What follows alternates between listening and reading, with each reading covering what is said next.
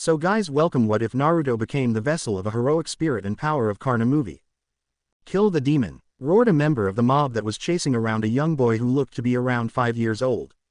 He was a very small, malnourished boy with pale skin, dull blue eyes and short spiky whitish silver hair. Which was matted with blood and grime. He was wearing simple black shorts and a black t-shirt, which was riddled with holes and burn marks. But what made him stand out was the whisker marks on his face. This was Naruto Uzumaki, the Jinchuriki of the Kyuubi no Kitsune, the nine-tailed fox that attacked Konoha 5 years ago. "Please, what did I ever do to you?" he screamed as they appeared to be catching up to him, due to his tired body not being able to handle this level of stress. "You killed our families. That's what happened. Now come here and let us finish off what the fourth started," said the leader of the mob, who was an ex-chunin. His family was killed when one of the Kyuubi's tails, and now he wanted revenge. And what was a better target than the demon itself, stuck in the form of a little child? As he was running, Naruto spotted an alley nearby and ran into it. Unfortunately, it turned out to be a dead end and now he was trapped there. Please DD don't hurt me," he whimpered as the mob surrounded him. They were wielding all sorts of weapons. Pitchforks, torches, and some even had kunai and shuriken. Now demon, be a good thing and let us kill you," another member of the mob said, as they approached the boy, when suddenly, an Anbu wearing a dog mask dropped in from above. "What are you doing here?" said the Anbu as he approached the group leader. The mob immediately tensed at the sight of the Anbu. Now they were sure that they were going to be punished. "We were just trying to kill the demon here and avenge our families," stuttered out the leader as he knew who the Anbu was. The legendary copy ninja of the leaf, Kakashi Hatake. He prayed that the Anbu would buy it. "This is wrong, all wrong," said Kakashi, making the mob tense even more and making Naruto relieved as he thought that he was about to be saved. "You are supposed to do it." Hand signs were made and the sound of birds chirping was heard. "Like this," roared Kakashi, plunged his lightning-encased hand into Naruto's stomach, who coughed up blood and immediately passed out afterwards. The mob immediately cheered and praised Kakashi for ending the demon's life. Under his masks Kakashi was smirking. He had finally avenged his sensei by killing the demon that took his life. Little did he know that this night would be the night of the greatest change in the nations. "Naruto Pa, am I dead?" whispered Naruto as he woke up in what appeared to be a sewer. He was confused. The last thing that he remembered was the appearance of the dog-masked Anbu, the flash of lightning from said Anbu's hand, the sound of birds, and then everything went black. He managed to stand up, looked around to see if he could find out something about this place. It felt unusual for him, as if he belonged here. He suddenly felt a jolt of pain and was on his knees. "Looks like I can still feel pain, huh? I must still be alive then.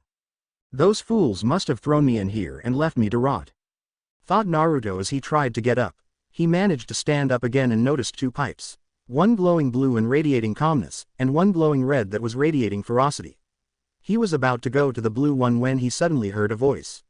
"Come to me, young one," it said, and Naruto followed, thinking that he may as well ask the other person where he was and how to get out. If he had noticed, he would have known that he was following the red pipe. "Karna. Looks like the child is finally here then," he said. "Even after all these years being here, I still cannot believe how I ended up here." Flashback. Seems that my strongest technique was unable to defeat my new rival, thought Karna, as he began dispersing into magic particles. But at least it was a good fight. I have no regrets now. These were his final thoughts as he dispersed completely, preparing to return to the throne of heroes. Suddenly, a rip appeared in the sky that absorbed all the magical energy in the area, which just so happened to include Karna's soul.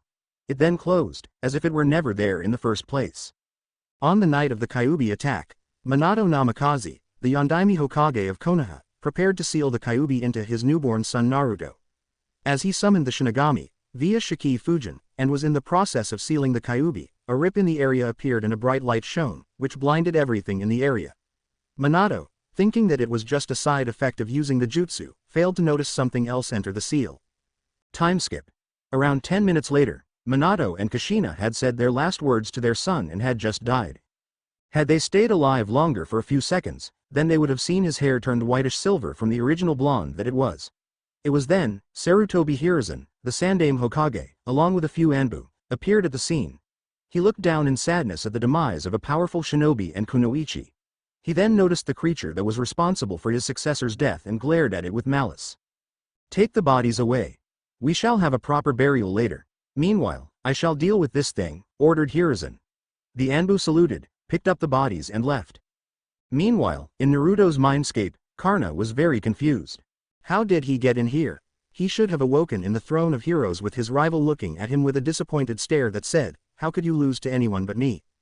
2. Instead, he woke up in a dark void. 3. Behind him was a huge cage, which had a red glow behind it. He approached the cage, only to be on the other end of a massive roar by a giant nine-tailed fox. Must be a phantasmal beast, he thought as he analyzed it. He sensed a lot of hatred emanating from the beast, but at the same time, much to his shock, sensed the fragment of a god. 4.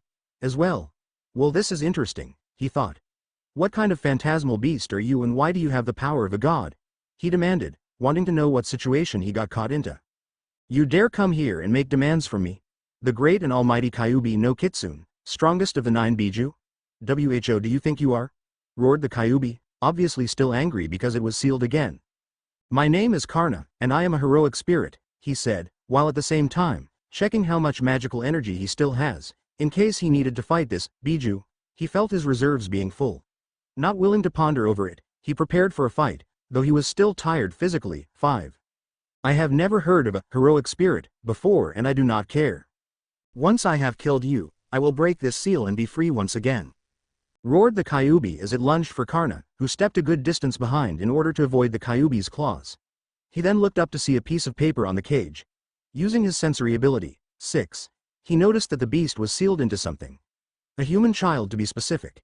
He also noted that there was a direct link between the child and the seal. If the seal was broken, then the child would die, and he wasn't going to let it happen. He was brought out of his thoughts when he noticed a buildup of energy coming from the fox. When he saw that it was aimed at the seal, he used his mana burst, summoned his spear and attacked. The fox was surprised by the blow that it received and lost the concentration that it needed from the attack.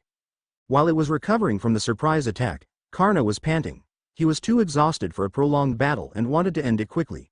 He dispersed his spear and began to bring forth his most powerful noble phantasm.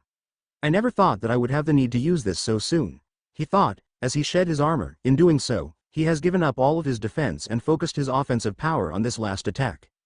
That's it, Ninjin. You will pay for, the Kyuubi roared before being interrupted by an enormous explosion of energy.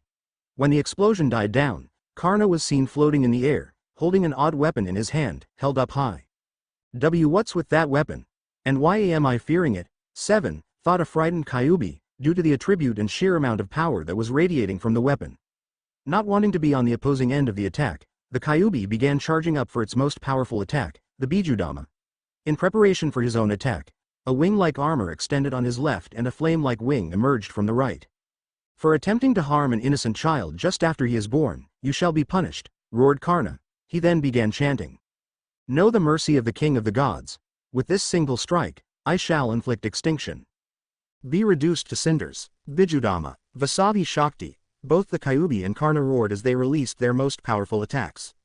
However, Karna's attack, owing to its anti-divine property, completely overpowered the Bijudama and struck the Kyuubi. There was a huge explosion in the mindscape and a flash of light. Unable to handle the stress caused by the attack, Karna passed out. Time skip. Around 2 days later, Karna woke up with a groan as tried to remember what happened. He then caught view of something in the distance and rushed there. To his surprise, it was the Kyuubi, who was simply laying down. Karna immediately summoned his spear and wondered how the Kyuubi had managed to survive his most powerful attack when he had witnessed it striking the target's divine soul. When he reached its face, he was surprised to see that the Kyuubi's eyes were nothing more than pitch-black orbs. It was like looking into a void of darkness. After a closer examination, he concluded that the soul must have been destroyed, but the energy that was held together remained. Now the Kyuubi was nothing more than a shell. He then took a sample of the Kyuubi's energy in order to look at its memories. 8. He then promptly passed out due to the large amount of memories that he received. Time skip. Another 2 days later, Karna was busy analyzing the memories that he had taken. Apparently he was in a new dimension itself, a place called the Elemental Nations. Over here, people used this energy called chakra, which enabled them to perform feats that people in his old world could only dream of. Wielding the 5 elements, summoning phantasmal beasts and cloning oneself was just a few of the things that this energy could do. Another thing he learned was about nature chakra, which was very similar to mana, so he decided to try and see if he could refill his almost empty mana reserves. He sat down in the lotus position and closed his eyes. After a few minutes, he could feel his mana reserves rising, so he continued to fill them until they were filled. After much contemplating on what he wanted to do in this new world, Karna decided to stay in the mindscape and help his host out wherever possible. After a year, he linked himself to Naruto's senses to experience what was going on in the outside world, and he did not like it one bit. For the first 2.5 years, Naruto was given the barest minimum that he needed to survive. Something about Hokage-sama's orders was what he heard. After that, he was constantly isolated and even beaten up by the other children and even the matron of the orphanage, who rewarded the children that beat him up. At the age of 4, he was kicked out of the orphanage by the matron, who said, "Get out, demon. We don't want you corrupting the other children." A month later, he was found by a man who the people called the Hokage, who offered to treat him to some food. Karna noticed that although the old man had a kind smile on his face, he also had that glint in his eye whenever he looked at Naruto, as if he was plotting something. The Hokage then gave him a place to live, which was in a very poor condition, told that people would be nicer to him if he smiled and gave them time, and simply left. Afterwards, the beatings started. People suddenly running at him, wishing for his death so they could have their revenge. After learning of the Kyuubi's healing powers, Karna decided to help Naruto by channeling its chakra to any wound that he had received. 9. Even after months and months of these attacks, Naruto still smiled, so that they wouldn't attack him anymore. End flashback. Returning to the present, Karna saw Naruto approaching him and smiled. "So you have finally arrived, young one," he said in order to catch Naruto's attention. Naruto quickly turned to face the source of the voice that had called him. I don't feel like describing Karna's appearance, so just look up Karna Fate, Apocrypha. "Who are you, mister?" Naruto asked cautiously. Did you just say heroic spirit?" exclaimed Naruto with wide eyes. He couldn't believe it. Has someone actually come to help him? To save him from all his miseries that have been hidden behind that goofy smile of his? Like the amazing Yondaime who saves people? If so, then can you please save me? I don't want to be attacked anymore, cried Naruto as he latched upon Karna as if he were a lifeline, which, in a way, he was. "Do not worry, young one," said Karna as he stroked the boy's hair gently. "Those people," he spat out, "will never harm you again, not on my watch," he said, making Naruto heave a sigh of relief. "Although I commend you for being able to keep such a mask at this age." Naruto froze. "How did you know about that?" he whispered. Karna simply chuckled and replied, "I have linked myself to your senses and emotions. Whatever you see, I see. Whatever you feel, I feel." "Okay then," Naruto muttered. He then noticed the giant cage behind the heroic spirit. How he did not notice it then was beyond him, and asked, "Where are we anyway, and what is that giant cage behind us?" Karna replied, "We are currently in your mindscape, and to answer the second part of your question, what do you know of the Kyuubi?" Naruto replied, "Not much, just that it was an evil demon that was killed 5 years ago by the Yondaime Hokage." "Wait a second, are you telling me that that is the Kyuubi behind there?" "Calm down, Naruto, and to answer your question, yes, it the Kyuubi. Or it was at least." Karna replied while rubbing his ear from Naruto yelling. "It was? But how is it still here?" questioned Naruto. He was not every day that you get to know that something this big is still there, and it was in his mind of all places. "We will get to that later, but I will simply tell you this. From what I have put together, I believe that the Kyuubi was sealed into you by the one you call the Yondaime Hokage," said Karna, and Naruto's heart shattered. The same Yondaime, who Naruto idolized, even for a few months and aspired to become, turned out to be the one to sentence him to this hellish life. One of daily beatings and neglect. But why? Why would he do that? "Do you know?" whimpered Naruto as tears started streaming from his eyes. Karna then thought, "I wish to keep it a secret from him now, but I also don't want to lie to him completely. I may lose his trust if he finds out on his own, and I swore that I would protect him. In order for me to do that, I need his trust." "Yes, Naruto, I do know why." He perked up, "But not now. I will tell you when I deem you ready to handle the news." Naruto sighed. Looks like this was the best he was getting out of him. "Okay then. So how do I get out now? Will the attackers still be there?" Naruto whispered near the end. Karna sighed in pity. No one should beat up a child, regardless of their past, as they are broken very easily. He kneeled on the ground and hugged Naruto tightly. "Yes, they will most probably be there as time flies differently in your mindscape. However, I know of a way to protect you. I will use one of my techniques in order to make them go away, but it will not be a pleasant experience. Are you willing to go through this?" Karna asked Naruto seriously. "Yes, please," cried Naruto. "I don't care anymore, please make them go away. Make the pain stop." "All right, Naruto. I will save you, but first, you must grant me permission to possess your body. Otherwise this will not work. I must hear the words out of your mouth," said Karna as he prepared himself. I grant you permission to take over my body, yelled Naruto, which sealed the deal. Very well. Brace yourself, he said as he disappeared out of the mindscape. Meanwhile outside, as the mob was celebrating the death of the demon, none of them noticed a twitch on Naruto's body, the hole in him sealing itself and a red glow emanating from his chest. 1. Suddenly flames began surrounding Naruto, swirling around him like a vortex. This caught the attention of the villagers as they started saying things such as, "Hell has finally come to take the demon," as they came closer to Naruto. After a few seconds, the flames stopped. The mob was confused and decided to come closer until a slitted and glowing blue eye, 2, snapped open and 2 words were uttered that sealed their fate. O Agni. The area soon exploded into flames, instantly incinerating the villagers, who came too close and everyone else, in a 5-meter radius. Not even Kakashi, one of the best Anbu, could escape as his face was burned, along with his right arm. After a few minutes, the flames died down, the glowing in Naruto's eye and chest stopped and all the villagers were reduced to nothing but ash. Naruto paused. Naruto now realized why Karna told him to brace himself. Karna had maintained the sensory link between them, causing him to see the massacre that occurred a few moments ago. Karna then returned to the mindscape to witness Naruto, who was sobbing at his, indirectly, first kill. He sighed as he brought Naruto into a hug. Did you really have to kill them? Whispered Naruto as he held on to Karna. Yes, I did, was the reply. Naruto stayed silent. You must know this. Death is something that will eventually claim us all. There are scum that are to be killed as soon as possible so that they do not cause more harm to others. I showed you this, so that you can accept killing other people. From what I have learned, you want to be a shinobi, right? Naruto nodded, still with tears. Then you have to accept killing, as it is one of the qualifications to become one. Naruto wiped away his tears and stayed silent. After a moment of silence, he uttered, "To-san." Karna froze. He was definitely not expecting that. He did not believe to be this trusted so soon. I'm sorry, I didn't quite catch that, could you please repeat that? Naruto then said with a small, anticipating smile, will you please be my To-san? Karna then finally said, after a moment of suspense, with a smile, if it will make you happy, then yes. I will become your To-san. Naruto then started jumping around in glee. Yay!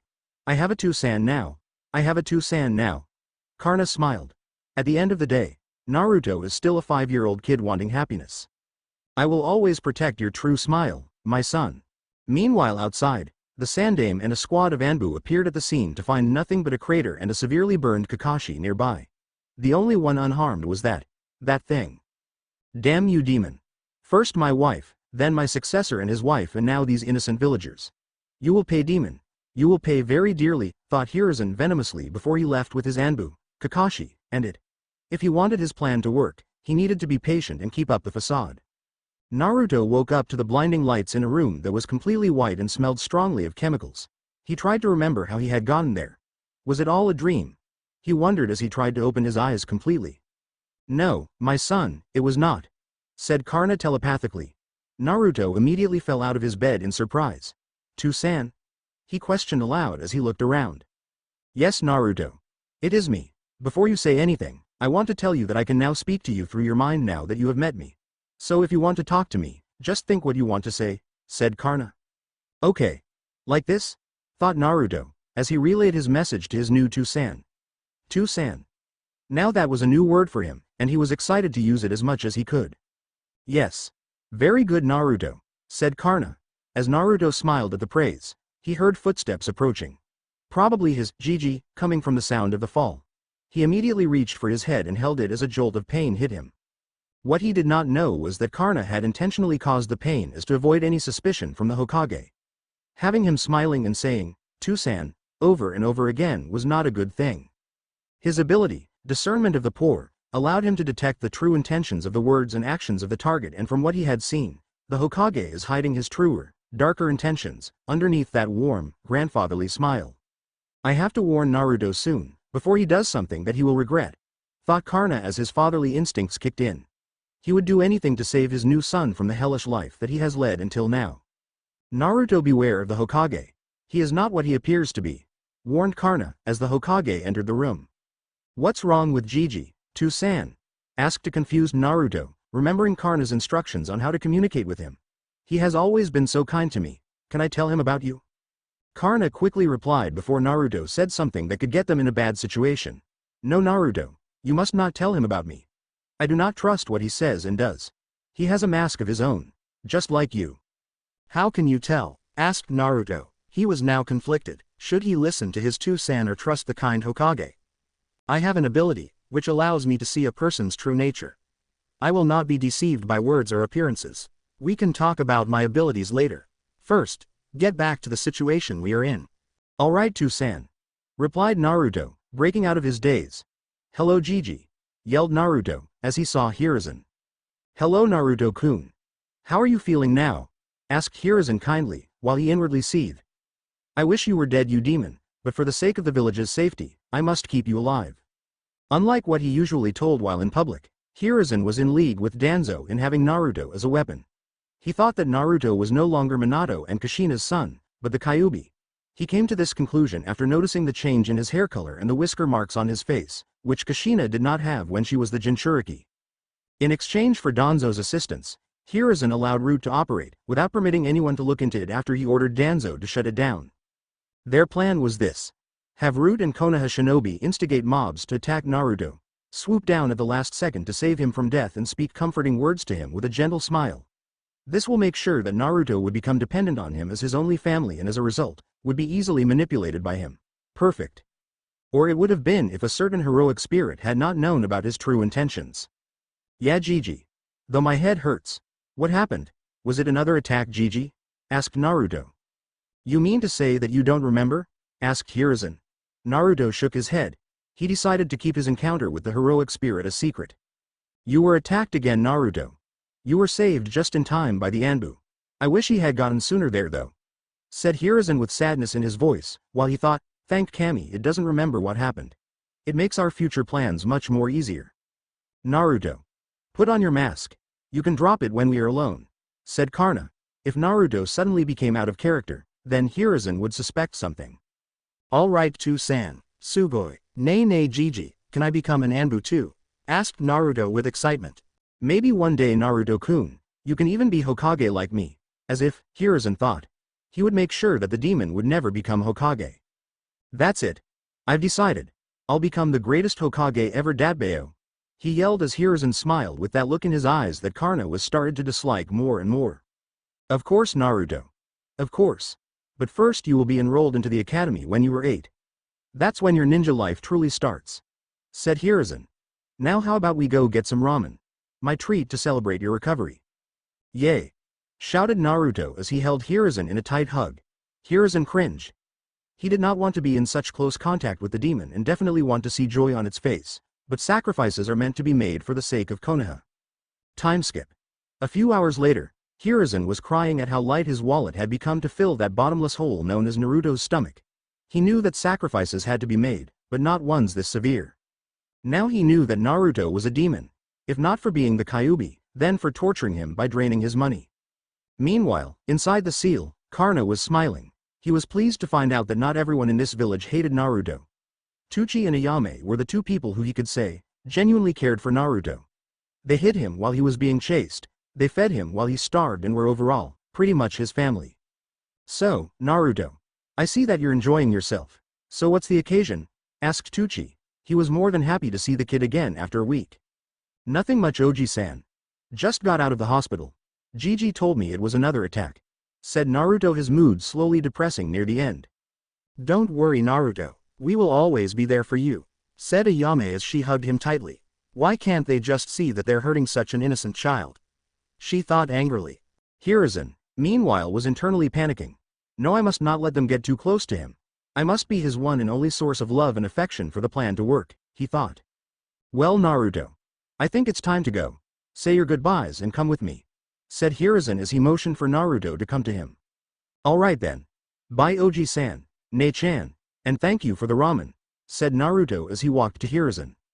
As they walked back to Naruto's home, he found himself at the receiving ends of multiple murderous glares while the Hokage remained oblivious to it. This only infuriated Karna more as he knew that the Hiruzen could see those glares and was welcoming them. Finally, after they reached his home, Hiruzen left immediately, saying that he had work to do.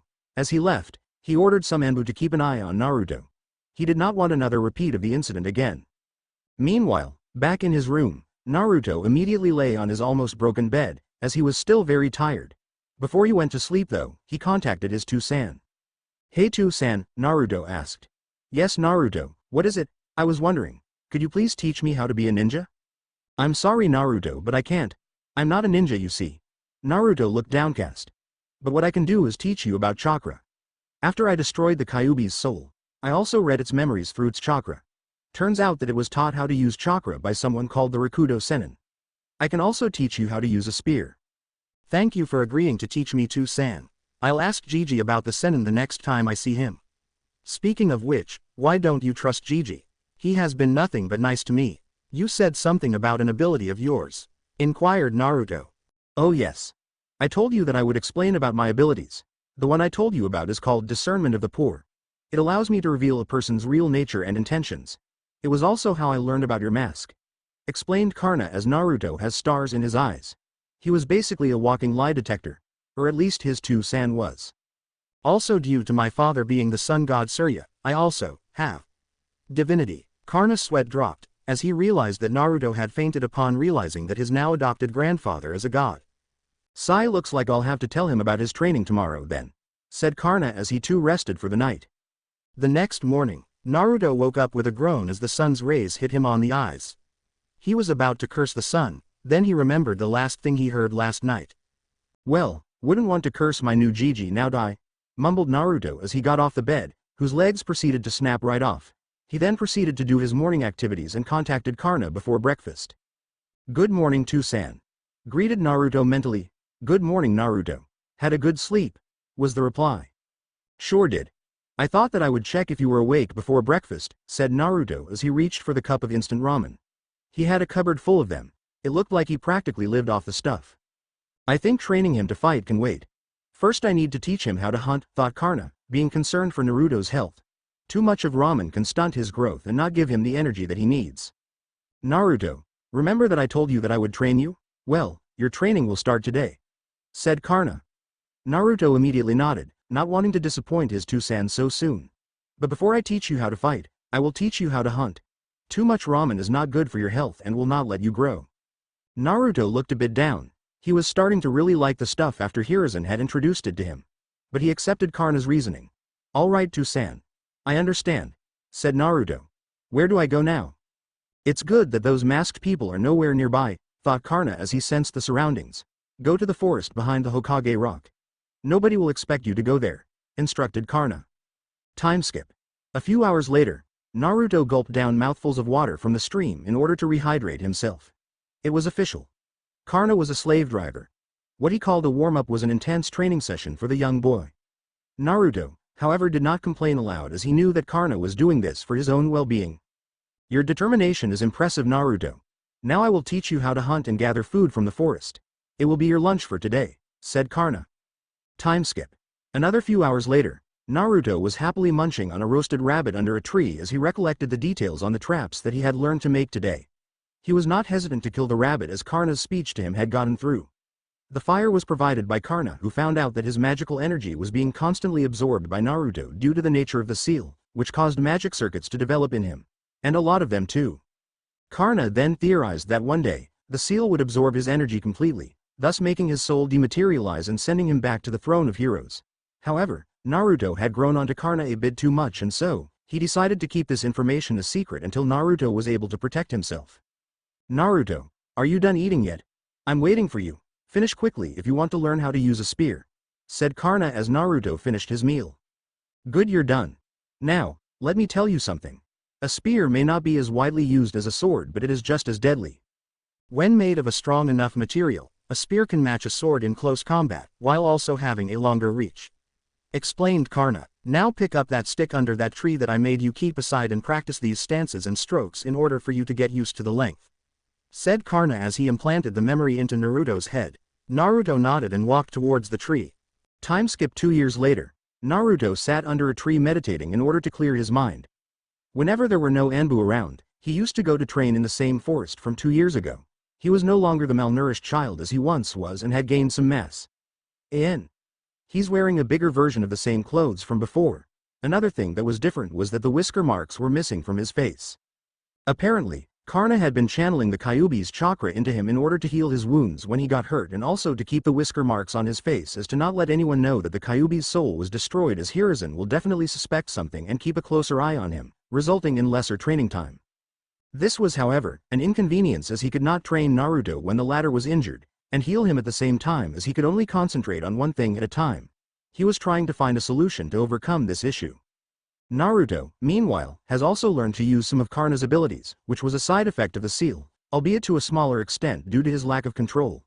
His mana burst was short-ranged and only expelled a few sparks, and he could only read people to a small extent with discernment of the poor. He was able to summon Karna's spear, Vasavi Shakti, in its base form, for a few seconds before he passed out of magical exhaustion. Karna then told him to avoid summoning it again until he had boosted his reserves and gained good control over them. Karna had also begun teaching Naruto about chakra. So far, they had unlocked Naruto's chakra after he reached a good physical level. This took quite some time due to his treatment as a child. They had finished the leaf balancing and tree walking exercise for chakra control. Okay Naruto. That's enough meditation. Now go to the tree and continue your stances and strokes, said Karna as Naruto picked up a different stick. He replaced his sticks so that his height and the stick's length are always proportional. Naruto then walked up to a stump nearby and began. Time skip.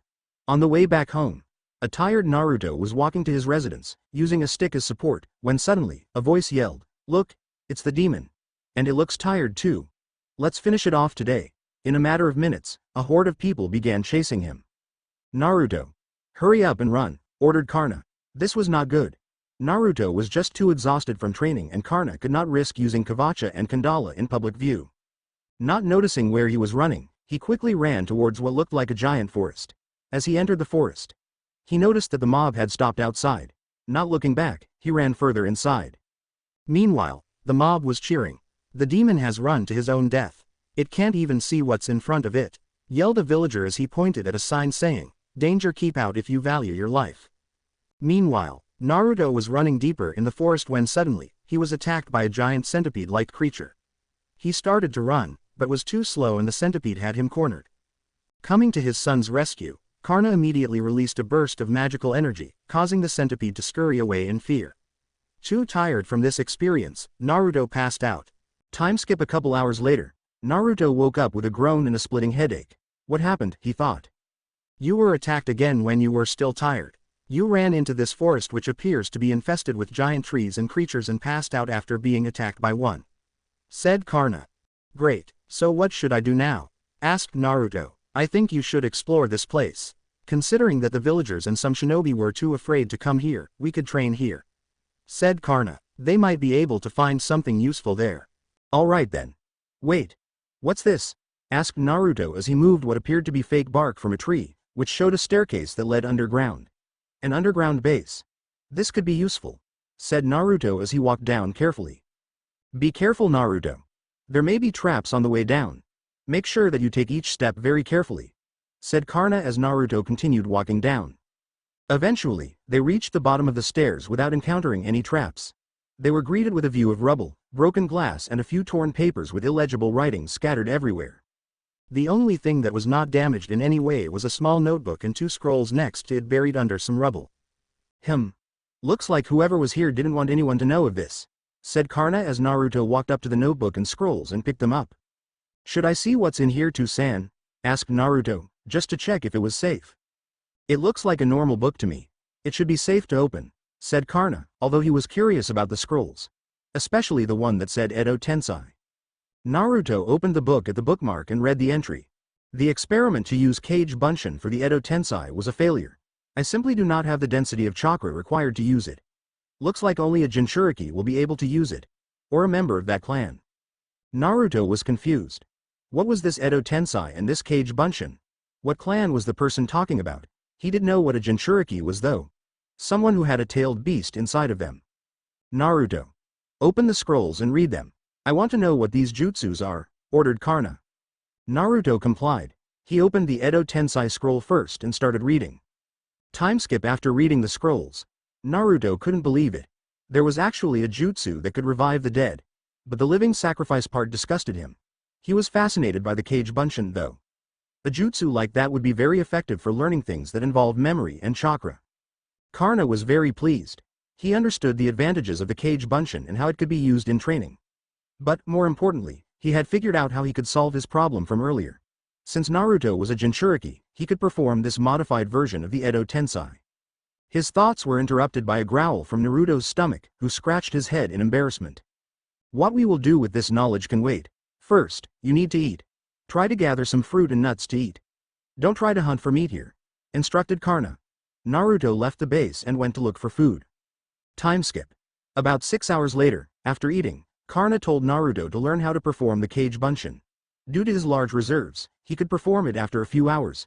However, for what Karna wanted Naruto to do next, he needed Naruto to rest, so Naruto rested and refilled his reserves completely. Then Karna pulled Naruto into the mindscape. Mindscape. Naruto yelped as he landed flat on his face. The sewer was no longer there as Karna had taught Naruto how to change his mindscape. Now, there was a forest, with a calm stream passing through it. A mountain could also be seen in the distance and it had what looked like a cave in it. "Hello Naruto," said Karna from behind him as Naruto simply got up. He was no longer surprised after experiencing this greeting so many times. "Hey Tu-san. Why did you ask me to come here?" asked Naruto. "You remember the problem that I told you about? The one with the Kyuubi's chakra?" "Yeah, I do. What about it?" asked Naruto. He knew that this problem was bugging his Tu-san and tried to help, but his young mind could not grasp anything about it. "I think I just found a solution to this and it is all due to the scrolls you found. Do you want to hear it?" "Yes, please tell me," said Naruto eagerly. He wanted to know what Karna's plan was. "Okay, I will keep it as simple as I possibly can, so please don't interrupt me. Is that clear?" A nod was the reply. "Good. So this is the plan. We use this modified Edo Tensei to bring another heroic spirit from the throne of heroes." He inwardly chuckled at Naruto's wide eyes expression. "This is how it will be done. You create a Cage Bunshin here using purely magical energy, something I will assist you with. I have noticed that both your chakra and magical energy are very dense, so you could possibly be from the clan mentioned in the notebook. Then, we will prepare what we need for the Edo Tensei. Since my magical energy has hints of the energy present in the Throne of Heroes, my energy, along with the Kyuubi's chakra, be used as the base for the person to be brought back. The Kyuubi's chakra is needed to ensure that whoever is summoned is the most compatible with the chakra and can control it more easily. We will then perform the Edo Tensei. Did you understand that?" Naruto nodded. Karna had explained well in detail and simple enough for him to understand the process. "All right then. When will we perform this?" asked Naruto. Karna smiled. "Right now." Time skip. Outside the cave. Naruto and Karna currently stood outside the cave that held the Kyuubi and were just finishing the seals to be made on the ground. "Okay. The preparations are ready. Now time to make that Cage Bunshin," ordered Karna as Naruto began to pull out his magical energy. Karna then helped Naruto form it into a Cage Bunshin. However, it immediately dispelled as it wasn't stable enough. Karna frowned. This was going to take a while. Time skip. Sometime later, Naruto grinned and Karna smiled. They had finally managed to create a stable, magical, Cage Bunshin. As the clone stood in the center of the seal, Karna took a sample of the Kyuubi's chakra and molded it into a small ball. He then added some of his own magical energy to it. It started bubbling up but thankfully, did not blow up. He then kept it next to the clone. "Okay Naruto. Perform the jutsu now," commanded Karna. Naruto nodded, performed the necessary seals, and shouted, "Kachiyose! Edo Tensei!" Suddenly, there was a flash of light and a burst of smoke. As the light died down, a figure could be seen in the smoke. Karna groaned as he opened his eyes and tried to remember what had happened. Then he remembered that him and Arjuna had another fight. Since the Throne of Heroes was very resistant to damage, and the curse that he had, as well as the one-time usage of the Vasavi Shakti that he had in life had worn off, Arjuna and him had been facing each other in spars at full power very frequently and were evenly matched. The last spar must have gotten out of hand and he must have gotten himself knocked out. He then noticed his unfamiliar surroundings and tried to figure out where he was. Suddenly a voice came out next to him. "Oh, you're awake," said the voice as Karna turned to its source. "Tamamo no Mei FGO Stage 1. She then rushed over to him. "Are you feeling okay? You were beat up quite badly," she said in a concerned voice. "Yeah, I'm fine. Were you the one who healed me?" he inquired. She nodded with a smile. "Yep. It was me." Her expression then changed to curiosity. "Why were you in such bad shape anyway? Did you get into a fight with Arjuna again?" "You know about that?" Karna asked. He did not pay attention if anyone who was watching, but at the same time, it was expected. Who wouldn't notice blinding lights and bursts of fire, even in a place as big as the Throne of Heroes? Yeah. Everyone's been talking about it. Some have even picked sides. I personally am rooting for you. Seeing as we are siblings in a way, she said as Karna's attention was caught with that statement. Siblings? Interrupted Karna. I said, in a way, both of us are children of the sun. I am the reincarnation of Amaterasu and you're the son of Surya. So I think that it counts that we are siblings. I see. Said Karna. Anyway, thanks for healing me. I guess I'll see you later, he said as he got up and left the room along with a pouting Tamamo behind. Mo, did he have to leave so soon? What's he going to do anyway? He just recovered from his wounds, she thought as she went to find him. Time skip 2 hours later, Tamamo had finally found her target and saw him training like there's no tomorrow. She sighed, he just recovered and is already training. Hey Nii-san, why are you training already? You should rest some more, she said suddenly as his concentration was disrupted and he bit his tongue. He yelled out while spitting the blood out of his mouth. You should have warned me that you were there, grumbled Karna, as he sped up his healing to heal the cut. Sorry Nii-san. I was just wondering why you were training so hard after just waking up. You must still be tired, said Tamamo. I am training to improve myself so that I can defeat Arjuna, said Karna as he sat down. Why are you so persistent on facing him so often? I understand that he is your rival, but shouldn't you also try to get along with him? He is your brother after all. Asked Tamamo. She was curious about Karna's obsession with fighting Arjuna. Sai, I guess I could tell you, said Karna as he told her about his life. Tamamo paid attention to his tale and noticed that they had a few things in common. They were both descendants of the sun, raised by foster parents, and they both rose from a commoner's life to one of royalty. They were also killed because others distrusted them. I see. But shouldn't you at least try to get along?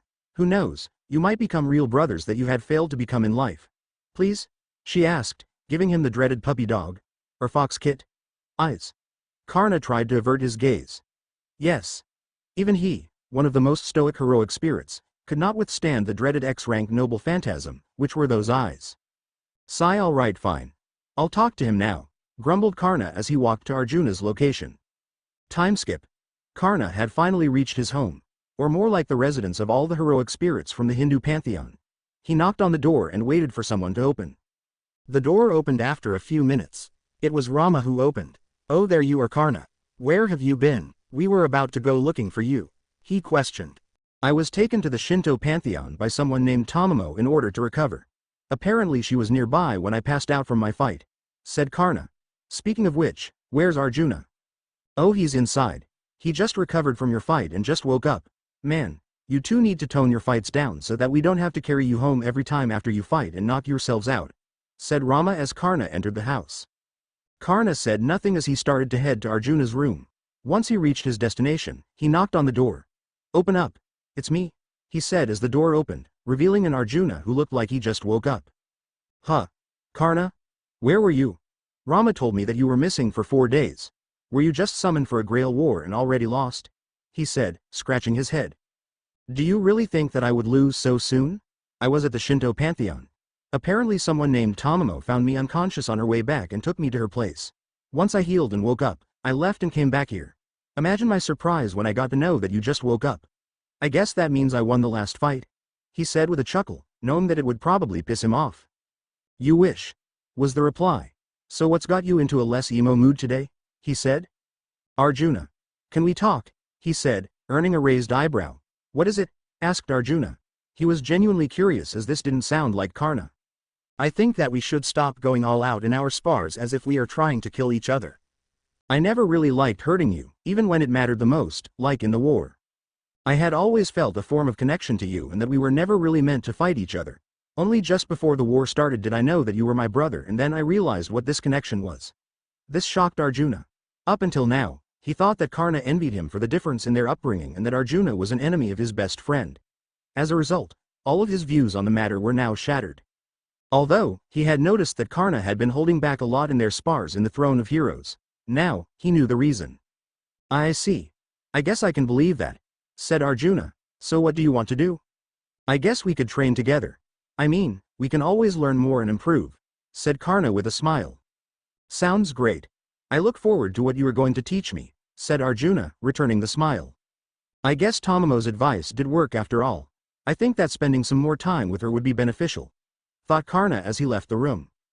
Flashback end. Ever since that day, Karna had decided to go to visit Tamamo often.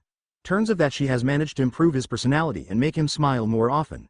He also calls her Imouto on rare occasions, much to her delight. I'm okay, Tamamo. Just, sigh, a lot of things happened and I don't feel like explaining it, so I will just show you soon, he said. She accepted the answer and looked around to see Naruto, who has his head tilted in an innocent way. To-san, who is that?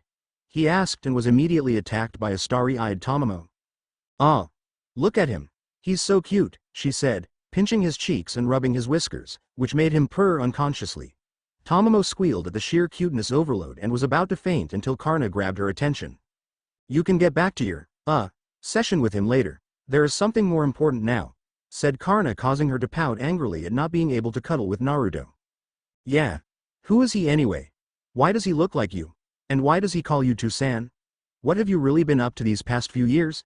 Came a series of questions from Tamamo. Here comes the headache. Please be patient. I will transfer the memories to you now, he said as he brought his palm to Tamamo's forehead and they both closed their eyes. As their eyes opened, Tamamo flew into a fit of rage as she flared her mana, scaring Naruto. How dare those scum treat a child like that? And for what? Falsely believing that this innocent child is a demon in disguise. Those rotten. She trailed on as Karna interrupted her.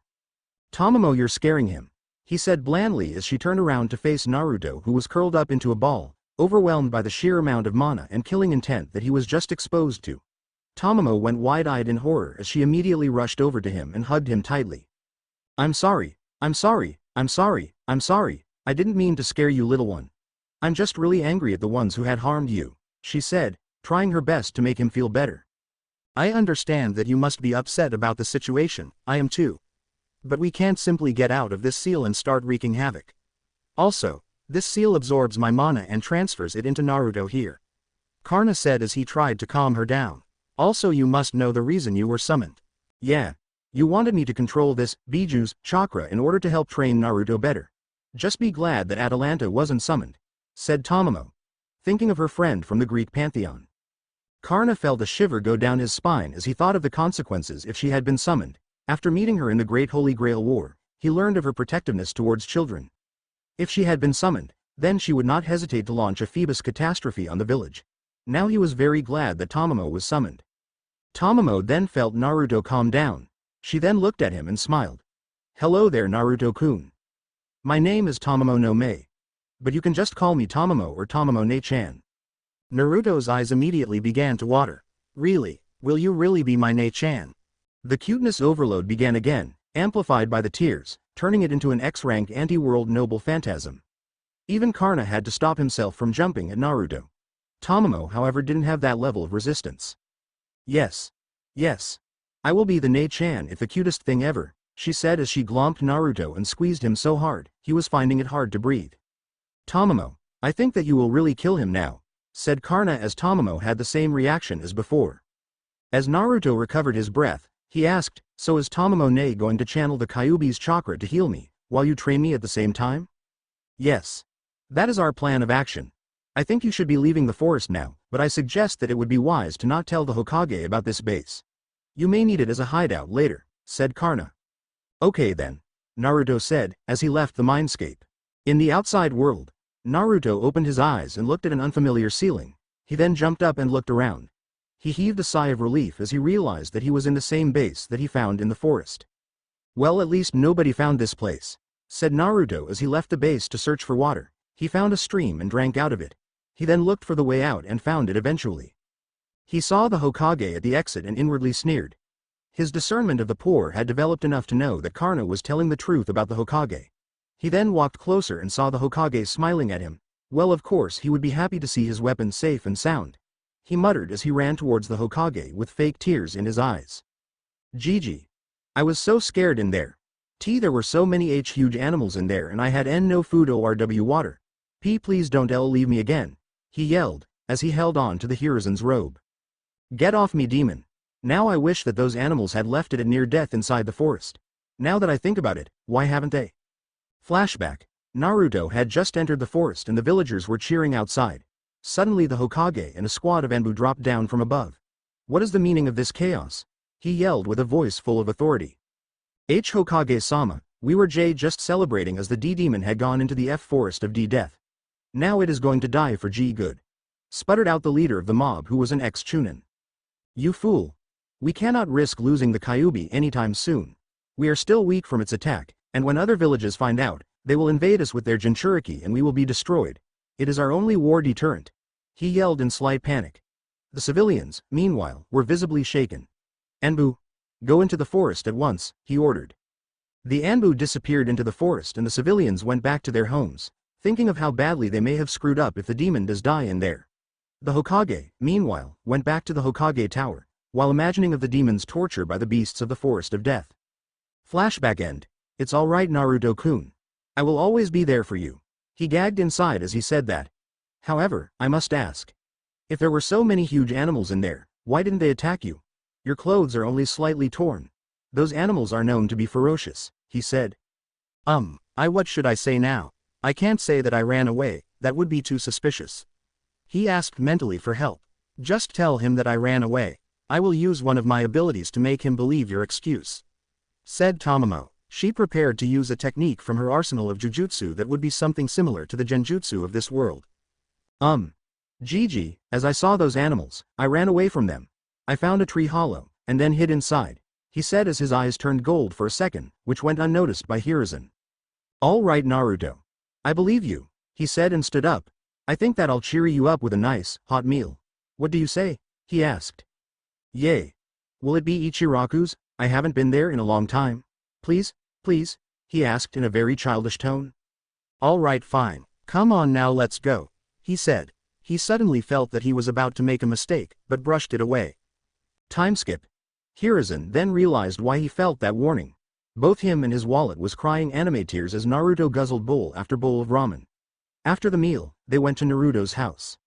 Now Naruto, I believe that you must be very tired right now, so why don't you go rest now? I wish to talk to you tomorrow in my office, he said as he saw Naruto yawning. All right then Gigi. Good night then, he said as he promptly fell face first on the bed and fell asleep. Hiruzen then left the room and summoned a squad of Anbu and said, keep an eye on it. I do not want our deterrent to have any distrust towards the village. All I want you to do is to observe him for about 2 weeks and see if there are any abnormalities in his behavior. The Anbu nodded and the Hokage left. If there will be any changes in behavior, it would be in a time period closest to the day of the event. Time skip the next morning. Naruto walked to the Hokage's tower with a large grin on his face, while ignoring all the glares of hate that was directed upon him. As he was about to enter the Hokage's office, he was blocked by the secretary. You! How dare you show your face in here? She yelled as she was about to push him out, when she heard the Hokage's voice. Don't worry. I called him here, said the Hokage in a kind voice as he glared at the secretary in such a way that it said, just shut up and don't do anything. The secretary simply stepped aside and let the two of them enter the office. As they entered the room, Hiruzen took the seat behind the Hokage's desk and Naruto took a chair in front of it. So what is it Gigi? What did you want to talk to me about? He asked. Well Naruto, I want to let you know that you can become a ninja. Naruto whooped in delight. Next year. His face fell, while internally, him and Karna were relieved. The training schedule will not have to change for another year at least. Don't be down Naruto. The reason you're going next year is that everyone who wants to become a ninja joins the academy at 8 years old. It would be unfair to everyone else, now wouldn't it? He said. Alright, okay Gigi, he said. Can I go now? He asked. Wait Naruto, I almost forgot, there is one more thing. Now, every month, I am going to give you a sum of money. Use it wisely as this will be necessary in your ninja life, he said as he handed Naruto an envelope. Thanks Gigi. I'm going now, he said as he left the room. As he left the room, another figure came from the shadows. I am still doubting your plan of turning him into a weapon in this way. I still believe that we should have put him into my root when he was younger, said the figure. Now, Hiruzen said. We can't have a Jinchuriki without emotions, as it would make them mentally unstable. This method was tried by the other nations after all. You of all people should know that. Danzo. Back at Naruto's place, now that Tamamo is here, I think we should get her to teach you a few things too, don't you think so too? Karna said, as both of them were facing Naruto who had just entered the mindscape. All three were standing in front of the Kyuubi's cave, as they came to call it. Really? Will Tamamo-ne also teach me now? What will you teach me? He asked in excitement. He was finally going to learn from someone else. Well, Karna and I have been talking and we think that it would be best that you only focus on Karna's abilities now, as far as fighting goes. But what I will teach you are things that will be very useful to you outside of battle. I will first teach you my special henge, which I know that most ninjas can use, but it is special for a reason. Then, I will teach you some calligraphy, as all seals, both mana-based and chakra-based, require this skill. If you feel like learning it, I could teach you a few mana-based seals if you want. I won't force you. Finally, we will focus on using the Kyuubi's chakra to empower you during battle, as well as to improve your healing abilities. She said. She was also excited to take on a student. Maybe if he showed interest in using a sword, then she could teach him the technique that her friend taught her in the Throne of Heroes. Alright Naruto, now this is the plan for the next 5 years, so pay close attention, Karna said, making Naruto face him. Once you are in the academy for about 2 years, go ask the Hokage if you can live in that tower in the Forest of Death that you saw while you were hunting. Tell him that you are strong enough to run from the animals there easily. That will be a good place to live, train, as well as improving your survival skills. As for what you will do until then, first you will learn the henge from Tamamo. Then, you will make a cage bunshin to take you place in the academy, while you train in the forest. As of how you will get away unnoticed, I will tell you that later. For the rest of this year, however, you will not be training to use weapons. You will only strengthen your body and your reserves. Tamamo will also teach you calligraphy, in order to build your patience, as well as enabling you to make seals eventually. You got all that, Naruto? Hi, Tu-san. He agreed.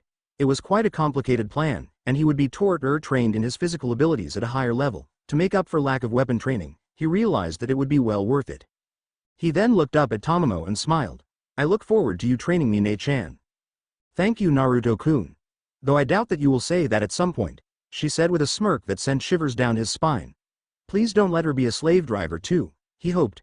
Physical training with Karna was bad enough. Alright Naruto, I think that you should rest for the next 2 weeks and take it easy. You have had a very tiring past few days and the Hokage would probably keep a very careful eye on you in order to notice a change in your behavior. So just don't do any strenuous training.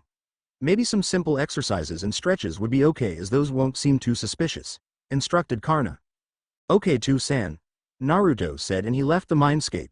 Tamamo then turned to Karna and asked him, shouldn't you tell him what will happen in 5 years?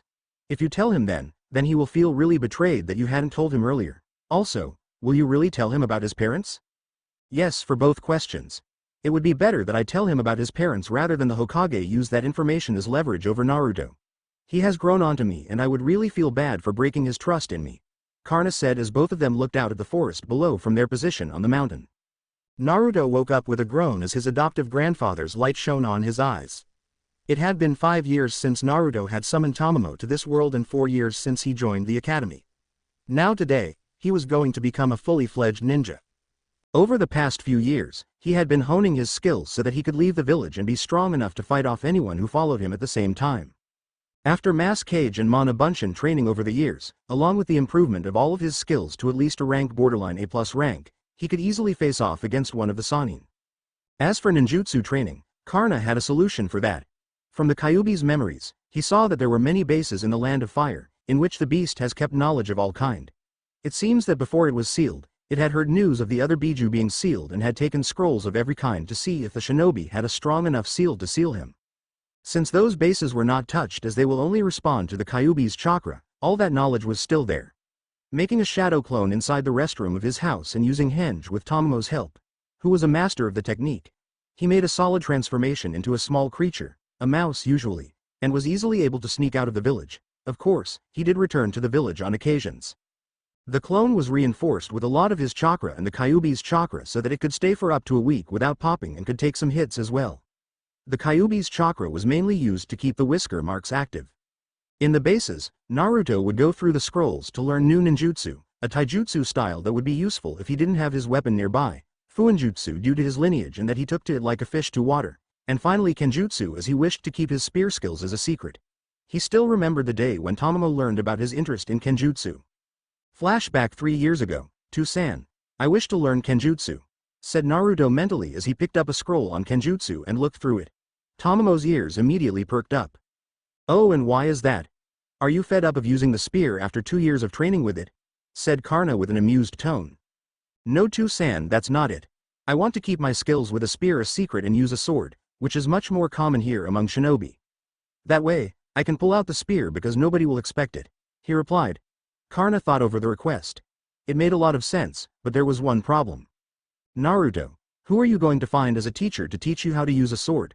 Although I can use a sword, I cannot use a sword that is more common here like a katana, he said as Naruto looked down. Naruto-kun, if you wish to, I can teach you how to use a katana, said Tamamo excitedly. She was waiting for this moment and after so long, she finally had it. Both Karna's and Naruto's eyes widened. You can use a katana, Tamamo ne? He asked. Can you please teach me? Alright Naruto-kun. But just to let you know, there are two things. First, I may not be a master at using a katana, but I was trained by one and managed to learn their signature technique. The second, be prepared for hell, she said with a smirk near the end, which made Naruto shiver. Flashback end. Naruto still shivered at the memories of that training. Tamamo could be as bad as Karna sometimes when it comes to training, but it was all worth it. Tamamo taught him the basics of using a katana and he also used the scroll which he picked up as another reference. He also managed to get his swordsmanship to an acceptable level and learn a special technique that Tamamo learned from her friend and was very excited to try it. He also learned about his parents and what truly happened on that night. Flashback 2 years ago, Naruto, said Karna, grabbing his attention. I believe that you are ready to learn what really happened on that night. About why the fourth Hokage sealed the Kyuubi in you. Now be patient as this may be a lot to take in. Come into the mindscape immediately. Naruto complied and once he was in, Karna sighed. Naruto would be very emotionally unstable after this and he will have to calm him down. Tamamo was also nearby for extra support. Now Naruto, please close your eyes, said Karna, as he touched his forehead, sending in a rush of memories. Memory, Kushina, hurry up and help me seal the Kyuubi into Naruto, he yelled as he saw Kushina using her chains to bind the Kyuubi in order to seal it back into herself. No Minato. I will seal the Kyuubi into myself and it will die along with me. Why are you so insistent on making Naruto the new Jinchuriki? She cried back as Minato made preparations to seal the Kyuubi. Kushina, you know that I am the Hokage, right? Then you also know that my duty comes to the village first, and my family next, he yelled as he finished the preparations. Kushina was immensely shocked as tears started to flow down her cheeks. Did family really mean so less to him? Was he willing to put the lives of others before his family? The ones he knew the best? Were all those promises of keeping his family safe all lies as well? She broke down crying and the chains also broke. Minato cursed. Sealing the Kyuubi would be much more difficult now and the only seal that would be effective now would be that seal. Kushina. I will be using that seal now. There is no other way to seal the Kyuubi as it is too strong for me to use any other seal. Kushina immediately broke out of her shock. No. Why do you have to use that seal? I am going to die anyway, so why should you die too? I don't want my child to be without family. She cried as she tried to use her chains again to restrain the Kyuubi, but they were too weak. Because of the balance of the Biju. If Konoha does not have a Biju, then it will become a big target for other villages. I will seal half the Biju into myself and the other half into Naruto. Shikifujin. He yelled as he performed the jutsu. Suddenly a bright flash of light that appeared, then faded, leaving a temporarily confused Minato. Then, the scary visage of the Shinigami appeared. The Shinigami proceeded to seal the yin half of the Kyuubi inside Minato and was about to seal the yang half, when that half of the Kyuubi brought its claw in front of Naruto to pierce it, as it didn't want to be sealed again. The claw was then stopped by Minato, who did not want the next host to be killed immediately, and Kushina, who Minato had brought in front of the claw via Hiraishin. Both coughed up blood as they were pierced by the claw. Minato immediately died, but not before sealing the remainder of the Kyuubi into Naruto. Yes, this did not happen in canon, but it's happening here, whereas Kushina managed to stay alive due to her Uzumaki blood. Kushina looked at Naruto and smiled a sad smile. This was her son, the person who will change the world. She just knew it. She then said her last words, same as canon, and died with a smile on her face. What she did not know was the presence of a scroll that Minato kept next to Naruto, which was meant for Hiruzen. It contained instructions for what to do about Naruto in case Minato did not survive the night. Memory end. Naruto was in tears as he hugged Karna and Tamamo tightly. He didn't know what to do. The Yondaime Hokage was actually his father, and he made him the Jinchuriki for what? To preserve the balance of Jinchuriki, and to ensure that Konoha remains strong.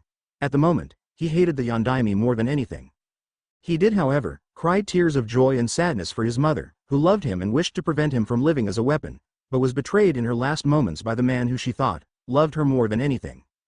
Soke Ka-chan really loved me then, he said in between sobs, but one thing confused him. T2-san. How did you get these memories? You said that you only had the Kyuubi's memories, but this was after the Kyuubi had been sealed, he asked while wiping away his tears. Well, as Tomomo was examining the seal, since those are her field of expertise, she noticed something. Your parents had sealed part of their chakra inside of you. She is assuming that it is to reseal the Kyuubi at the 8th tail of power, he says as Tomomo nods. I see. I still find it very hard to believe that the Yondaime would be more concerned about the village than his own family, and to think that I once idolized him. It's alright Naruto. You have us now. You will always be loved by us, said Tomomo as she hugged Naruto again. Thank you Ne-chan, said Naruto as she hugged her back. Naruto.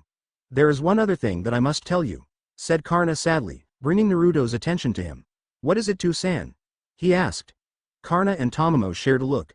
Tomomo nodded and Karna continued. The reason that I have been training you to use my powers is because this seal is draining away all my mana and transferring it to you, and I cannot regenerate it as fast. So at one point, my mana will be completely drained away, resulting in my consciousness being sent back to the throne of heroes. I do not know if Tomomo will stay either, as my mana is a vital part of Tomomo's existence as well. I do not know if you will be able to use the Edo Tensei to summon us either, so assume it to be the worst case scenario. Naruto's eyes immediately began to water again. The two people who had become his family when he had nobody else who cared for him, except the Ichirakus and that academy teacher, Iruka, were about to be lost forever. No please. Don't leave me. Can't you or Ne-chan do something? He cried as he hugged Karna tightly. Karna sighed and stroked Naruto's hair. I'm sorry Naruto, but neither of us can do anything about it. The Yondaime may be a despicable person for abandoning his family, but his skills in sealing were definitely not to be underestimated. Tomomo's seals have only a limited similarity to the ones in your world, he said, as he remembered how his real mother had abandoned him. When will this happen? He asked quietly, but audibly. In 2 years. Karna simply replied. Naruto only had 2 years to spend with his family. He immediately broke down again as Karna and Tomomo brought him into another hug. Flashback end. Naruto returned back to the present and changed into his clothes, canon clothes, orange jumpsuit. He hated these clothes, but unfortunately, those were the only clothes the shops were willing to sell him. He then finished his morning duties, ate breakfast consisting of some eggs and meat of some animal that he found in the forest behind the Hokage mountain. He then got out of his home aka the central tower in the Forest of Death. He managed to convince the Hokage that he won't die and to allow him to live there. He then made his way towards the academy himself. No shadow clone this time. Time skip the academy. Naruto entered the academy quietly and noticed that he was the only one there. He shrugged and took his seat in the back of the class. For the academy, Naruto had developed a mask of a very timid and shy boy, Kanon Hinata. He avoided contact with most students and stayed out of all academy fights, saying that he did not wish to hurt anyone. He did make 2 friends though, and on cue, they entered the class. Shikamaru Nara and Choji Akamichi.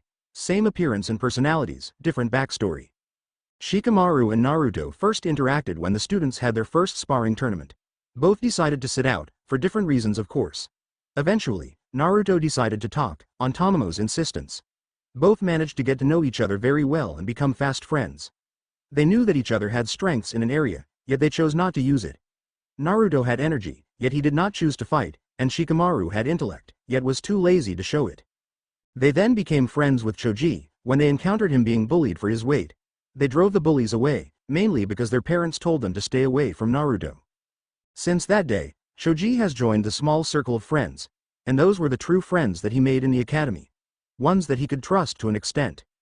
There was also the Aburame clan heir, Shino, who was pretty neutral to him and vice versa. He had read about his clan's insects and assumed that they had sensed the Kyuubi's chakra in him and deemed him dangerous. They then chose to leave each other alone. Then there were the other clan heirs and one civilian, that really got on his nerves because of their attitude and lack of humility. First was Kiba Inuzuka, the self-proclaimed alpha of the class. He always wanted to prove that he was better than everyone and brought them into unnecessary fights. Luckily, Naruto had managed to avoid him in all situations. Next were Ino Yamanaka and Sakura Haruno, the top 2 fangirls of the class. They did not give 2 shits about actually becoming a ninja. Probably Ino did because of her family. Rather they wanted to become one, because their precious Sasuke did. As a part of his mask, Naruto had shyly approached Sakura many times for a date, which one would usually find very cute in another situation, and would do whatever that she would say. All that he would receive would be a fist to the head, and a, "go away," reply. Thankfully that farce would end soon. Next one is different from canon. Then there was Hinata Hyuga, the heiress of the almighty Hyuga clan. At one point, she was a shy and timid girl, just like Naruto's mask was. But, her fragile personality eventually broke due to Hiashi's extreme conditioning and she became the cold, arrogant Hyuga that her father wanted her to be. She was also very brutal in her fights, crippling the opponents for weeks at a time and claiming that nobody can beat the Hyuga. The final person in this list was the last, loyal, Uchiha, Sasuke. Ever since the massacre of his clan, he had become a person hell-bent on revenge, and thought of other people to be weaker than him. He isolated himself and constantly brooded on how to kill his brother, which earned him a fan club due to his mysterious personality. Time skip. After a while, all the students had entered the class and then the teachers came.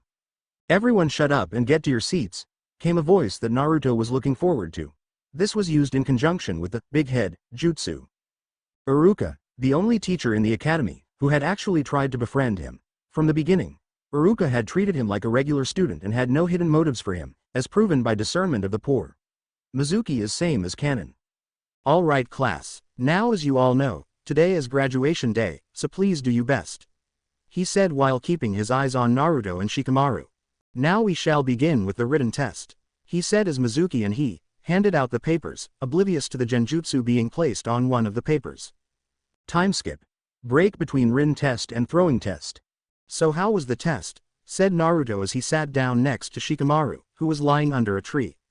"Meh, it was okay. Just wrote whatever answers I knew and went to sleep, so how was yours?" he asked.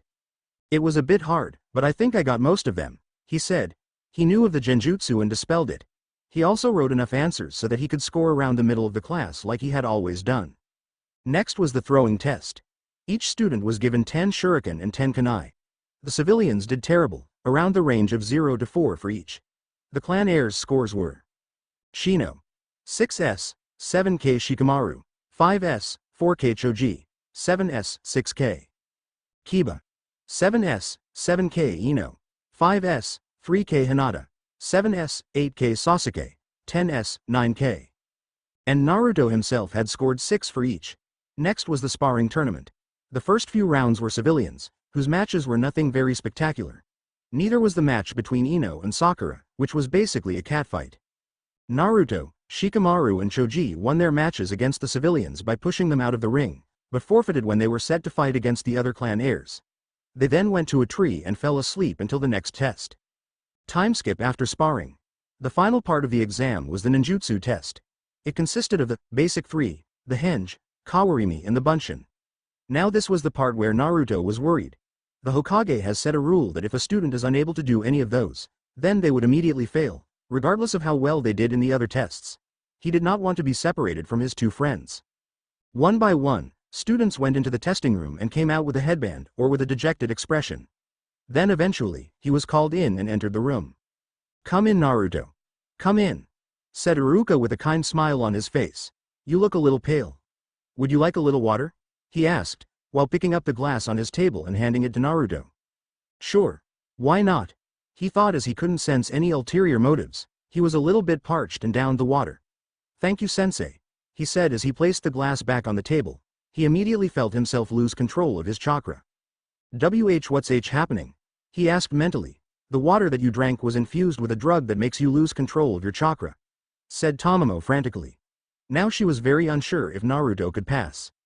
He then looked at Mizuki and sensed that it was his plan all along. Iruka has nothing to do with it. It took him a lot of effort to not burn Mizuki to ashes then and there.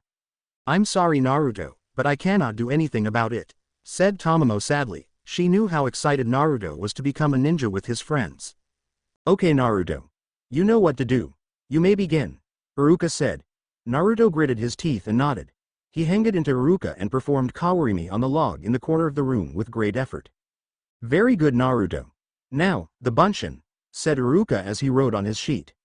Naruto then concentrated his best on making a bunshin, but then the result was a sickly, almost dead-looking bunshin from chakra overload. "I'm sorry, Naruto, but you fail. If you could have performed this jutsu, then you could have passed. However, there is always next time," said Iruka with a sad smile. Truthfully, he wanted Naruto to pass. Naruto did not fail twice before this. He then walked outside the room without a headband. He gave Shikamaru and Choji a sad smile and sat down next to them. "So, the bunshin," Shikamaru asked. Yeah, was the simple reply as all three of them got up and walked out of the class. Once outside, they heard whispers. Did you hear? It didn't pass. Of course it wouldn't pass. It's the cue? Keep quiet. Do you want anybody to hear? What was the Hokage thinking, allowing it to join the academy? At least now I don't have to worry for my child's safety. The whispers went on and Naruto promptly ignored all of them. He then said goodbye to his companions, who went to meet up with their family. Meanwhile in the mindscape, Tamamo was seething and Karna was frowning at the behavior of the villagers. Time skip. Naruto was walking around as he talked to Karna. So today's the day, huh? The day you're finally leaving? Asked Naruto sadly. I'm afraid so, Naruto. I'm sorry that I cannot do anything about it. After tonight I'll be finally gone, said Karna. He too was sad that he had to leave Naruto alone. No, it's all right. Although I wish you could stay. If only we had more information on the Shikifujin. Naruto then looked around. After looking at people smiling sadly at him, he realized where he walked. The red light district. He knew why they had those expressions on them. He had donated most of his money to them after all. Since he didn't need money for food, since he could hunt, he had given all that money to those who needed it more. That part of Karna's personality had rubbed off him. He gave a small smile and wave as he walked to the forest of death when suddenly, he ran into Mizuki. Oh hey there Naruto, I was looking for you. I know that you're a bit upset that you couldn't pass. Iruka is too, said Mizuki with a sad look. So what do you want, sensei? Get to the point already. Or have you come to rub it in my face? Said Naruto. He is beginning to get irritated since he knew Mizuki drugged the water, but Naruto had no proof. Now Naruto. There is no need to speak to me like that. You see, there is a makeup exam if you have just failed because of the ninjutsu test. Said Mizuki with a smile, hoping that Naruto would buy it. What is it, sensei? Please tell me, he said with a fake desperate look on his face. He knew Mizuki was lying. Discernment of the poor was very handy. It's simple, Naruto. All you have to do is go to the Hokage's office, learn one jutsu from the scroll of seals. It looks like this, he said as he handed Naruto a picture of the scroll. After that, you must bring it to this location undetected. This will test if you have the stealth and the jutsu learning capability of a true ninja, said Mizuki. Naruto's eyes immediately widened. This could be it. The chance to find what he was looking for. To-san. Ne-chan. This is our chance. This scroll could have the Shikifujin in it. Then we can find a way to keep you here for a bit longer, exclaimed Naruto. Tamamo gained a wide smile and Karna had a smaller one. Alright Mizuki-sensei. Leave it to me, said Naruto with a bright smile. Mizuki returned the smile and inwardly smirked. His plan was working. Time skip. Naruto was hopping along the trees as he headed to the spot Mizuki told him to go to. Since he had not yet heard the village alarm go off, the Hokage must not have woken up from the illusion-induced sleep that Tamamo had put him in. Eventually, he reached the spot and sensed that nobody was nearby at the same time. He conveniently discovered that his chakra was under control again. He then cursed as he realized that the Hokage could see him through that crystal orb of his. He opened the scroll, and saw that the first jutsu was the Kage Bunshin. Thanking his luck, he quickly made a clone and had it learn the Kage Bunshin from a similar scroll. The scroll was also cloned. He then heard the village alarm ring and quickly hid himself. He used the Maisegakur no Jutsu, one that he had found in one of the Kyuubi's bases. He also suppressed his chakra signature as much as possible. After this, he opened the real scroll that he had and searched for the Shikifujin. After 5 minutes of scroll unraveling, he finally found it. He read through it and found a specific part of the jutsu that he required. The part linking the souls of the contained in the container. As he put his chakra-coated finger, from the jutsu, on that part of the scroll, another smaller scroll popped out, which was addressed to Hiruzen. Without thinking much about it, he went back to check on the scroll, but saw that there was nothing that allowed the seal to stop withdrawing the energy from the contained. We only have around an hour left, Naruto, said Karna as he and Tamamo looked at the scroll through Naruto's eyes, seeing if there was anything that Naruto had missed. Unfortunately, they found nothing in the scroll after double-checking the entry on the Shikifujin, leaving an extremely depressed Naruto. Tamamo then spoke up. Hey Naruto-kun, what about that scroll you found inside? The one addressed to the Hokage? That may have something. Naruto then immediately whipped out the scroll from the pocket. He opened it and saw that it was a letter. The seal on the scroll was not broken yet, so he assumed that Hiruzen had not seen it yet. He then read the contents. Hiruzen, if you are reading this, it means that the situation has become desperate. We may be in any one of these two situations. 1. I believe that we are at war with the other villages at the moment and Naruto has become too soft and is not willing to kill his heart to kill an army of enemy ninja. 2. He is unable or unwilling to use the Kyuubi's chakra for some reason. In preparation for such a situation, I have made a seal. One that would merge the consciousness of Naruto and whatever is contained in him, in this case, the Kyuubi, thus allowing him to use its chakra. The downside is that he may go on a rampage due to the hatred of the Kyuubi, but you still have Tenzo with you, so you should be safe. The duration of the seal's usage is controlled by the amount of chakra put into it, so it is only a temporary effect. Please be careful. Minato Naruto couldn't believe his luck, at the same time, couldn't believe how his father also planned to treat him like a weapon, instead of a person. His hatred for him only grew as he found out more of these secrets. Only 1 minute left Naruto. Karna said as he and Tamamo began to fade away. Naruto immediately panicked and began to get to work.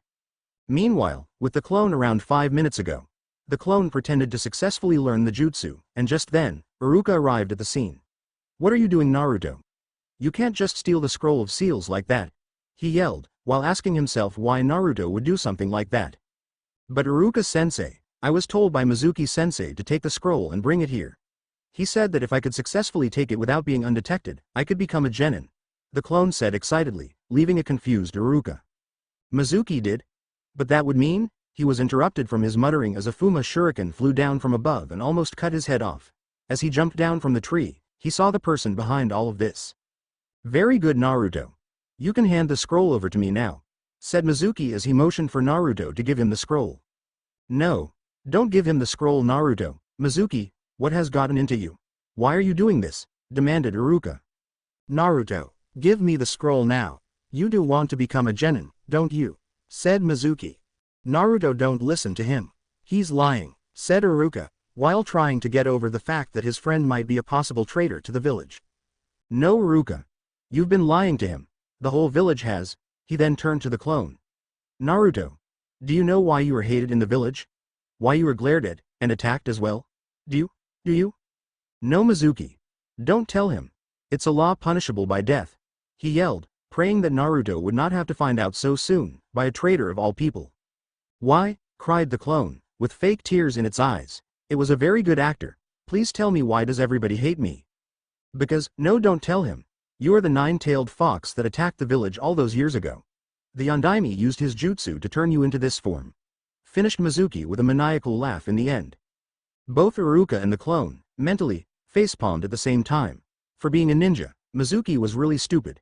Doesn't he know anything about sealing? It would make sense if a civilian came up with this though. Enough of this. Today you both die, Mizuki yelled as he pulled out the Fuma shuriken from his back. As he was about to throw it, a bright light shone in the area, blinding everyone there. Back to the original, Naruto was hurriedly preparing the seal as rapidly and carefully as possible. He then heard from Karna and Tamamo simultaneously. 10. No, he thought. 9. Almost there. 8.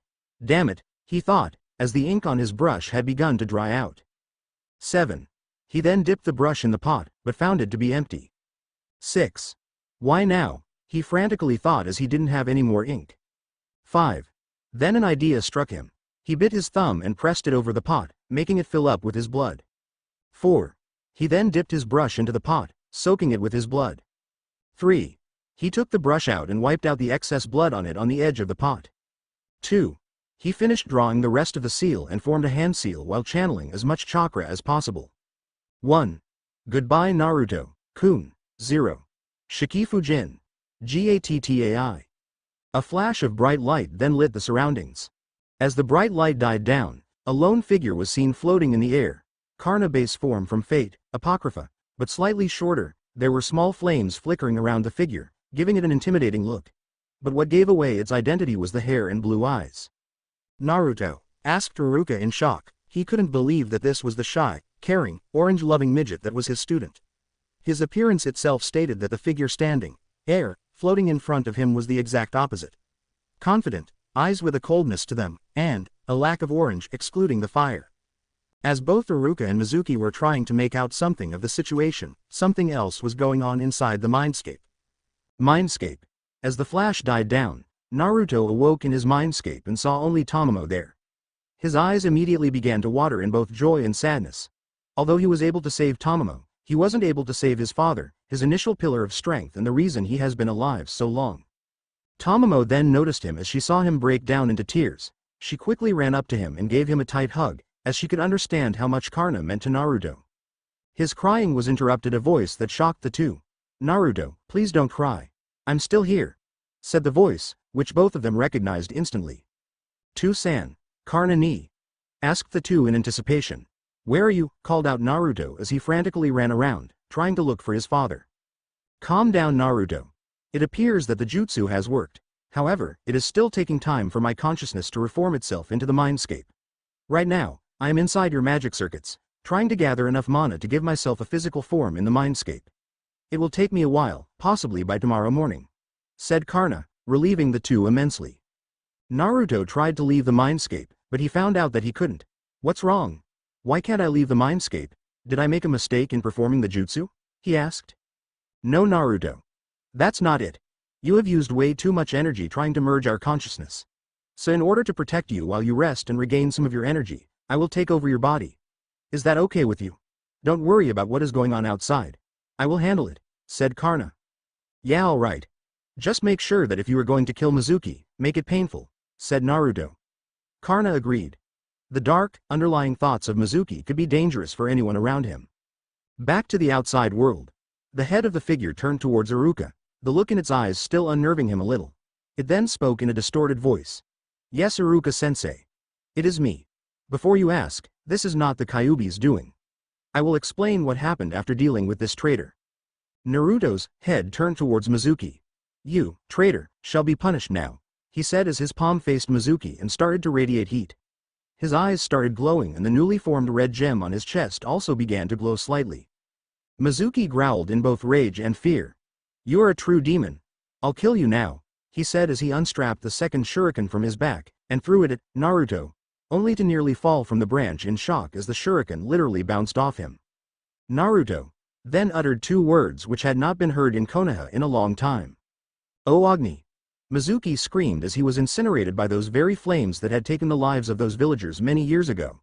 Iruka was also stunned at the display as he watched his best friend turned traitor being reduced to a charred corpse. The figure then faced a shocked Iruka and spoke in the same distorted voice. "Iruka-sensei, I will tell you what has happened on one condition. You must not tell the Hokage about whatever has happened here. Tell him that you had used a fire jutsu on him as he had revealed an S-ranked secret which was punishable by death," said Naruto. He knew that this was actually a law, as it was spoken about everywhere. For a ninja village, they were terrible at keeping secrets. Iruka was conflicted now. His brotherly instincts told him to ask Naruto about his new changes and keep it a secret. Unfortunately, for him, his duty as a shinobi of Konoha came first. "I'm sorry, Naruto, but as a shinobi of Konoha, I have to inform the Hokage about what has happened here," he said. Naruto sighed. Looks like he had to do things in a different way. "Tamamo, you know what to do," he said. Then suddenly, Naruto's eyes changed color and Iruka's memories of the night were altered. Karna then gave control of the body back to Naruto, who had rested and regained a little of his chakra. Naruto then transformed into his previous appearance, the jumpsuit one, and shook Iruka out of his trance. "Naruto. What happened?" He then remembered what had happened. "Ah, looks like my jutsu took a little bit too much out of me. Do you have the scroll?" he asked as Naruto nodded and pulled out a large scroll from behind a tree. Naruto then turned to Iruka and asked with fake tears in his eyes, "Sensei? Is it true? Am I really a monster?" He then found himself in a hug from Iruka. "No, Naruto, you are not the Kyuubi. You are Naruto Uzumaki, my favorite student," he said as he walked up to the scroll. "Good job, Naruto. You managed to keep the scroll safe. I have something for you. Please close your eyes," Iruka said as Naruto complied. Naruto then felt something being moved on his head. "You can open your eyes now," said Iruka. Naruto then noticed Iruka had something missing from his forehead and felt his own. There was a headband on it with the Konoha insignia. "Congratulations, Naruto. You have graduated," said Iruka with a proud smile on his face. A while ago in the Hokage's office, Hiruzen was cursing as he tried to use his crystal orb in order to see what was going on in the forest. He followed Iruka using the orb, and was observing the scene until that bright light had appeared. After that, he couldn't see anything as there seemed to be something interfering with his jutsu. Then, Kakashi walked into the office, along with a tall man with white hair. Hiruzen then looked up from his orb and greeted them. "Ah, Kakashi-kun, Jiraiya-kun, what brings the two of you here? He asked with a smile. We heard about what happened with the scroll, Hokage-sama. Do you really think it is wise that we should let it get access to powerful kinjutsu? They're put in the scroll for a reason? Asked Kakashi with a worried look on his face. No need to worry, Kakashi-kun. The only jutsu learned was the Kage Bunshin. Nothing to worry about. It was going to be taught eventually, said the Hokage as he went back to looking at the scene. Sensei, said Jiraiya, grabbing the Hokage's attention, my spies have gathered more information about what is going on with Orochimaru. He is building up his own village called Otogakure. Also, when are you going to hand our weapons custody over to me? He asked. He too believes that the Kyuubi had taken over as Naruto's hair color and whisker marks were still unexplained. Now Jiraiya-kun, be patient. We must follow Minato's instructions. His plan has been working so far after all, he said as he pointed at the scroll lying on the table. The very scroll that was left near the ceiling altar, is that what it's called, on the night of the attack? Jiraiya nodded. He too knew the contents of the scroll and did not doubt Minato's decisions as they had always worked in the past. Alright, Sensei. I get it. I'll be leaving now. Just to confirm, it is during the month break of the finals of the Chunin exams, right? Jiraiya asked, getting a nod in return. Okay then. I will see you then. He turned to Kakashi. Kakashi, please do not let your hatred cloud your judgment. The next part of the plan is solely dependent on you. Please do not mess it up, he said. Okay, Jiraiya-sama, I will. Take care then, replied Kakashi as Jiraiya disappeared. Hokage-sama, I will also be taking my leave, said Kakashi as he prepared to leave. Okay, Kakashi-kun, I will see you soon at the Genin team selections, said Hiruzen as Kakashi disappeared as well. He then returned to his orb and was finally able to see the scene. He saw Naruto helping Iruka up while carrying the scroll as well. Behind them, he saw a charred Mizuki, probably dead. He then called some Anbu and told them to go to the scene and retrieve the body. Time skip. Iruka and Naruto had entered the office and the scroll was safely kept back in its original place. Congratulations Iruka-kun and Naruto-kun, on safely bringing back the scroll and exposing a traitor to Konoha. Iruka-kun, I'm very sorry about Mizuki. I saw what had happened. Naruto froze. Had the Hokage seen his merged form? If yes, then he was in deep shit. It must have been hard for you to kill your best friend like that, especially with a fire jutsu. Those can be quite painful to get hit by. Naruto heaved a sigh of relief. Looks like the Hokage didn't suspect him. He probably wouldn't believe that an academy student that he kept a close eye on could use fire jutsu. Now, Naruto-kun, I trust Iruka-kun's judgment and am promoting you to Genin. Please don't disappoint me and make me regret this, said Hiruzen. A perfect excuse in order to follow Minato-kun's plan. Okay, Gigi. I will not fail you. You will definitely regret this, old man, like many other things. Can I go home now? I'm tired, said Naruto. Iruka then turned to him. Naruto, you are a Genin now, so at least learn to respect the Hokage, if not anyone else. Okay, Sensei, I will try, he said in a tired voice. I will take my leave now, Sensei. Hokage-sama. He then got up and began to leave the room. Naruto-kun, one more thing. You are not the Kyuubi. Don't let anyone tell you otherwise. If you wish to tell any of your friends, I won't stop you, but only tell the people if you trust them with your life, said the Hokage. Naruto nodded and left the room. Time skip at home. Naruto landed on his long since broken bed and immediately entered the mindscape without delay. So Naruto, it seems that the jutsu has worked, said a very familiar voice from behind him. He turned around to see the source and immediately smiled. Yatu-san, it worked. I'm overjoyed to know that you will be staying, said Naruto. So I'm guessing you want an explanation, other than the one that was said in the scroll, that is, said Karna as Naruto nodded. Okay. This is what happened. Now, due to the sheer amount of chakra that you used, my consciousness and your soul have been bound very tightly. So, I am something similar to an extra pair of eyes and ears for you. I can also take over your body when you are unconscious, in order to protect you. Now the gem on your chest serves another purpose.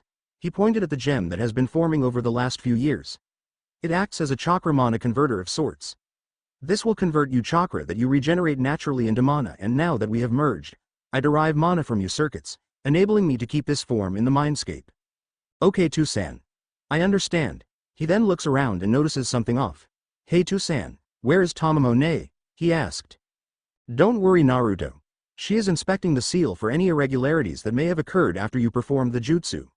It's a very intricate seal, so it will take her some time. said Karna, reassuring Naruto. Now why don't you rest? All right, good night to-san, he said as he faded away. Next day, in Hokage's office, the Hokage was standing in front of all the Junin in the village who wanted to take on a genin team. The Hokage had a sheet of paper with a list of the graduated academy students. Listen up. I have spent the whole of last night making all possible combinations for the academy students and I have them here. He waved the sheet.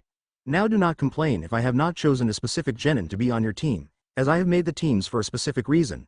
I will now announce the teams. Time skip.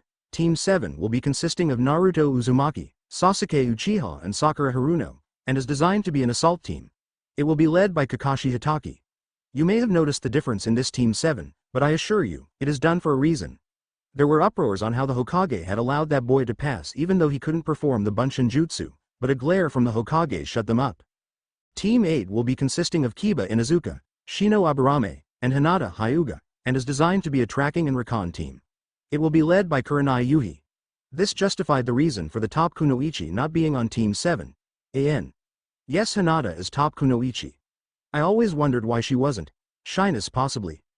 Team 9 is already present from last year, so Team 10 will consist of Ino Yamanaka, Shikamaru Nara, and Choji Akamichi and will be led by Asuma Sarutobi.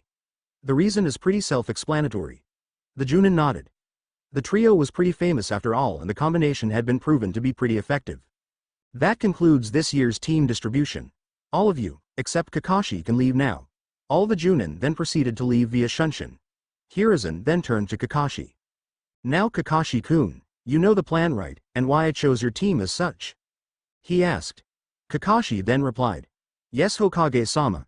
The plan is to focus on Sasuke so that he can awaken his Sharingan as soon as possible and train him in its abilities. Also get him to open up to the other genin and make at least one friend. The fangirl is just something to control Naruto. He has practiced enough not to spit out the word, due to his crush on her, and maybe get her interested into medical ninjutsu for support and due to her high chakra control. Good Kakashi. And once again, I am begging you to please not mess this up, said Hiruzen. Okay Hokage-sama.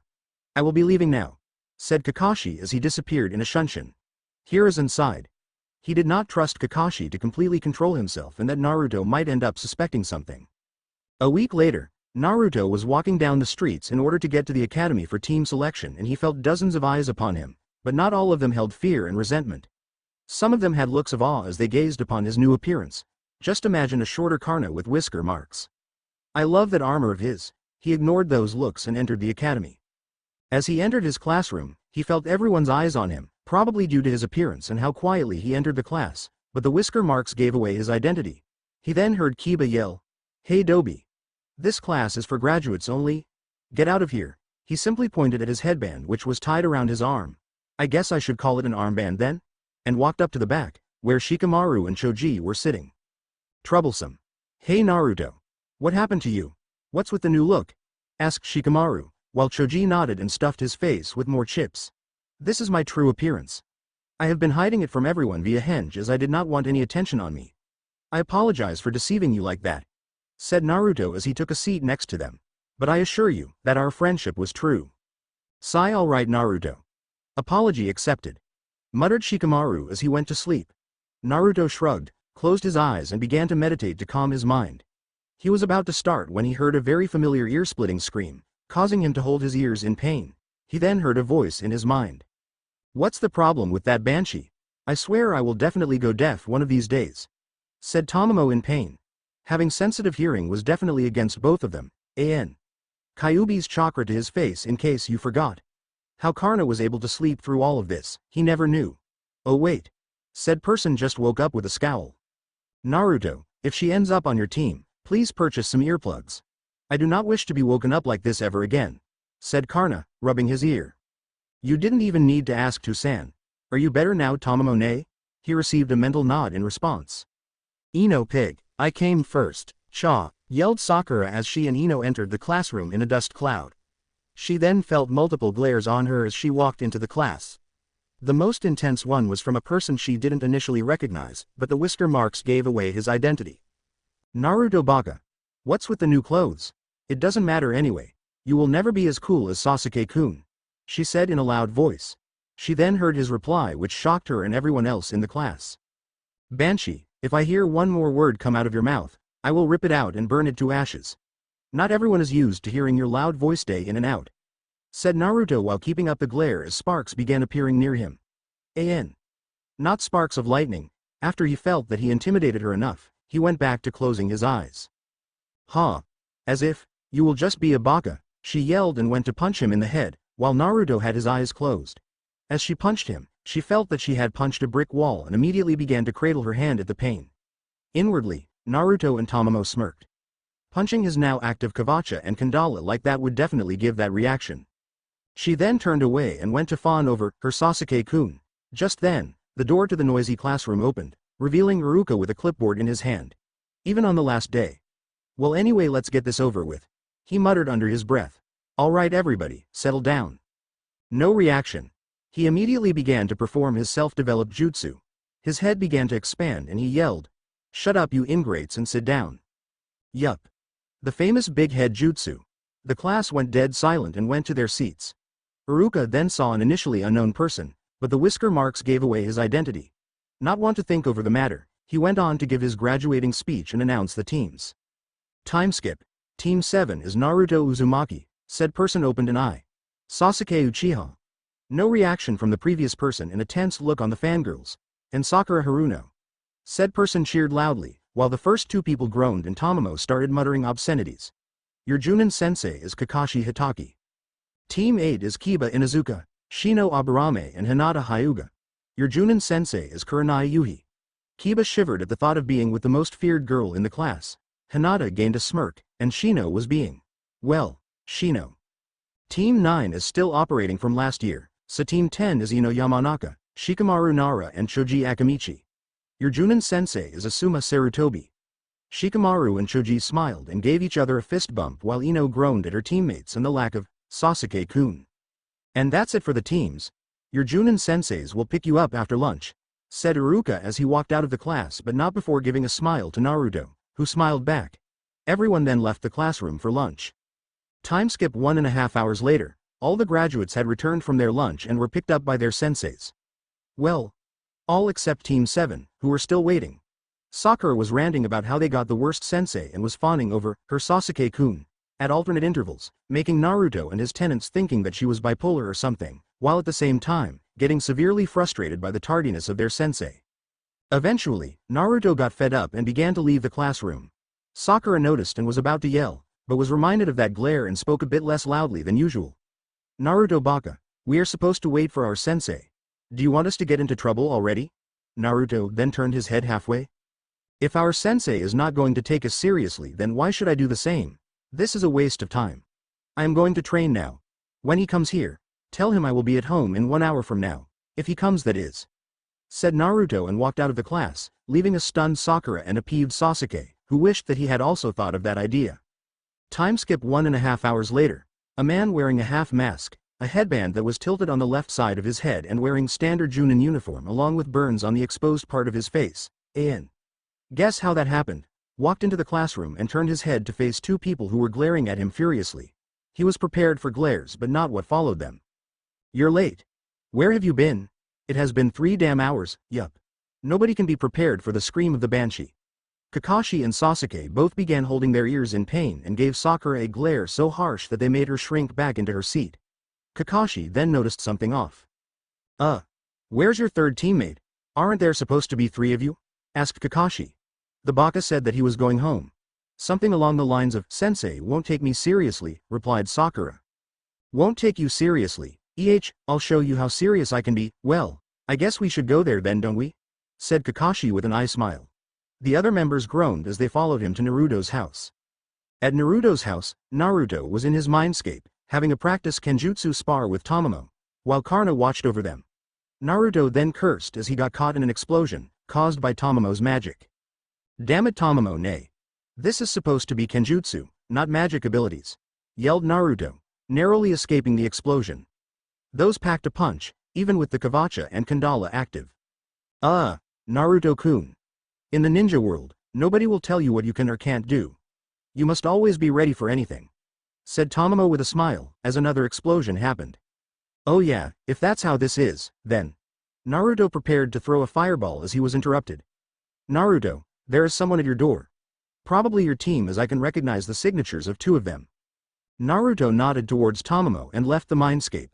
He then walked to the door and opened it, revealing his team. The only person who he didn't recognize, so he deduced that the new person was his Junin sensei. Hello Naruto. I am your new Junin sensei. May we come in? He asked with an eye smile. Naruto then lazily motioned them to come in. The team noticed Naruto's change of clothes.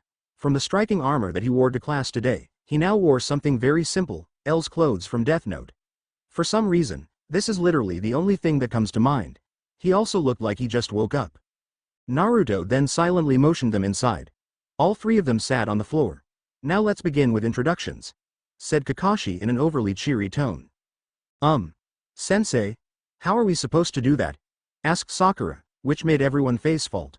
So much for the so-called top kunoichi, was the collective thought. Well, I guess I could give an example. Kakashi then began. My name is Kakashi Hitaki. I like things and dislike other things. My hobbies are. You are too young to know that. Dreams for the future. Haven't really thought about any.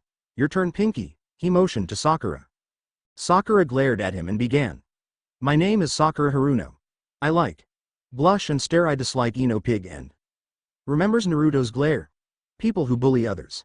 Hobbies are. Blush and stare. Dreams for the future are. Fangirls squeal asterisk. Sasuke went further and further away from Sakura. Sigh fangirl. Okay emo guy, you next, said Kakashi, while looking at Sasuke. Sasuke glared at him as well. My name is Sasuke Uchiha, emphasis on Uchiha. I like few things and dislike many. I have no hobbies. Those are for weak people. My dream for the future. No. An ambition. It is to kill a certain person. We all know his name. No need to act all mysterious about it, said Naruto, while picking his ear and yawning, earning him too a glare from Sasuke. He ignored it. A supposed avenger. Will be a handful. Okay smart guy. You're last, said Kakashi mockingly. I don't know why we are doing this, since you already have our files, but fine. My name is Naruto Uzumaki. Likes, dislikes and hobbies are none of your business. Dreams for the future, to make a certain two people proud of me, he said. Ah, that's so sweet of you, said Tamamo. We are already proud of you. You have grown a lot since we met, said Karna. Thanks a lot for that. But you do know I can't reveal my true dream. Oh, I'm sorry. Ambition. He imitated Sasuke's voice, earning a giggle from Tamamo and a chuckle from Karna. In front of them. He does have a point there. I can always look at his files. But who are those two people? I must inform Hokage-sama about this. Alright then. Now that we're done with introductions, let's move on to the next thing.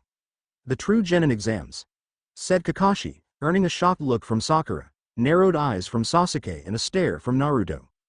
What? Yelled Sakura, earning herself a glare from all three of them again. Note to self. Must. Get. Earplugs was the collective thought. Sakura then shrunk back and asked again in a much quieter voice.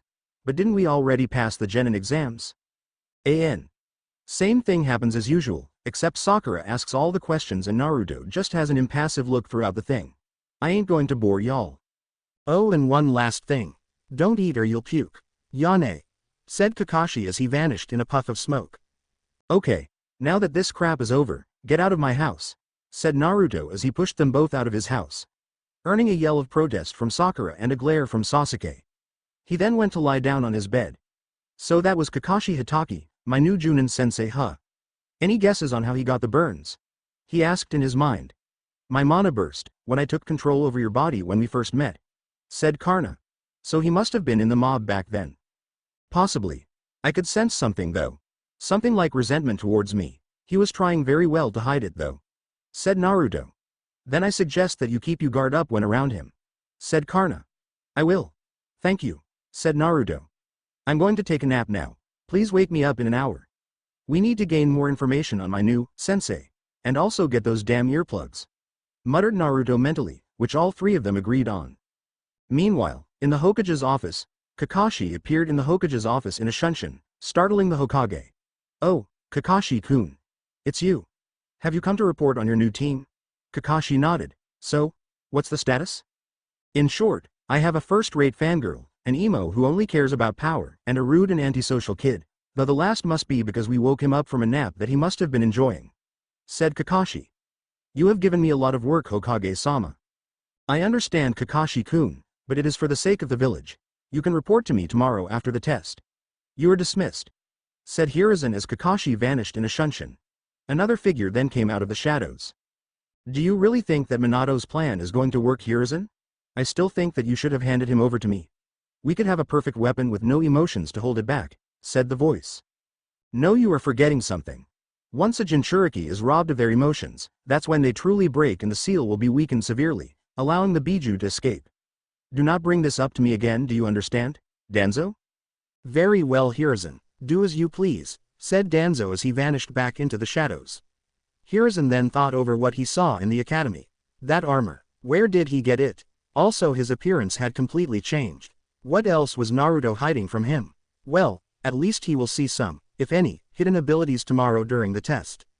Naruto woke up early the next morning, not because he wanted to follow his sensei's instructions, but because he had gotten used to it over the last few years of training. He then got out of bed and finished all of his morning activities. He then went out into the forest to look for something to eat. Karna had drilled into him that nobody must fight on an empty stomach, as their hunger would be a hindrance to them during a battle. Also, his inner prankster had a plan in the off chance that he did puke. He could use it as a projectile against Kakashi if needed. Unorthodox, and absolutely disgusting, but it would be very effective. He then reviewed the information that he had obtained last night. Kakashi Hatake, also known as Kakashi of the Sharingan, is one of the best ninjas Konoha has ever produced. Graduating at the age of 5, becoming Chunin at the age of 6, and Junin at the age of 10 and Anbu at 13. He is regarded as one of the greatest prodigies to ever graduate. He is also known as the ninja who knows 1,000 jutsu, though Naruto doubted that 1,000 jutsu even existed in the world. He also knew. How did Naruto learn all this? Well, there was a very simple answer. Konoha had grown very lax in their security. One would think that after the Hyuga incident, that they have tightened their security, but no, they didn't. An intruder could simply wear a Konoha headband and ask for information, and receive it without being suspected. Although some high-ranking ninja may suspect them.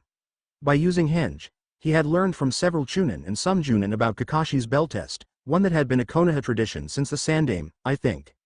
He also got information from a newly updated bingo book that he had found a while back in a trash can. Ninja in this village were really irresponsible. But hey, one man's trash was another man's treasure. He had memorized the names and faces of all the powerful ninja that he may have to fight in the future. The ones he was really excited to face were the 7 swordsmen of the mist. By the time he had finished his meal consisting of some things that he managed to salvage from the forest, he had enough time to walk to the training grounds at a decent pace. So he picked up 2 apples for his teammates, who he believed had followed Kakashi's advice, and left. Time skip at the grounds. Naruto and his tenants couldn't be more thankful for the existence of earplugs. Apparently Sakura had forgotten the fierceness of Naruto's glare from yesterday and had found it okay to scream again. You're LA. Before she could finish, she found her mouth being clamped shut by his hand and a piece of paper being placed on her neck. What are you? She then found her voice being much quieter than what it was supposed to be. What did you do to my voice, Naruto Baka? She said audibly, surprising Naruto as he could still hear her with his earplugs on. I thought you said that this would make her speak only in whispers to the naked ear, Tamamone. Not my fault, her voice is naturally loud. If you had put this on anyone but her, I don't think you would be able to hear them at all with the earplugs. Maybe we should simply seal off her voice? That would be simpler, right? Unfortunately, this is the strongest seal I could make. We'll simply have to make do with this. Both Sasuke and Sakura were still mad at Naruto for kicking them out, as they forgot that Naruto lived in the most dangerous part of Konoha. They were rescued by Anbu, who just so happened to be in the forest, after they were being chased by the giant animals in there. Baka. Don't ignore me, said Sakura as she saw Naruto spacing out and tried her best not to punch him. She did not want a broken hand right before the survival training they had to undertake soon. Both of you catch, said Naruto as he threw an apple to each of them. Sakura, having poor reflexes, was hit right in the face. Sasuke, whose reflexes were better, managed to catch it. Dobi. Sensei told us not to eat, said Sasuke as he threw his apple back to Naruto. Yeah? What Sasuke-kun said Sakura as she threw her apple at Naruto's face, trying to get back at him, only for him to catch it before any contact. Fine then, your loss, said Naruto as he sealed one apple and bit into the other. Sakura was about to say something, when suddenly, Kakashi showed up. Hello, he simply said as he appeared in a burst of smoke. You're late, said Sakura as loudly as she could. Kakashi simply chose to ignore her and saw Naruto eating the apple. "I thought I told you not to eat, Naruto," he said. "I'm sorry, did you say something?" said Naruto while suddenly looking up at Kakashi. Kakashi was now torn between his hatred for Naruto and pride at the fact that he could have a mini-me of his own. Now, all that is needed is a face mask and to introduce him to the wonders of Ika Ika. "You suggested that we don't eat," he simply said as he finished the apple. Kakashi was now annoyed that the first part of his plan has no effect on one genin. "Well, alright then, I hope you enjoy puking later on," said Kakashi with an eye smile. He then pulls out 2 bells. "Now, I have these bells here. Your objective is to get a bell from me. You must come at me with the intent to kill." "Who?" Kakashi was interrupted by a kunai that was thrown at him at high speeds. He managed to block it by using the metal plate on the back of his glove, while noting the dent on the metal, showing the strength behind the throw. He then looked up and saw Naruto with an outstretched hand. "I didn't say start, Naruto," said Kakashi. "In the ninja world, nobody is going to wait for their opponent to say when to start. We're shinobi. We fight dirty. You should know that better than anybody here, seeing that you are the most experienced of all of us," said Naruto. Kakashi scratched the back of his head. "Oops, I must have forgotten that one." Naruto sighed. If a Junin did not know how shinobi fight, then they would be killed very easily, regardless of how experienced or powerful they are. Sasuke meanwhile seethed. "How could the Dobi have such power? It must belong to me. I am an Uchiha. An elite. I deserve that power more than him," thought Sasuke as he too noticed the strength and speed behind the throw, something he could never match at his current level. "As I was saying, whoever fails to get a bell before noon will go straight back to the academy. The test starts now," he said. Immediately, all 3 genin ran into the forest surrounding the training ground. After a few minutes of sensing for his students, Kakashi realized that Naruto was holding back in the academy. His throwing strength and aim was something that a genin shouldn't have. Also, what should have been a towering beacon of chakra was more controlled and was harder to sense. Keeping that in mind, he opened his Icha Icha book and began to read, trying to get a rise from the genin. Meanwhile, with Naruto, "Does he think that will really work?" said Naruto, with a twitching eyebrow. "Well, I do see signs of anger on your face, so yes.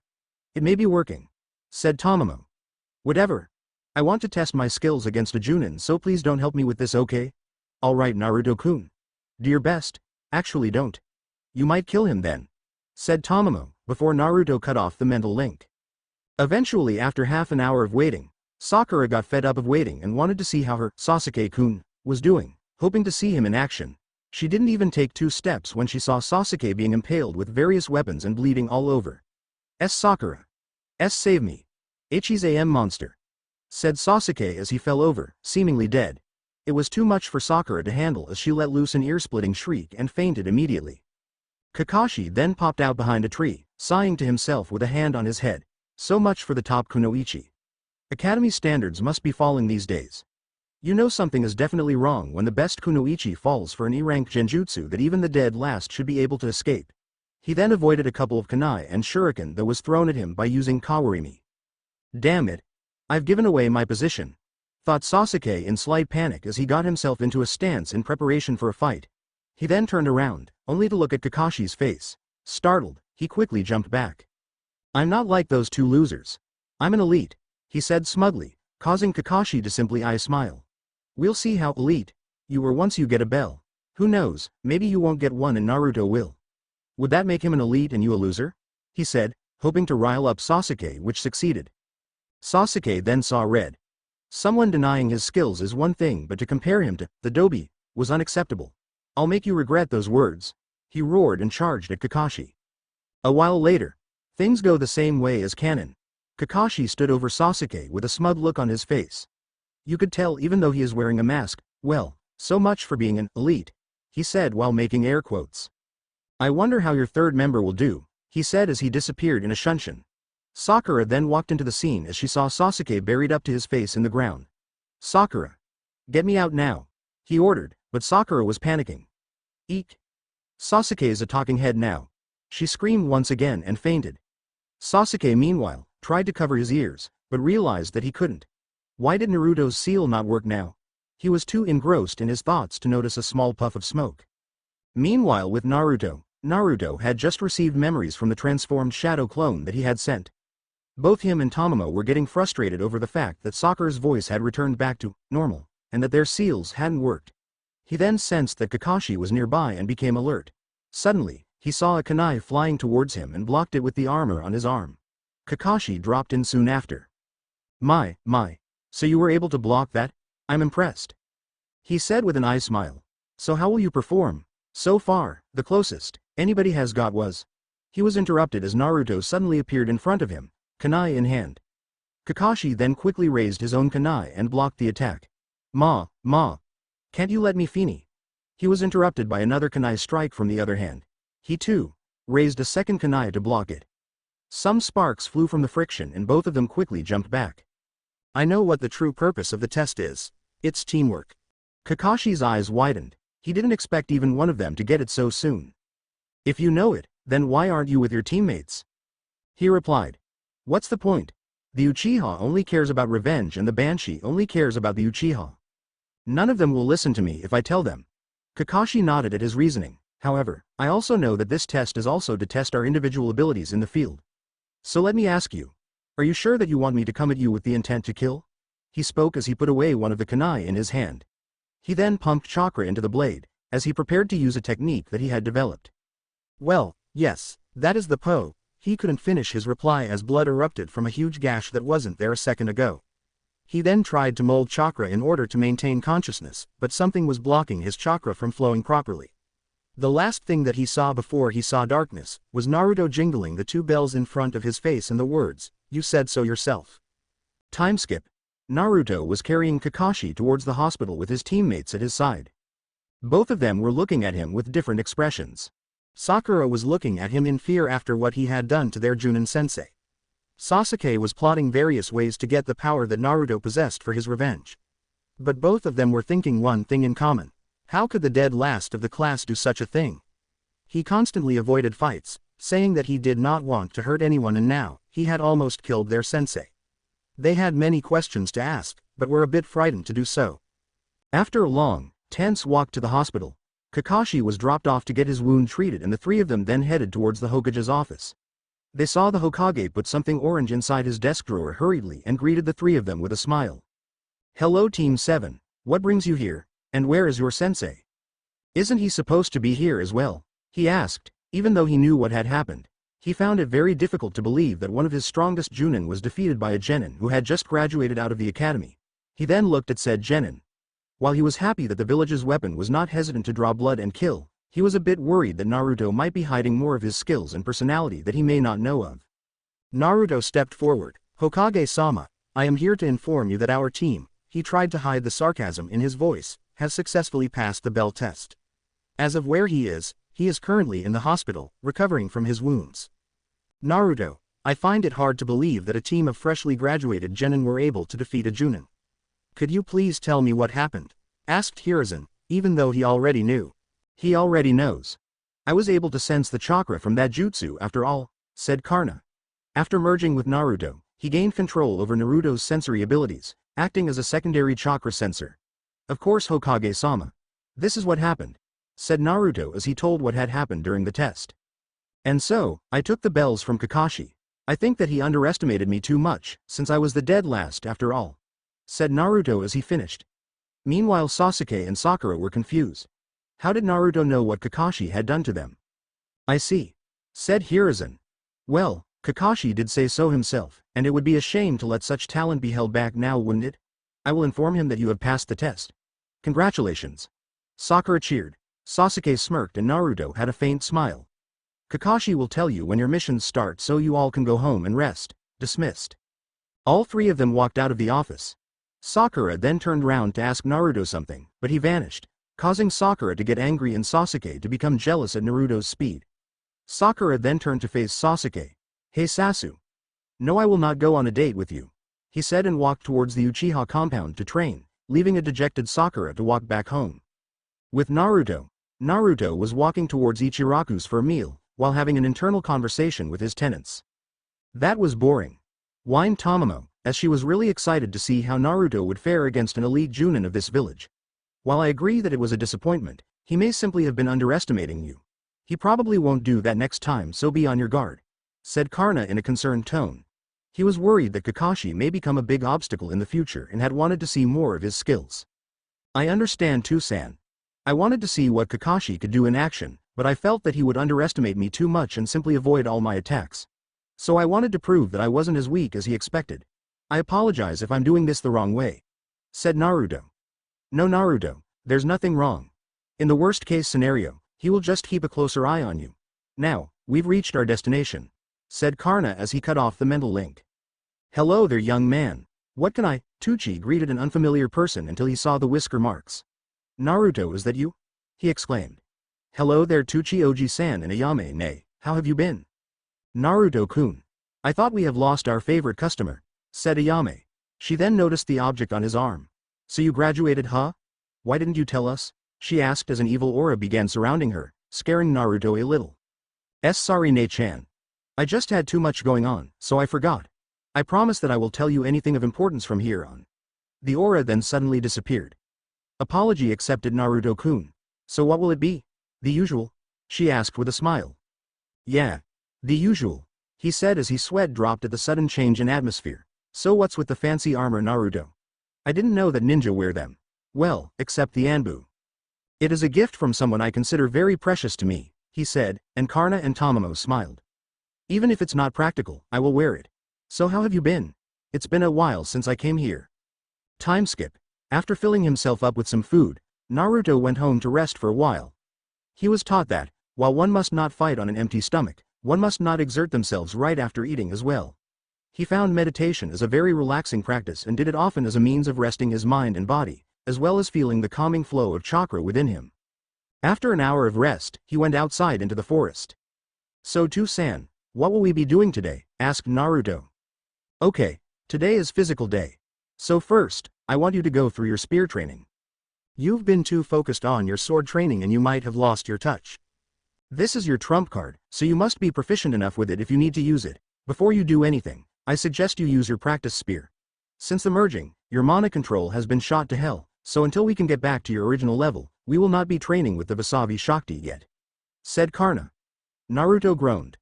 Mana control exercises were the worst. Even worse than chakra control ones. Alright, fine, San, mumbled Naruto mentally as he unsealed a simple-looking spear. He did understand the reasoning. Bringing out the Vasavi Shakti will just make him a beacon for every ninja in the village. He then jumped up on a tree and hopped deep into the forest, where he would attract less attention. Time skip in the hospital. Kakashi had just regained consciousness and had asked for the Hokage. Hiruzen then arrived as soon as he could. Kakashi, thank goodness you're okay. The doctors told me that you had lost a lot of blood and would have died if you were brought in a few minutes later, said Hiruzen as Kakashi's eyes widened. Was he nearly killed by a single genin? I presume that you saw the whole test, said Kakashi as Hiruzen nodded. Then you should know that he has been hiding a lot from us. His chakra control, his stealth, his physical strength, his aim and his speed. Whatever records we have of his skills are useless. But what I wonder is that why would he hide those skills? He was supposed to be a child starved for attention, so he would be sure to show off all of his skills, so why hasn't he done it? I honestly don't know, Kakashi. I don't know, damn it. This isn't how Minato's plan is supposed to go. He was supposed to be a loyal ninja of the leaf, who would be extremely loyal to us and would do anything for Konoha, but now, I don't know anymore. Kakashi, I have a new task for you. You must report to me about his abilities whenever you see them. We need to make sure that he can be stopped in case he decides to leave after what the village has done. Also, do not make the mistake of underestimating him ever again. Hi Hokage-sama. I will do my best, said Kakashi. Hiruzen nodded and left the room while thinking. I have to inform Jiraiya about this. Now how to find him. Time skip. Okay Team 7, since Hokage-sama has allowed the team to pass, we are going to start missions today, said a now recovered Kakashi. Sakura cheered, Sasuke smirked, and Naruto remained expressionless. Kakashi inwardly frowned at this, but brushed it aside. We're going to the Hokage's office to get our mission, so be respectful when we are there, he said while looking at Naruto especially, who sent back the look. Naruto and his family knew about the mission system of Konoha, and how genin were supposed to start with D ranks, which were basically chores. They had expected Kakashi to actually teach something first before even starting on missions, but it appeared that he was too lazy to do so. What a disappointment. Time skip in the office. Well, hello Team 7, I didn't expect you to come here so soon. I thought you would have at least trained them for a few days, before giving them a mission, but this works too, said Hiruzen with a smile, but Naruto sensed the lie in that statement. So, will this be their first mission? Kakashi nodded. Then it is settled. Your mission is to. Time skip. Naruto was getting irritated. He could have spent this time training, but he was stuck here weeding a garden as his mission. But that's not what annoyed him. Kakashi said that these missions were meant to improve their relationship as a team, so that to help with better teamwork, but that was not the case here. Kakashi was teaching Sasuke something out of a scroll and wasn't even bothered to know about the mission's progress, while Sakura was busy ogling Sasuke from a distance, as she didn't want to dirty her clothes. His client too, was giving him dirty looks, which he noticed, but didn't respond. Naruto, meanwhile, was having a mental conversation with his family, while unconsciously pulling out the weeds. Are you sure that you want to do this? It is a pretty complex seal that could take days, or even months to work on. Murasama is already a very good sword yes, the one from Akame ga Kill and no, without the super poison. Though, I could add it if many people want it. But this is just ridiculous, said Tamamo, after hearing Naruto's plan for his sword. I believe that it is a good idea. In case he encounters someone with strong defensive abilities, combined with the Heiken that you taught him, this will help him immensely. Naruto, if you manage to pull this off, then you may become the best assassin in this world of assassins, said Karna. Thank you for your support, Toussaint. But you know as well that it is a tough project, so that title will have to wait. Also Tamamo-ne, how is that coming along? Asked Naruto. Slow progress so far, I'll let you know once I make a breakthrough. Also, I believe that you will be sending reinforced cage bunshin from tomorrow onwards. You didn't even need to tell me. It's not the actual missions that I have a problem with, since they can be a form of physical exercise and being patient, but what irritates me is the attitude of my team. I'm also sure that they will try to reduce my pay as much as possible. Time skip, I told you so, said Naruto in his thoughts as he walked towards the forest aka home. The client had told the Hokage that Sasuke and Sakura did all the work and Naruto was busy lazing around and even destroyed some of her plants. The Hokage gave him a disappointed look and told him that his pay would be cut in half and given to his teammates. Well, you don't have anything to worry about. You already have a lot of money as it is, as well as a bad reputation with the villagers from the start, so there is no loss there, said Tamamo. I know Tamamo-ne, but it just shows how the Hokage is fooled by the villagers. One would think that the most powerful ninja in the village would know if he's being lied to. Even more so, considering that he's lied to me the whole time about the Kyuubi and my parents, he replied. He then stopped in front of the forest gate. Let's see if I can beat my record, shall we? He thought as he started a stopwatch, charged his feet with mana and immediately shot off into the forest. A few minutes later, he stopped his stopwatch and stopped in front of the tower, just missing its walls. 10 minutes and 27 seconds, and I'm more tired as well, he thought. Looks like that means more mana control training today, Naruto, said Karna with a slight smirk, causing Naruto to shiver unconsciously. A few weeks later, ever since that first mission, Naruto had sent reinforced cage bunshin to his team meetings. According to him, and probably any other observer who was a non-Sasuke worshipper, this was the most dysfunctional team to ever be produced. Hell, even the Sannin in their beginning days were a better team and could work well with each other if the situation called for it. The biggest problem with the team was their sensei, Kakashi. He always emphasized on the importance of teamwork and how it can overcome any obstacle, but failed to note one thing. A team is only as strong as its weakest link, not the strongest. If one member wasn't strong enough to keep up with the formations and movements, then all the time spent would be wasted. Yet, he only focused on Sasuke's training and ignored his and Sakura's, not that she minded of course. Sasuke and Kakashi had, on multiple occasions, asked him for the technique that he had used to defeat Kakashi, and it was really starting to get at his nerves. He was close to using that technique again on both of them, but he had restrained himself from doing so. He simply told them that he had created that technique, had no name for it, which he actually didn't, and told them to mind their own business. Naruto also noted that his clone was being watched carefully by Kakashi and even some Anbu. Looks like the Hokage suspected something and wanted more answers. Well, unfortunately for him, he wouldn't get any. Today, he went to the team meeting himself. Since the team had completed the mission cap of D-rank missions, they were now eligible for a C rank, which he was sure that one of his teammates would demand for. Well, hello Team 7, had fun catching Tora? Asked the Hokage with a knowing smirk, causing the entire team to glare at him. Ah yes, that mission. It was one of the few that Kakashi had made the entire team participate in and was a nightmare. How that cat was able to evade his senses and outrun him at high genin speeds was beyond him. This mission, however, gave him the utter satisfaction of hearing Sakura's screams from being viciously scratched by the cat and Sasuke's surprisingly, or unsurprisingly, girlish scream after the cat had scratched Sasuke just next to his precious eyes. Naruto, however, was unharmed and the cat had warmed up to him. Sasuke then walked up to the Hokage. I demand for a more difficult mission. These chores are nothing but a waste of time. I need some real-life experience. That idiot, does he really think that the Hokage would listen to him? Sakura was about to scream, but she shivered at the memory of Naruto putting a highly empowered, with some extremely diluted Kyuubi's chakra, silencing seal, developed with Tamamo, who worked extra hard on it, lest she suffer ear damage on her for an entire day, rendering her completely unable to talk for said day. You baka. You really think that you could demand from the Hokage? Show some more respect. You may be the Rookie of the Year, but you are still a genin, so don't think too highly of yourself, said Iruka, who was helping the Hokage give out missions. Ma Iruka. It's fine. They have completed the minimum number of D ranks, and I'm sure they can handle a couple of bandits. Besides, I will also be there with them, said Kakashi. Iruka sighed and looked at the Hokage, who nodded. Alright, fine. I trust your judgment. So which mission, Hokage-sama? He asked as he walked over to the pile of C ranks, which was much smaller than the D rank pile. Man, these villagers were lazy as hell. I believe that escort mission to Nami would be good for them. It isn't too far, and it's a simple escort mission, nothing serious, said Hiruzen as Iruka picked up the scroll and handed it to him. He then called for his secretary. Please call in Tazuna-san, will you? A few minutes later, a man who was clearly drunk, if not the mannerisms, then the bottle in his hand, stumbled into the Hokage's office. Hokage Hiksama, you said Hiku hand a te hikem for me, said the drunk. Yes, Tazuna-san, Team 7 here will be your escort, said Hiruzen as he pointed at said team. Tazuna then turned towards them with a dazed look.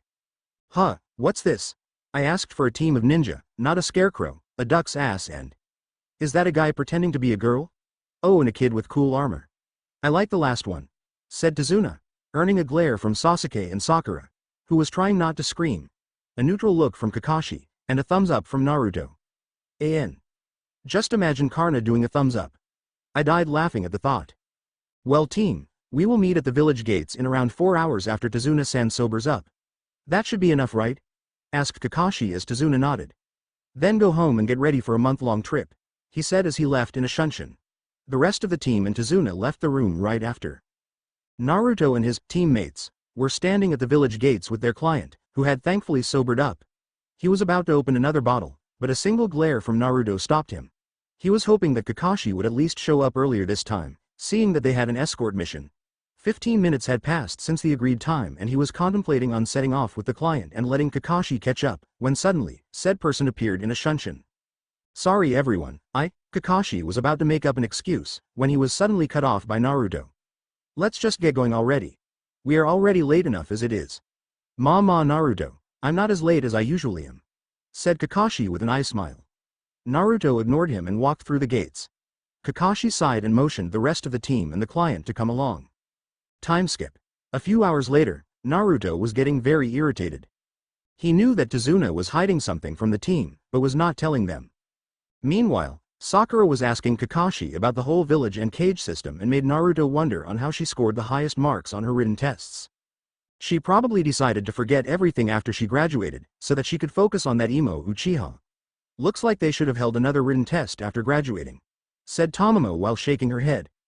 While that would be a good idea in such a situation, I am not in the mood for writing another written test. It would simply be a waste of time, replied Naruto.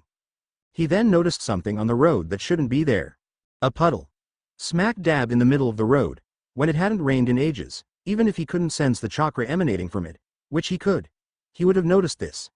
Just to irritate the ones hiding in the puddle, he stepped on the puddle hard, when they passed it. Sasuke and Sakura thought that he was just being childish, but Kakashi noticed what his intent was. Weaken the enemy as much as possible before the fight starts. Once they had passed the puddle, two figures appeared from the puddle, and seemingly sliced Kakashi to pieces. Sakura screamed and nearly fainted. Sasuke and Naruto prepared for battle and Tazuna stood behind them, cowering in fear. One down, brother, said one of the two, who had a red mark on his face. Now time to kill the pun. He was silenced permanently as a kunai buried itself up to the hilt in between his eyes. The other brother was shocked. He too was killed via the same method. Sasuke turned to look at Naruto with an outstretched arm and a nonchalant look on his face. Before he could say anything, a voice interrupted him. Well done team for handling the situation effectively, and without causing any unnecessary injuries. Though I have to ask, are you okay, Naruto? This was your first kill, right? Said Kakashi as he walked out of the bushes nearby. I have long since accepted the fact that in the ninja world, it's kill or be killed. But if you wanted to know, I'm alright. Thank you for asking, said Naruto while clapping the non-existent dust out of his hands. He then walked towards the bodies and pulled out 2 sealing scrolls. Naruto baka. What are you doing?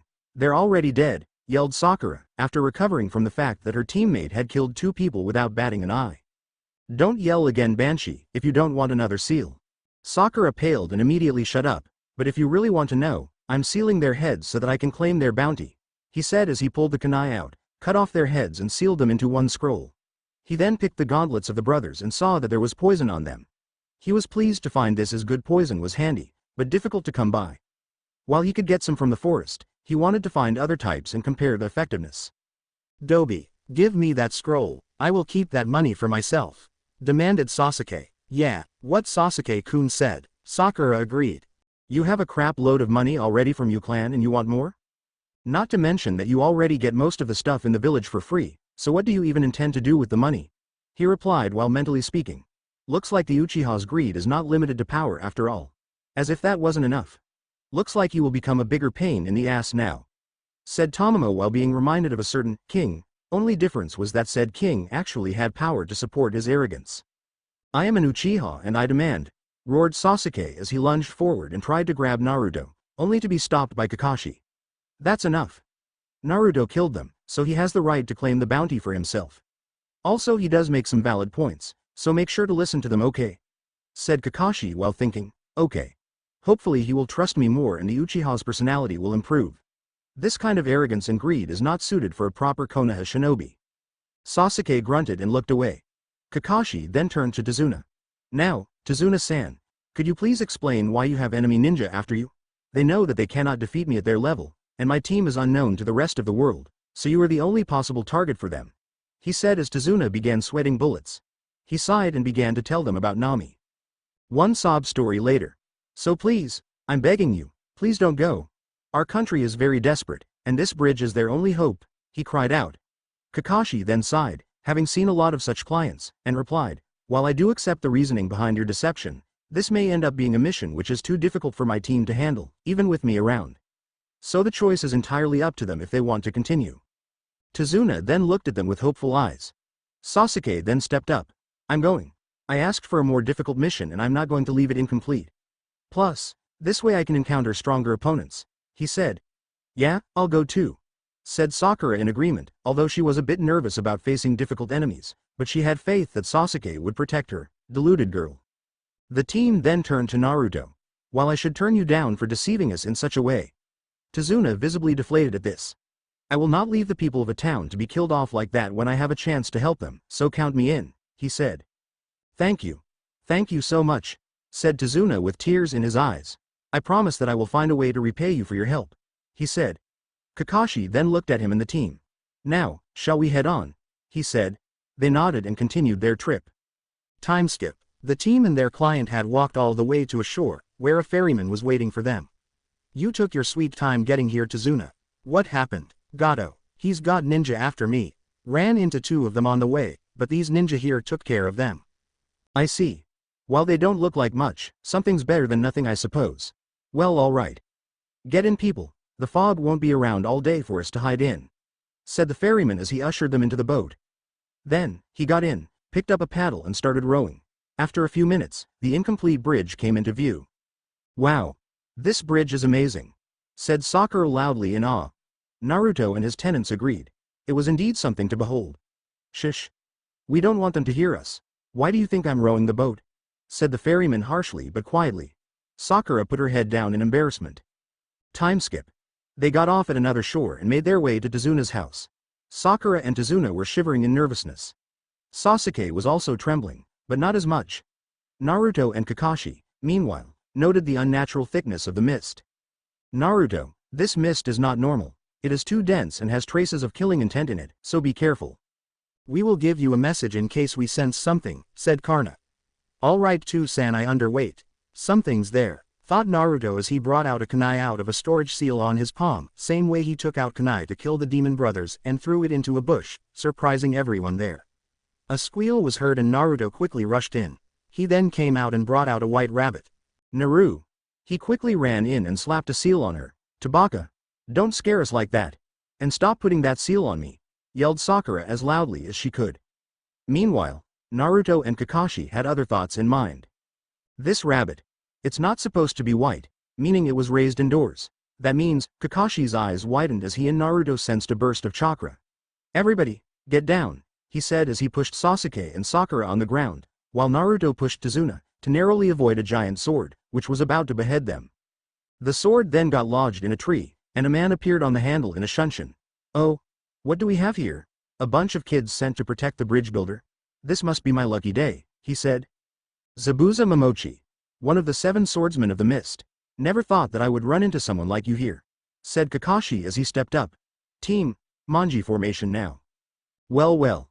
Look who we have here, Kakashi of the Sharingan Eye. No wonder the demon brothers couldn't kill the bridge builder. Never thought that you would be training a bunch of brats, said the now named Zabuza, as Sasuke's eyes widened. Sharingan? How does he have the Sharingan? He's not an Uchiha, were the thoughts going through Sasuke's mind. Kakashi then reached for his headband. I didn't want to reveal this too early, but I guess that I have no choice, he said as he pulled up the headband to reveal a blood-red eye, with 3 tomo surrounding the pupil. Oh ho, we have the Sharingan from the very start said Zabuza as he pulled out his sword and got into a stance. Sakura then piped up. Kakashi-sensei, what is this Sharingan that you're all talking about? Naruto and his tenants groaned at this. Really? How did this girl even score top marks in the written exams at the academy? She doesn't know about one of Konoha's most famous bloodlines after being taught about it in the academy for at least 12 classes? And I wasn't even there, ranted Tamamo with a tick mark. Naruto mentally nodded in agreement. The Sharingan is... Sasuke began before being interrupted by Naruto. Don't reveal its secrets when the enemy is right in front of us, you idiot. Sasuke began fuming at this. At least one of you brats knows how to act like a ninja. But you need not worry. I already know enough about it, especially about it being able to copy techniques after looking at it once. That's how Kakashi got his title, isn't it? The man who has copied over 1,000 jutsu, said Zabuza as Sasuke and Sakura's eyes widened. Their sensei was so powerful. Meanwhile, Sasuke made a note to ask Kakashi to teach him those jutsu. Not just that, I can counter one of its abilities. He made a hand seal as he stood on the lake. Ninpo, Kirigakure no Jutsu. As he said that, the mist became even thicker and covered the entire clearing. Kakashi cursed. Now he wouldn't be able to see Zabuza's chakra. Naruto, meanwhile, took a kunai and got into a stance, ready to block anything that came at him. My eye of the mind, false, should be enough, right? He asked mentally, An. He developed this to a small extent, around rank C. It should be.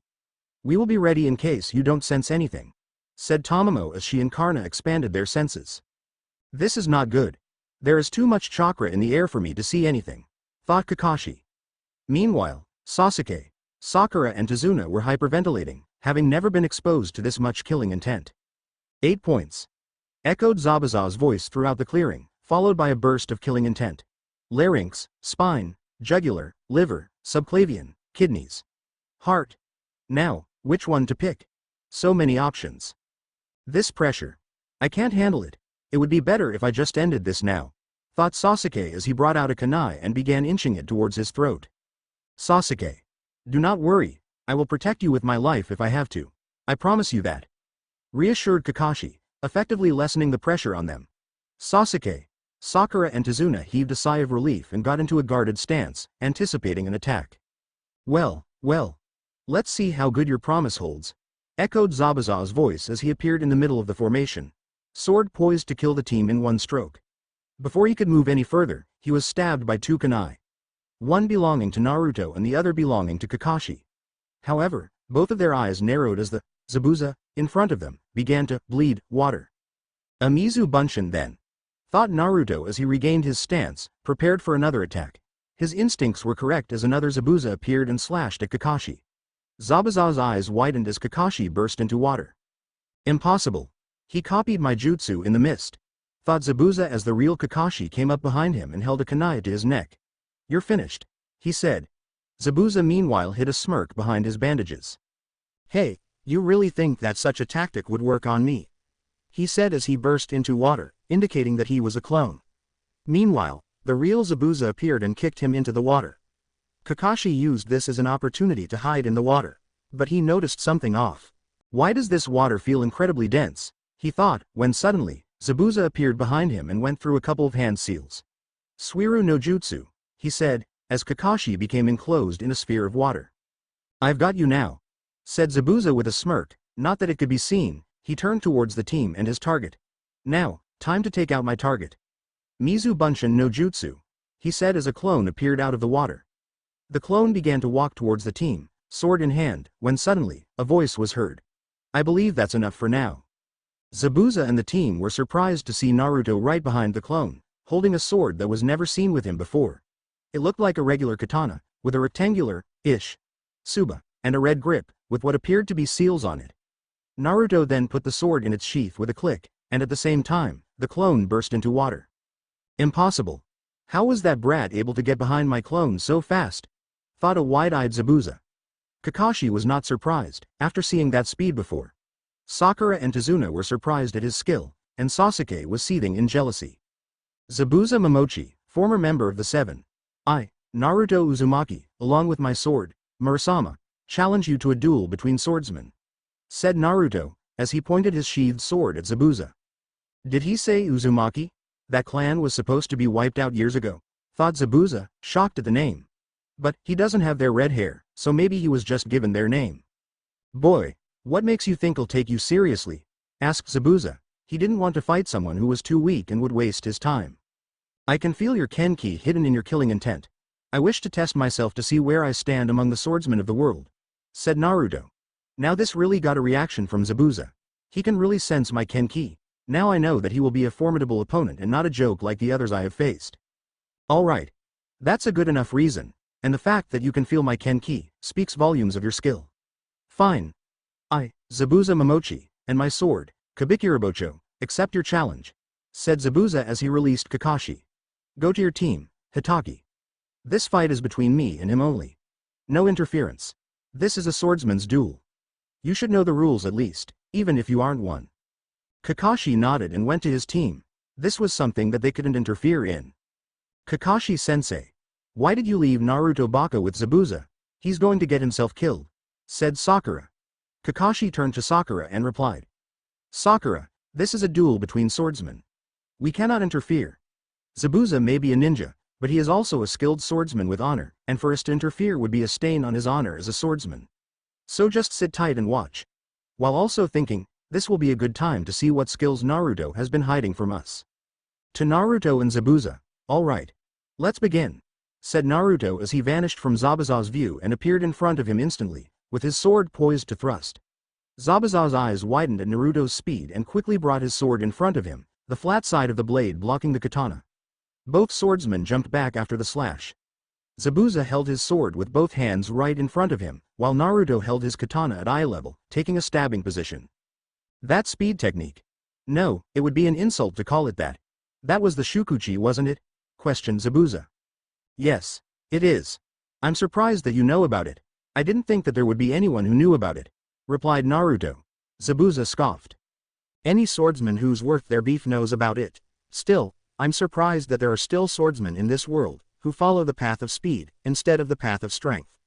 Tell me, kid, who is your teacher? Asked Zabuza, wondering who taught this kid a supposedly lost technique. I don't think that you will recognize the name, but it's Tamamo, said Naruto, while both him and said teacher chuckled. Of course he wouldn't recognize it. Tamamo, can't say I've heard of them. But they must have been skilled to know the shukuchi. Enough talking now, let's continue, said Zabuza as he charged at Naruto, who evaded the attack. Karna and Tamamo were silent, in order to avoid distracting him. For the next few minutes, both of them were slashing and stabbing at each other, trying to land a hit. Unfortunately, Zabuza managed to block most of Naruto's strikes, and Naruto had evaded most of Zabuza's, occasionally using the shukuchi. Zabuza had a few scratches on him, while Naruto was unharmed, as he was protected by his armor. Damn. I can only use the shukuchi one more time, thought Naruto. It was a straining technique to use, so he could only use it a few times a day without any rest, and Zabuza wasn't making it any easier for him. Naruto, I suggest that you use that, said Karna. We cannot drag out this fight any longer, and might as well put this last Shukuchi to good use. I guess you have a point there. But this will give me a lot of trouble later. I just know it, but whatever. Tamamone, let's see how good your friend's technique is, said Naruto mentally. You have talent, kid. I'll give you that. This Tamamo person didn't do a half-bad job training you, complimented Zabuza, impressed at Naruto's skills. It feels good to hear that from an experienced swordsman. But this ends now, said Naruto as he got into a different stance. Zabuza instinctively prepared for this attack. Here goes, thought Naruto as he kicked off the water surface. One silent step, he kicked off again, 2 steps infinite. He used Shukuchi to come in front of Zabuza, 3 steps, a sword absolute. Tamamo began to remember the time when she herself learned this technique. Flashback. A gash appeared on the rock as a sword poked through a slab of metal. The wielder of said sword pulled it out and wiped some sweat off her forehead. She would have to get used to performing it multiple times. Suddenly, she heard clapping behind her. She turned around to see Tamamo looking at her with an odd look on her face. That was so cool, she said as he got off the rock she was sitting on. The swordswoman blushed in embarrassment. It was nothing, she said as she rubbed the back of her head. Can you please teach it to me? Asked Tamamo, while giving her the eyes. I don't even know your name yet, said the mystery person. Oh, I'm sorry. My name is Tamamo no Mei, but you can just call me Tamamo, said Tamamo. Okay then. My name is Timeskip in the flashback. Hee-yaw, yelled Tamamo as she stabbed the Bakken into the tree. She let out a heavy breath as she pulled it out. Finally she had done it. I'm impressed with your determination. You would go to such lengths just to learn one technique? Asked the swordswoman. She was very impressed that her student had got the Shukuchi down faster than she could, and now had completed the second part of the technique. That's right. Once I've set my sights on something that catches my eye, I will try my very best to learn it, exclaimed Tamamo with determination. A small smile appeared on her sensei's face. I like that determination of yours, she says as she picks up her sword. You are ready now. I will teach it to you, she said, and Tamamo let out a squeal of joy. She then realized something. Sensei, what's the name of your technique? She asked. The sensei let out a light giggle. Took you long enough to ask, she said, earning a tick mark on Tamamo. But at least you ask now. This technique is called. End flashback. Mumyu. Sandanzuki. Zabuza put his sword in front of him to block the strike, but what happened next shocked him. The Kabikirabocho snapped in half, followed by an eruption of blood from his torso. Luckily enough, his vital organs were unharmed, but he was losing a lot of blood. Meanwhile, with the team, Kakashi was flabbergasted.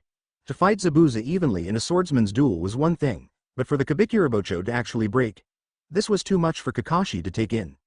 Meanwhile, Sakura and Tazuna puked at the sight of so much blood. Sasuke was half unnerved at the sight of blood and half jealous of Naruto's abilities. First that speed technique, and now this sword technique. Naruto had been holding back a lot in the academy. Zabuza, meanwhile, limped up to the shore and supported himself on the other half of the blade. He saw Naruto walking up to him and had a small smile on his face. Finally, I can be killed in the way I wanted to die. In an honorable swordsman's duel. He thought as he began to close his eyes. But he suddenly opened them wide as 2 senbon flew from the trees and struck him on the neck, causing his body to go limp. A shadow then appeared out of the trees and picked up the body. It then stopped and stood on a tree, revealing itself to be a Kiri hunter nin. Thank you for your help. I have been looking for Zabuza for a long time now and have been waiting for such a moment, said the hunter. You're one of Kiri's hunter nin, aren't you? Asked Kakashi, earning a nod from the masked figure. Then go back to your village. The hunter nin nodded and was about to leave when they were stopped by a kunai. Wait, said Naruto. You have interrupted a swordsman's duel. You know what that means, right?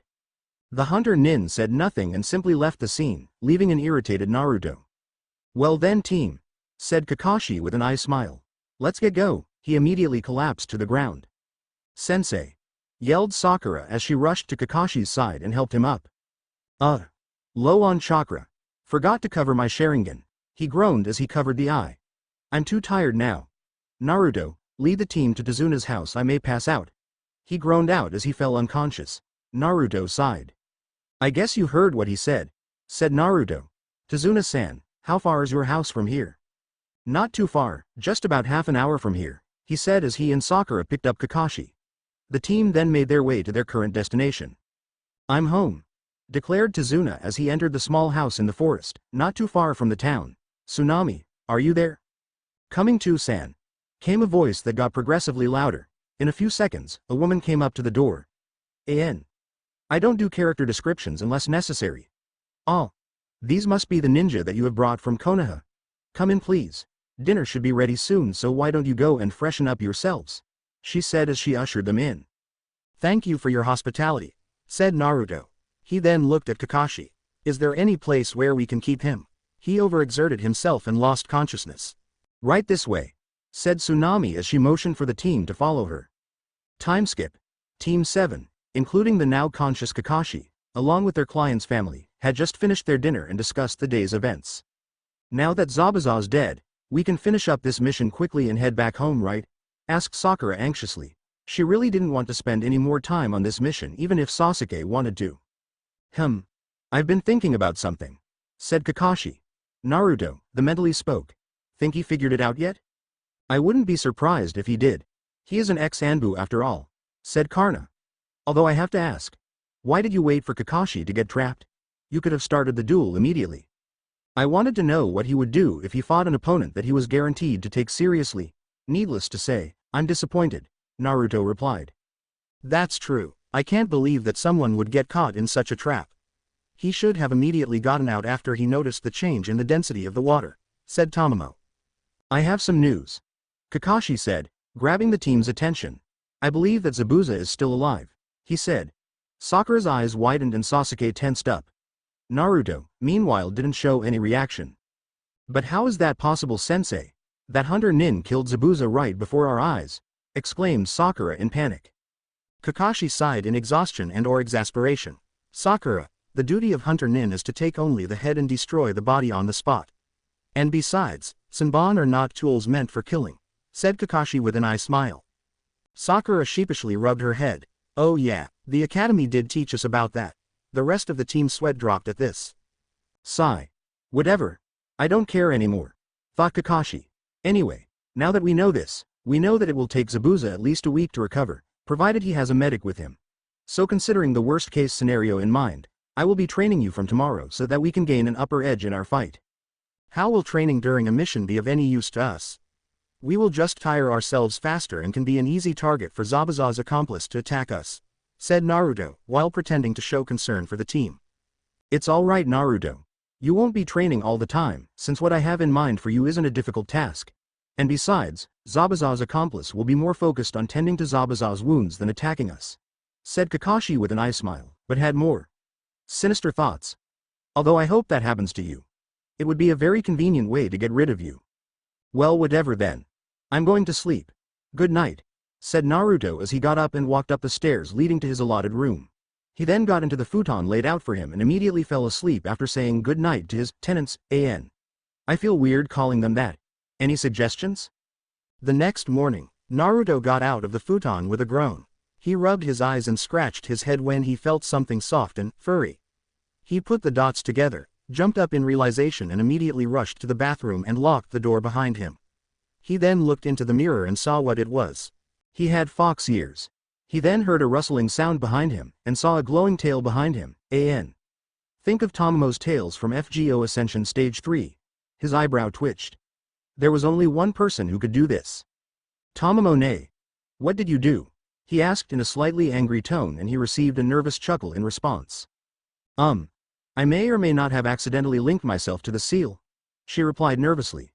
But they look good on you, she replied happily, earning a facepalm from Karna.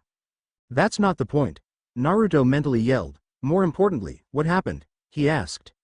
I was working on that last night, said Tamamo. I have good news though, I'm almost finished. Give me a day or two. Alright then. I hope that you're okay with this. You know that you will only be released after I die, right? He asked. That's okay with me. I plan on helping you all the way, she replied. He then poked at his fox ears. Is there any way I can hide these, or do I need to use a henge for this? He asked. I can help with that, said Karna. Oh, good morning too-san. I thought you were still asleep, thought Naruto. Good morning Naruto. The eyes suit you well, said Karna, and Naruto immediately looked in the mirror. Instead of being greeted with the usual sky blue, his eyes had changed to a bright amber color, with hints of blue in them, As I was saying, they respond to yours or Tomomo's will. So you can call them back and bring them out whenever you want, for whatever reason. As to how to actually do it, I have no idea. So until yourself or Tomomo figure it out, it would be best to keep it in a henge. Naruto nodded, performed the henge, effectively hiding his new appendages and eyes. Time skip. Okay team. Let's do some training, said Kakashi with his signature eye smile. Today, we will be doing tree climbing, he said with an excited tone, earning a facepalm from the rest of the team, for different reasons though. Sakura. Why is he teaching something so simple? Sasuke. Climbing trees isn't going to help me get any stronger. Naruto. He's teaching this now, and that also on a mission. How lazy can he get? Only Sakura voiced out her opinion. Sensei. We can already climb trees. You don't need to teach us that. True, said Kakashi, but can you climb them without using your hands? He said as he casually walked up the tree in front of them and stood upside down on a branch, with Sasuke and Sakura watching in awe. Yes I can. Came a voice next to him and Kakashi immediately turned around to see Naruto right next to him in the same position. Naruto then jumped off the branch and landed perfectly. If that's what you're going to teach, then there's no point staying here, he said as he began to walk away. Wait! Shouted Kakashi. How did you learn that exercise? I haven't taught it to you yet. Naruto then turned his head slightly. The library. Duh. He said as he turned his head and walked away, leaving a jealous pair of teammates and a slightly peeved Junin. Time skip. Naruto and Tsunami were walking along the streets of the town and needless to say, he was pissed. He wanted to see if Tazuna's story about Gato was true or was it simply an exaggeration. It turns out that it was more of an understatement. Every nook and corner, one could see children wearing rags and taking shelter under cardboard boxes. The food that was being sold by the stores was mostly stale and old, with very few fresh fruits and vegetables. He was interrupted from his thoughts when he felt a small tug on his leg and saw a small girl, who was obviously very malnourished. His normally sharp eyes softened as he remembered when he was in a similar situation. He then knelt down to her level and unsealed a few apples from a seal on his arm, to the surprise of the girl. He then gave her the apples and smiled. Take these and share them with your friends. If you need some more, you can always find me at Tazuna's house. You know where it is, right? He received a nod in reply. He then stood up and turned around, the smile disappearing from his face as he did so. That was really nice of you, what you did for that child. As much as we wanted to help these children, we simply didn't have enough resources with us, said Tsunami, who was watching the exchange between them. I felt that it was necessary, considering that I myself have been in such a situation, he said as Tsunami's eyes widened. But how is that possible? I thought Konoha was one of the nicest villages in the world, she asked in surprise. I don't want to bring up bad memories, so I apologize for not elaborating. Tsunami nodded. All that I wish to tell you is that I was kicked out from the orphanage at the age of 4 and lived on the streets a month before the Hokage found me. I apologize for asking, said Tsunami with a sad look on her face. It's all right. I've long since accepted that it happened and have moved on. I wish to make sure that children are not treated that way again, he said. Both of them continued to walk towards the store when they heard a voice. You know why I'm taking her? You didn't pay your weekly tax to Gato-sama, so as punishment, she is to be taken, said a person, who was obviously one of Gato's enforcers in the town, as he dragged out a woman from a nearby house. No, please. Don't take her, I'll pay up tomorrow, cried out a man from inside the house.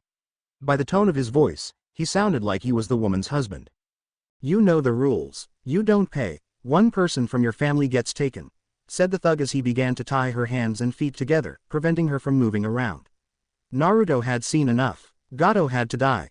Now that you're tied up, he was interrupted by a vicious punch to the stomach, and slammed into a nearby wall. He was then picked up by the collar by a very pissed Naruto, whose slitted eyes stared into the thug's own. I will only ask this once. Where is Gato's base? He said as he forced down a massive amount of killing intent on the thug, making him shiver in fear. IW will not be betray G Gato-sama, he said defiantly, trying to act brave and failing miserably. This, however, wasn't a good answer, as he received another punch in the stomach, causing few of his organs to rupture. Naruto then engulfed his hand in flames. If you do not tell me now, I will burn you till not even ashes remain, said Naruto as a very menacing tone. That did it for the thug, who pissed his pants. His loyalty wasn't worth his life. It's at the PP port. Please let me go now, said the thug. Naruto dropped the thug and began to walk away. Do what you want with him now. Come, Tsunami-san, he said as she followed him. Time skip. The team and Tezuna's family sat together for dinner. As they began, a little boy barged into the room. "What are you people doing here? You should leave immediately. If you stay here any longer, Gato will kill you all," he yelled. "Listen here, kid. We're ninja. Once we've accepted a mission, we will stick to it," said Kakashi. "Whatever," said the boy as he ran out of the room.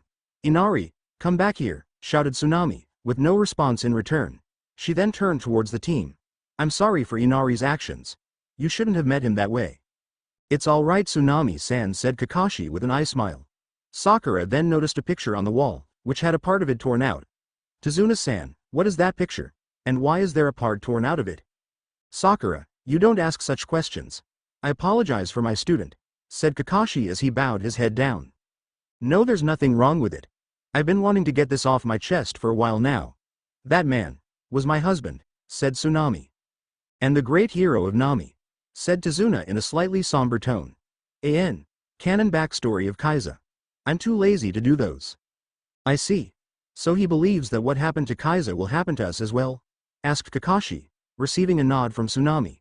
Naruto then suddenly stood up, grabbing everyone's attention. Expecting some comment from him, they stared at him intently for a good 10 seconds. "Thank you for the food," he said, causing them to face fault.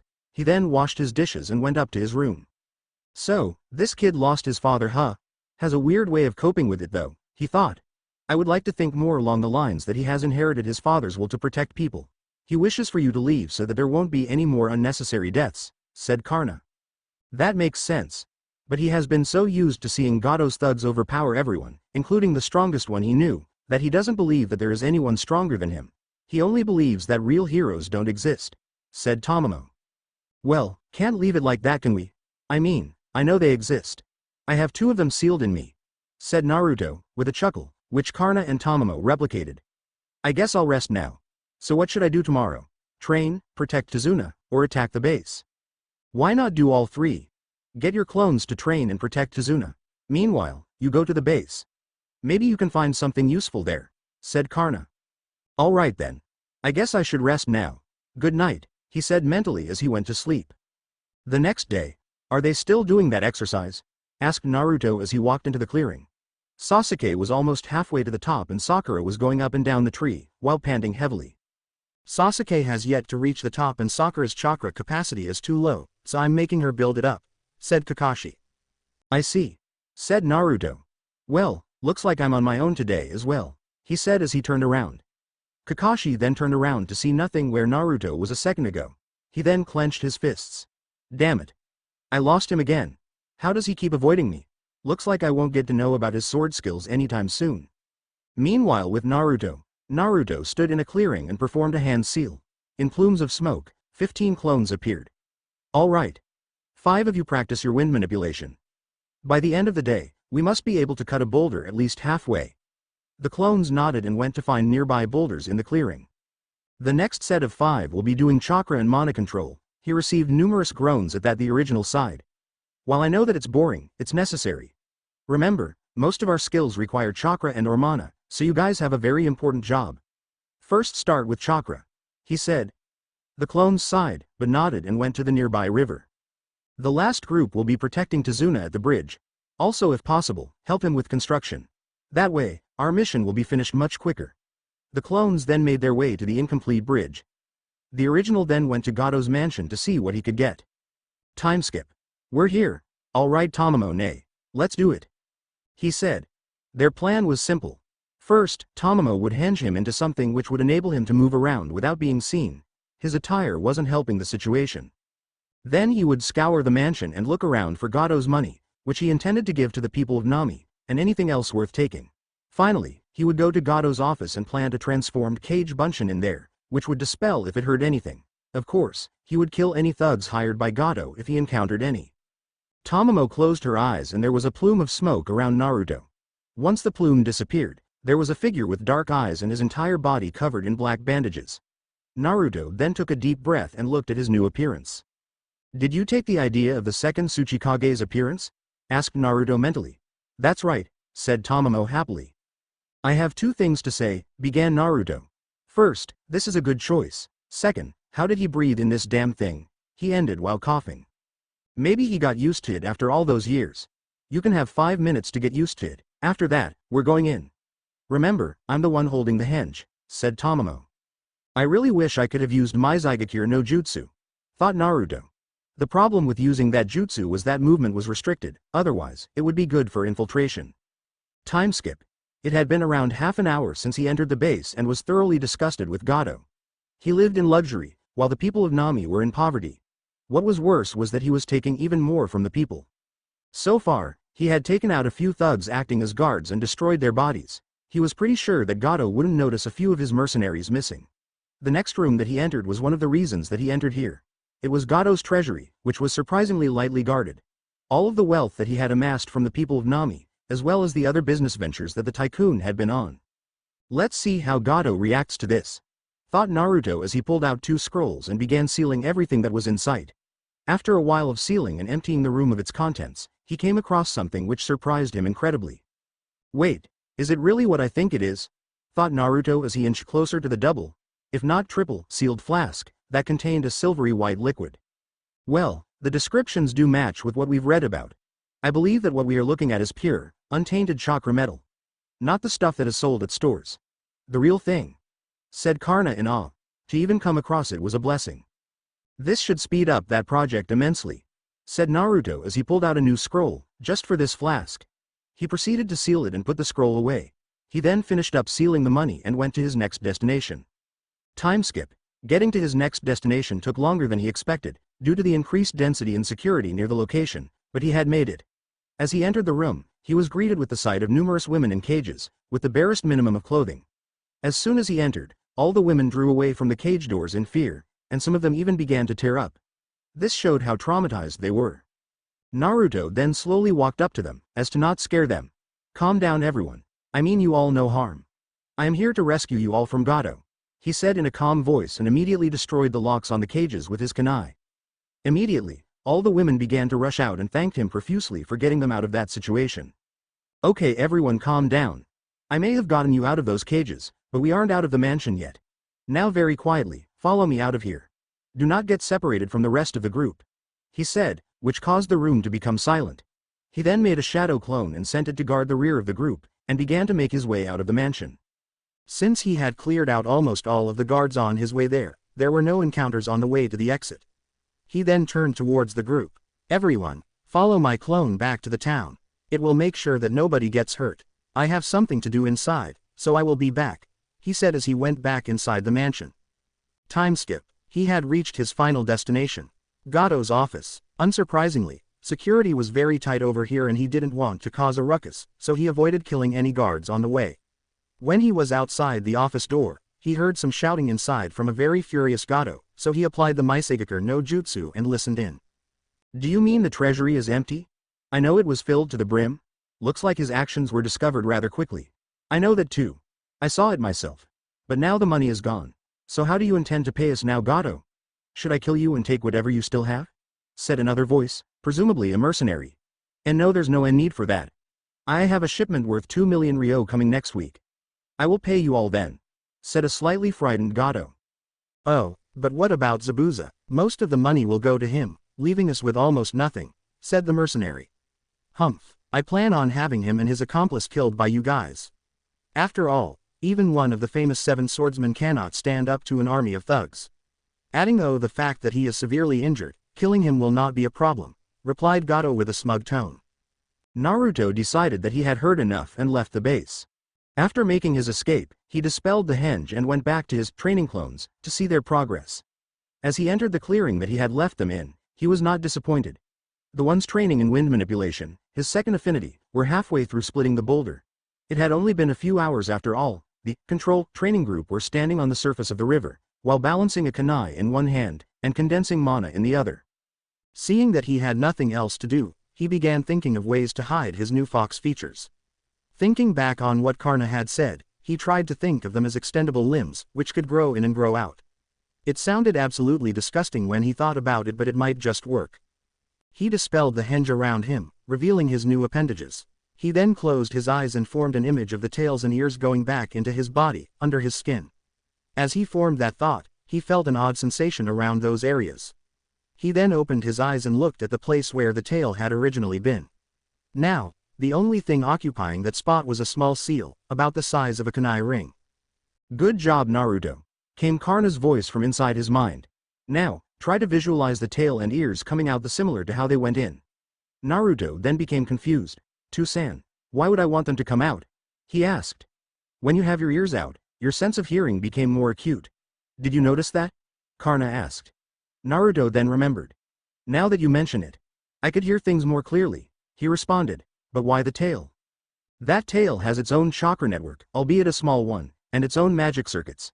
You could use it to launch 2 C-rank jutsu to 1 low-level B-rank jutsu with it." Now that was news to Naruto. He could now use jutsu while using his sword, considering his sword style required the use of both of his hands.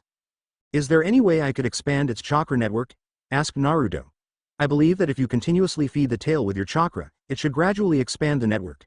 Although I would recommend not putting a large amount at once. It might overload the network and destroy the whole tail, and possibly you," said Karna. "Alright, Toussaint. I won't be hasty," Naruto replied. His eyes widened as he remembered something important. "By the way, Tamamone, are you being absorbed by the seal now that you are linked to it?" he asked in worry. "No, Naruto-kun, I'm not. Even I thought that would happen.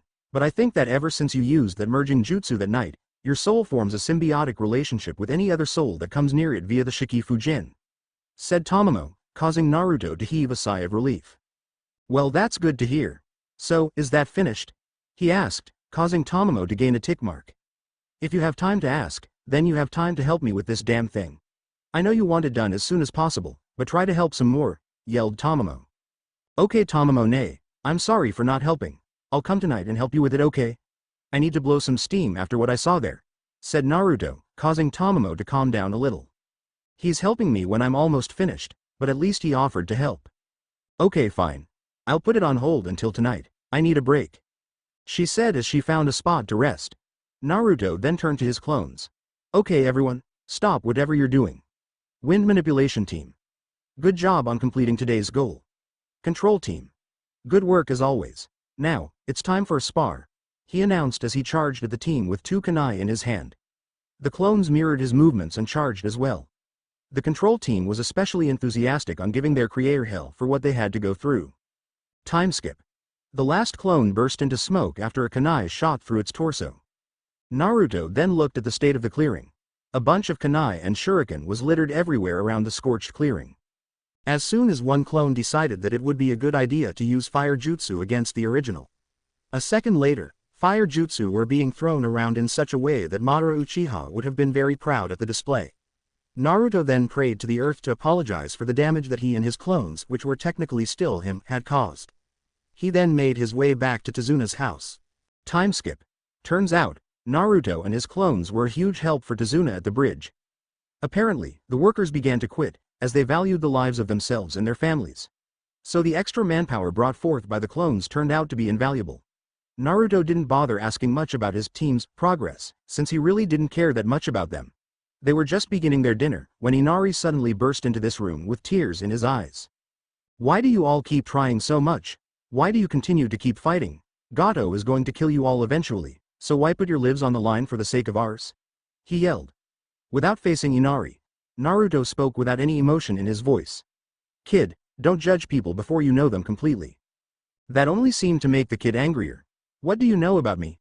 You must have led a happy life in your safe village, with everything that you need. What do you know about my pain? What do you know about the hardships that I have been through?" Naruto then abruptly stood up and faced Inari, his slitted eyes staring deeply into the kid's own. "As I said earlier, don't judge people before you know them completely. Have you ever been to the town recently?" Inari shook his head. "Then go there and see for yourself." He then kept his empty dishes in the sink. When did he finish eating? Was the collective thought. "Thank you for the dinner, Tsunami-san. I'm going for a walk," he said and left. Tsunami then turned to Kakashi.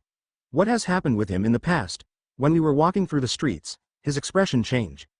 Kakashi sighed. "As much as I would like to say that's where it belongs, the streets that is, I can't badmouth it without indirectly insulting our clients. They seem to take a liking to it. Naruto has had a pretty rough life. His parents died the day he was born and he doesn't have a lot of friends either. I think that when he saw those kids, he was reminded of a situation that he himself was in," he said. He then looked at Inari. He is right about one thing though. Don't judge people before you know them completely. I don't understand one thing. How does he live with what has happened to him? I mean, he doesn't act all emo and brooding like that kid over there, said Tazuna, while pointing at Sasuke, which elicited a growl from said genin. I believe that he has decided that what has happened is long over and decided to accept it. He feels that there is no use in crying over the past and focuses more on the future now, said Kakashi. Random story which satisfies the client. Done, he thought. Inari said nothing as tears began to stream down his cheeks. He then walked up to his room to ponder over what he had just heard. With Naruto had gone to the clearing where he was earlier in the day and entered his mindscape. He decided to keep his ears and tail active when inside. Sticking to his word, he was helping Tamamo with the project. I think that this symbol should go over here. What do you think? Asked Tamamo, as she pointed at a spot on the seal that they were working on. She still couldn't believe how fast Naruto had understood the seal, having never seen it before. Yeah, that makes sense. We're not focusing on the simplicity of the seal after all, he said, as he wrote the kanji for release at the aforementioned spot. Okay then, just a few more minutes then we're done, said Tamamo. While all of this was happening, Karna was looking outside for anybody who happened to be nearby, especially Zabuza's accomplice. 10 minutes later, finally it's done, exclaimed Tamamo in relief as she fell back and stretched her limbs. After finishing the seal, they had triple it to see if there was anything missing. Thankfully there was none. Naruto was about to do the same, but was interrupted. Stop right there, mister, don't even think of doing that. You only worked on the seal for an hour, while I have worked on that thing for months. I need the break more than you do, said Tamamo, causing Naruto to sweat drop. Okay then. Should we try it now, or should we wait? Asked Naruto while looking at the extremely intricate seal, which would give most Uzumaki seal masters to get a headache. Tamamo then walked behind him, put a hand on his shoulder and smiled. Well, there's no point in wasting time, is there? Let's just go for it. I know that you've been the most excited about this than anyone else, he said. Naruto smiled back at her and nodded. He closed his eyes and suddenly, the two of them reached the foot of the mountain. Karna was waiting for them there. So, is it finally done? He asked. He received a nod from both of them. He smiled and then looked at the crystalline structure in front of him. It resembled a giant pillar with triangular tips to it and was glowing a bright red. Closest thing to compare it would be the Washington Monument. Are you ready for this? You know what may happen if this seal fails, right? He asked. Tu-san, you were the one who taught me that one must not think of failure, right? Besides, the two of us have gone through the seal multiple times, and we haven't noticed anything wrong. So let's be more optimistic about this, Naruto said with a smile. Looks like your mind has now been cleared of any doubt that you had. Go ahead. I will pray for you, said Karna as he closed his eyes and joined his hands, mentally reciting a prayer for Naruto's success. Thank you, Tu-san, said Naruto. He then turned to Tamamo and nodded, receiving one in return. He then turned to the pillar with the seal carefully held in hand. There's no going back after this. He took a deep breath, and placed the seal on the pillar, and channeled a large amount of chakra in it. Immediately, a beam of red light shot from the pillar into the mindscape's sky. As Naruto continuously channeled more chakra, the intensity of the light increased, and was joined by a hissing sound. Eventually, it became extremely bright, causing the group to close their eyes. Then abruptly, the sound stopped and the red light engulfed the whole mindscape. After a while, the group opened their eyes, as they noticed the light dying down, and noticed a silhouette within the light. Naruto then dropped on his knees, exhausted from the immense amount of chakra that he had used. The last thing he saw was the figure, along with Karna and Tamamo running towards him, before he passed out.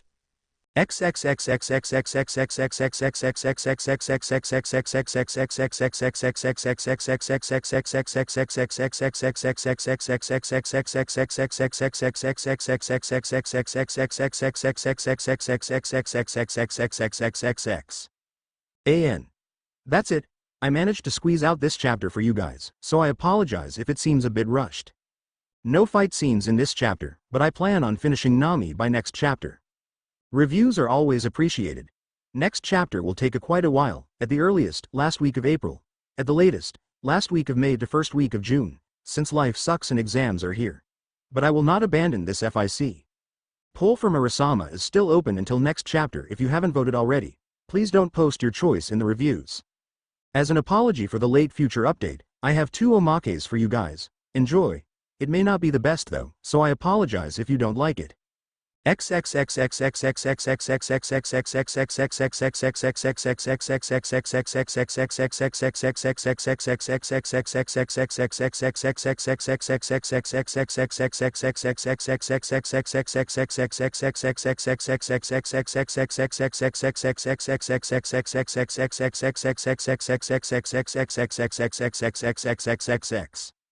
Omake 1. How many tails?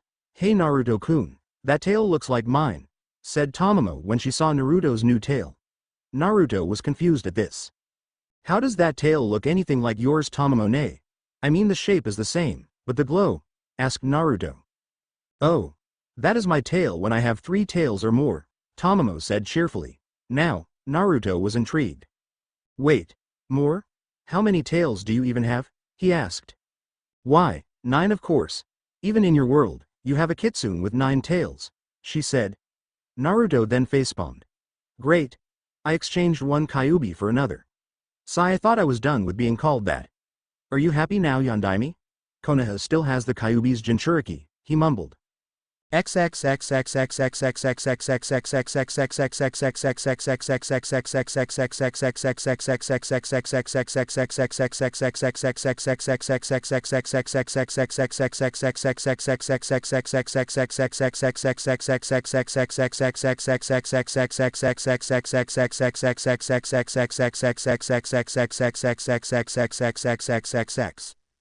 Omake 2. The Kunoichi of Shadows. We're here. Alright Tamamo-ne. Let's do it, he said.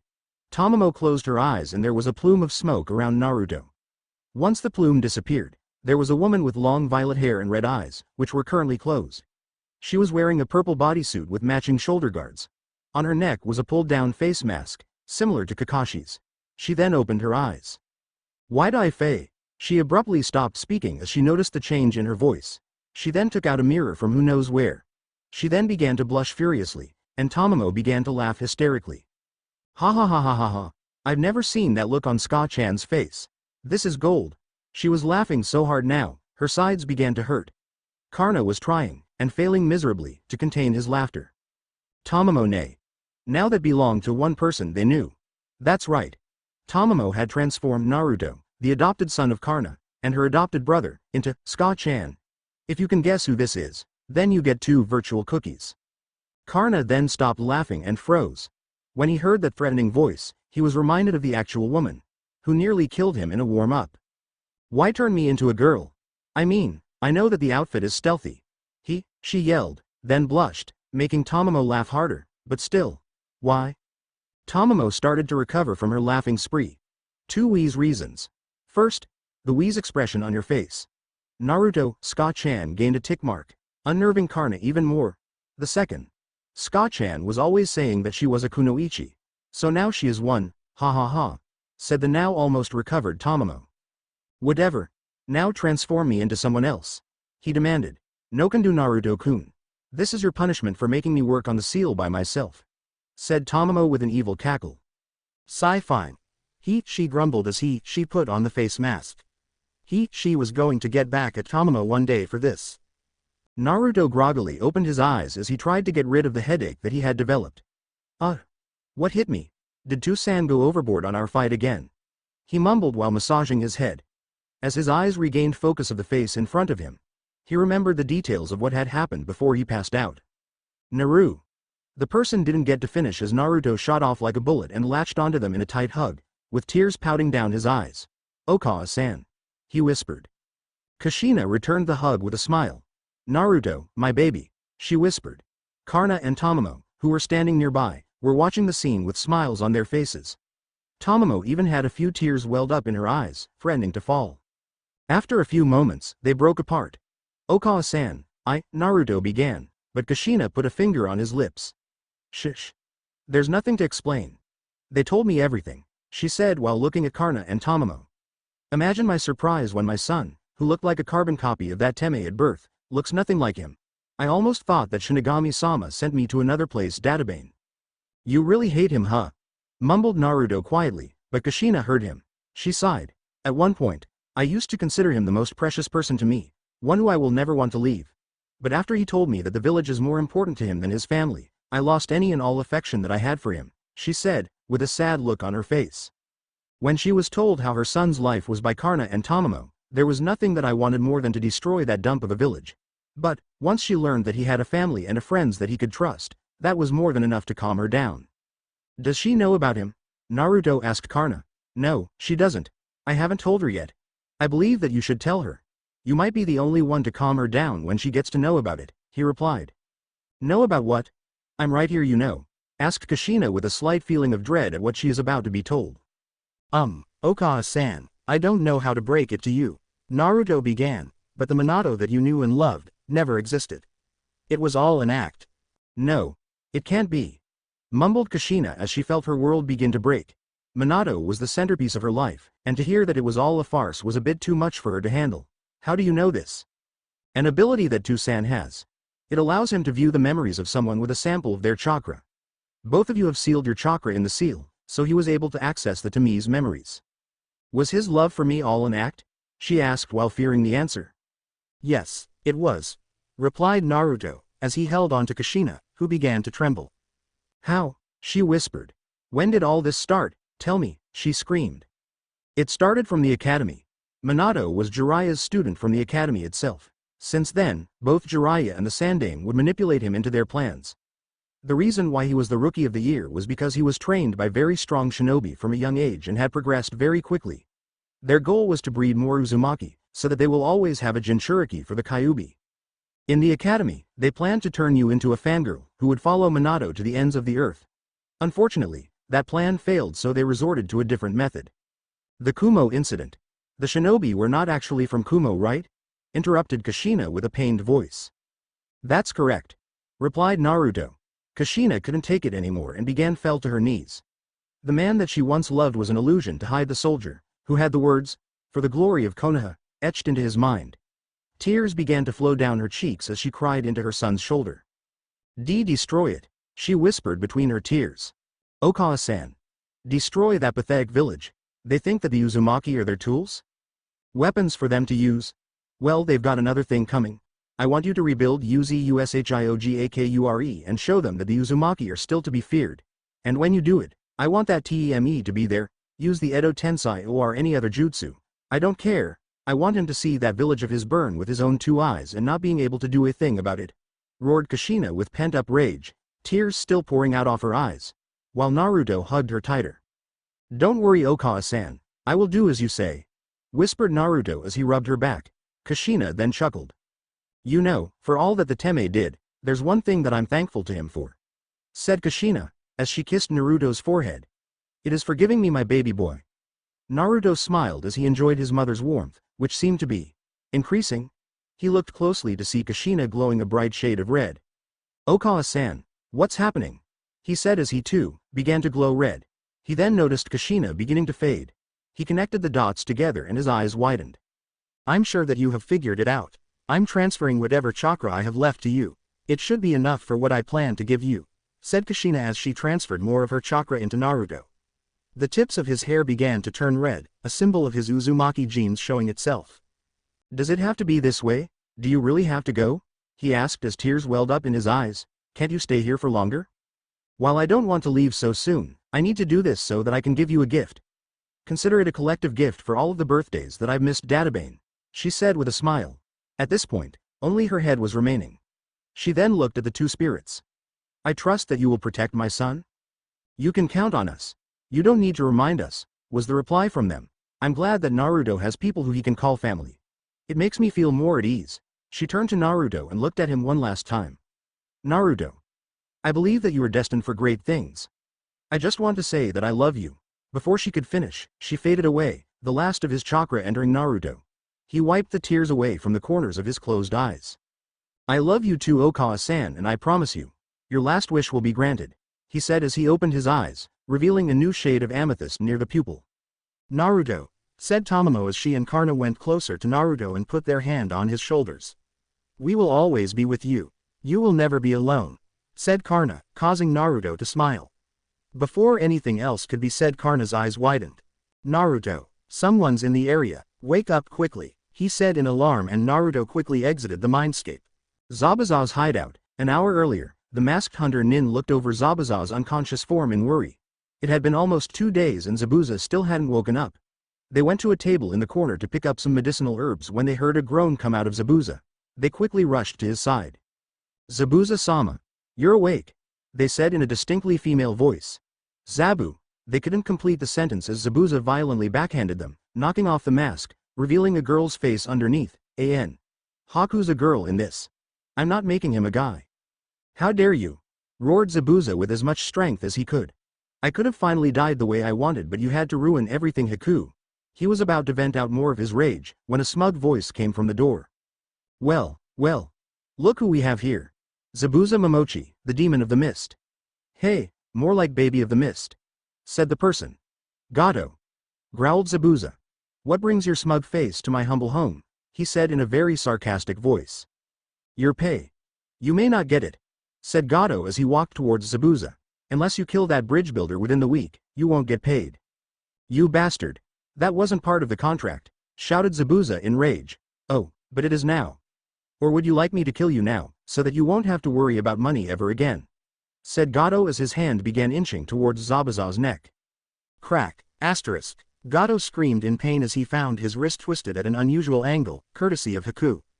"Do not come close to Zabuza-sama," she said as she pulled out some senbon. Fearing for his life, Gato immediately turned around. "HMPH, whatever. You know the deal," he said as he walked out, clutching his broken wrist. "HMPH. I still don't understand why we're working for that man out of all people," growled Zabuza. "Haku, finish healing me quickly. This is our last chance. We better not mess it up this time." "Hi Zabuza-sama," said Haku as she rummaged through some pouches on the table, looking for something. "Zabuza-sama, I've run out of herbs to heal your wounds. I'm going out to look for more. Please rest until I return," she said as she left the room. Zabuza sighed and closed his eyes, thinking on a way to beat the genin who nearly killed him. What was that technique? I'm sure I had blocked it. One strike shouldn't have been enough to break through my sword, he said as he looked at the fully repaired Kabikirabocho next to him. Back to the present, Haku arrived at the spot where she usually picked the more potent healing herbs. But what was once a patch full of lush herbs, was now a patch of barren soil. Haku cursed. Now it would take more time to heal Zabuza since these herbs were the strongest in the area. As she tried to look around for anything salvageable, she found the genin who had managed to injure Zabuza to such an extent, sleeping peacefully. Wanting to avoid any future obstacles in the future, she began to move her hand closer to Naruto's neck. While avoiding that spiked collar thing, planning to eliminate him then and there, when suddenly, his hand shot forward, grabbing her own, and his eyes shot open simultaneously. "Who are you and what do you want from me?" he demanded in a stern tone. Haku began to panic and she quickly made something up. "Oh I was going to wake you up. This place is extremely dangerous with Gato's men lurking around, so you shouldn't be sleeping so carelessly like that. I'm a light sleeper, and even if they decide to attack me, I'm pretty sure I could handle any of them," replied Naruto. That was a lie. So what could their true intent be?" "Oh, I see. Are you a shinobi?" asked Haku. "What makes you think so?" "Your head." She notices a lack of headband on him. The state of this area. It looks like only a fire jutsu could have caused this damage," she corrected herself. Naruto's eyes narrowed as he noticed the slip. "This person knows me from somewhere. But I do not recall having met such a person. Who could they be? The fake hunter possibly. Only one way to find out, but I'll play along for now," he thought. "Oh. Looks like that gave it away then. Yes, I am a shinobi, and no, this wasn't a jutsu. Just an explosive tag," he said. No need to tell her anything, she might be a possible enemy. "So what might you be here for? As you said earlier, this place is dangerous for anyone to roam around alone," he asked. "I'm here to collect some herbs for a friend who's not feeling well. By any chance have you seen any of these?" she asked as he showed some herbs that she picked out from the basket that she was holding. Naruto recognized the herbs as ones required for healing bleeding wounds. Karna and Tamamo made sure to teach him some survival skills, including herbal medicine. It was extremely helpful when he was littered with cuts and scratches during his early stages of training. The chance of her being Zabuza's accomplice is more likely now. He then began to look at the edges of the incinerated patch of earth, spotting the needed herb. There was a very small amount that had survived his free for all with the clones. "I found the herb that you're looking for," he said as he walked over to those herbs and picked them up. There was around a handful left. "Unfortunately, this was all that I could find." "Oh, I see. Thank you Shinobi-san. You're welcome, Hunter-san. Haku froze. How did you know that? She demanded and reached for a few senbon. I wasn't sure. You just confirmed it. Haku blushed at her carelessness, but shook it off. Tell me something. Why do you work for Zabuza? Were you an accomplice in his attempted assassination? Insert canon sob story here. So as you can see, I am nothing more than a tool for Zabuza-sama. He uses me as he sees fit, and I live to obey his commands, said Haku solemnly. She sounds just like En-kun, thought Tamamo, while being reminded of a certain green-haired spirit. While I understand that you wish to repay Zabuza for saving you, that doesn't give a reason for you to think of yourself in such a manner, said Naruto. But you're a shinobi, right? A shinobi is simply a weapon for their village. They put the safety and glory of the village above everything else, replied Haku, causing Naruto to growl. HMPH. This is why I hate the current shinobi system of shinobi. The fact that anyone would put everything before everything, including the ones that they cherish, is simply idiotic. Unless their world consists of the village only, and nothing more, he said, causing Haku to smile. You know, we think a lot alike. Tell me, do you have anyone precious to you? She asked, while thinking of Zabuza. Yes. I do have precious people, he replied instantly, thinking of his surrogate, his true family. You know, a person can only truly be strong when they protect their precious people, she said. Do you think that you can protect them in your current state? While I do have the ability to protect them, it won't be needed. At one point I would have said that such thinking is too optimistic for a world full of assassins, but after being here for so long and looking at how these supposed assassins act, it is a good way of thinking, said Karna. These people act more like regular soldiers, fighting for their kingdom. I guess, nothing can stop you and Zabuza from attacking us again? He asked with Haku shaking her head in response. Even the knowledge that Gato plans to betray you later? Haku's eyes widened. How do you know that? She demanded. She may not like Gato, but he should at least uphold an agreement between two parties. That's unnecessary for now, he said as he began to walk away. Oh, one more thing, he said as he stopped walking. Be prepared to face the consequences of interrupting a swordsman's duel, provided Zabuza hasn't punished you already. He finished and vanished in a few sparks of flame. A few hours later, Kakashi finally caught Naruto before he could escape. Naruto mentally groaned. It was inevitable that this would happen, but not so soon. What do you want? He said while not really paying attention to Kakashi, who was standing in front of him. I want to know what that sword technique was and if it could be taught, said Kakashi. Sasuke perked up at the words, sword technique, and hurried towards them. That sword technique was a technique that my teacher taught to me. Before you ask, I won't disclose anything about them since I swore not to. And to answer your second question, yes, it can be taught, he replied. Can you teach it to us? As teammates, we should share our techniques so that there can be better team synergy, said Kakashi. If he refuses, then there is also my rank advantage. We must know how to counter that technique should the demon use it against us. Yeah, sure, he replied in a bored tone, shocking Kakashi and Sasuke. He agreed just like that. A greedy look filled their eyes. Naruto was smirking inwardly. This was going perfectly as planned. Can you teach it now? Asked Kakashi. I guess I could. And by looking at how Sasuke rushed here, he also wants to learn this technique. Feel free to join, he said as he unsealed two regular-looking bakken and some weights from a seal. Somewhere. He stuck the bakken to the ground and put the weights on his arms. I will teach the first step now. Pay attention. All you need to do is this, he said as he picked up a bakken and stabbed it into a tree. He then pulled it out and stuck it back into the ground. He removed the weights and placed them on the ground. He then unsealed two more weights and placed those on the ground as well. Using chakra is not allowed. Only pure physical strength must be used, he said as Kakashi's eyes widened. No chakra was used. How does a mere genin have such strength? Must be the demon, he thought. This is too easy, said Sasuke arrogantly as he walked to the weights. Naruto and Tamamo began to mentally giggle in anticipation.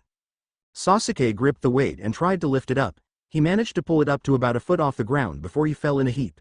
He tried multiple times, much to his avail and Naruto's amusement. Kakashi, being the stronger and more experienced shinobi, managed to put on both the weights and was beginning to feel quite the strain on his arms. He began to think how Naruto did this so easily, but then pushed it off, thinking it was just demonic strength. He then went for the bakken and tried to dig it from the ground, but it didn't even budge. He tried again, and again, and again, but with no results. Meanwhile, Naruto and Tamamo were roaring in laughter, with Karna releasing very audible chuckles. Seeing Kakashi's numerous attempts at trying, and failing to lift the Bakken was too much for them to handle. This was a part of their plan. Before both of you think that this is just a prank, even I had to go through this training before I could learn this technique. This was true. When Okita An, pretty obvious, had taught Tamamo this technique, she had made use of Tamamo's regenerative ability to reduce the time taken to learn it. After learning of Naruto's regenerative abilities with the Kyuubi's chakra, she trained him the same way that she did. From this method of training, one's muscles were forcibly broken down due to the strain, and were rebuilt even stronger than before. Regeneration increased the rate of rebuilding the muscles, hence this was ideal for Naruto. For regular people, especially ninja, this did more harm than good, as it could permanently damage their arms. That's it, I can't do this any longer without tearing apart my muscles, thought Kakashi as he let go of the Bakken and began to pant heavily on the ground. Hopefully Guy never learns of this. Meanwhile, in the forest near Konoha, I have a feeling that my eternal rival is training hard of our next battle. But no matter what training he does, I will still defeat him. Lee, how are you doing back there? Said a certain man with a bowl cut, green spandex suit and ridiculously huge eyebrows. Said man was walking on his hands, while carrying two huge boulders, miraculously balancing one on top of the other, on his feet. Behind him, was a younger version of him, down to the eyebrows, doing the same thing, only with one boulder. It's getting a bit difficult, but I will not stop, I will make it to the end, and if I don't, I will climb up the Hokage monument, while balancing this boulder on my head, said the boy, with a determined tone.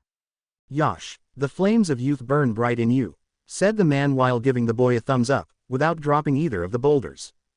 Thank you Guy-sensei, said the boy, with newfound vigor as the duo began to move faster along their path.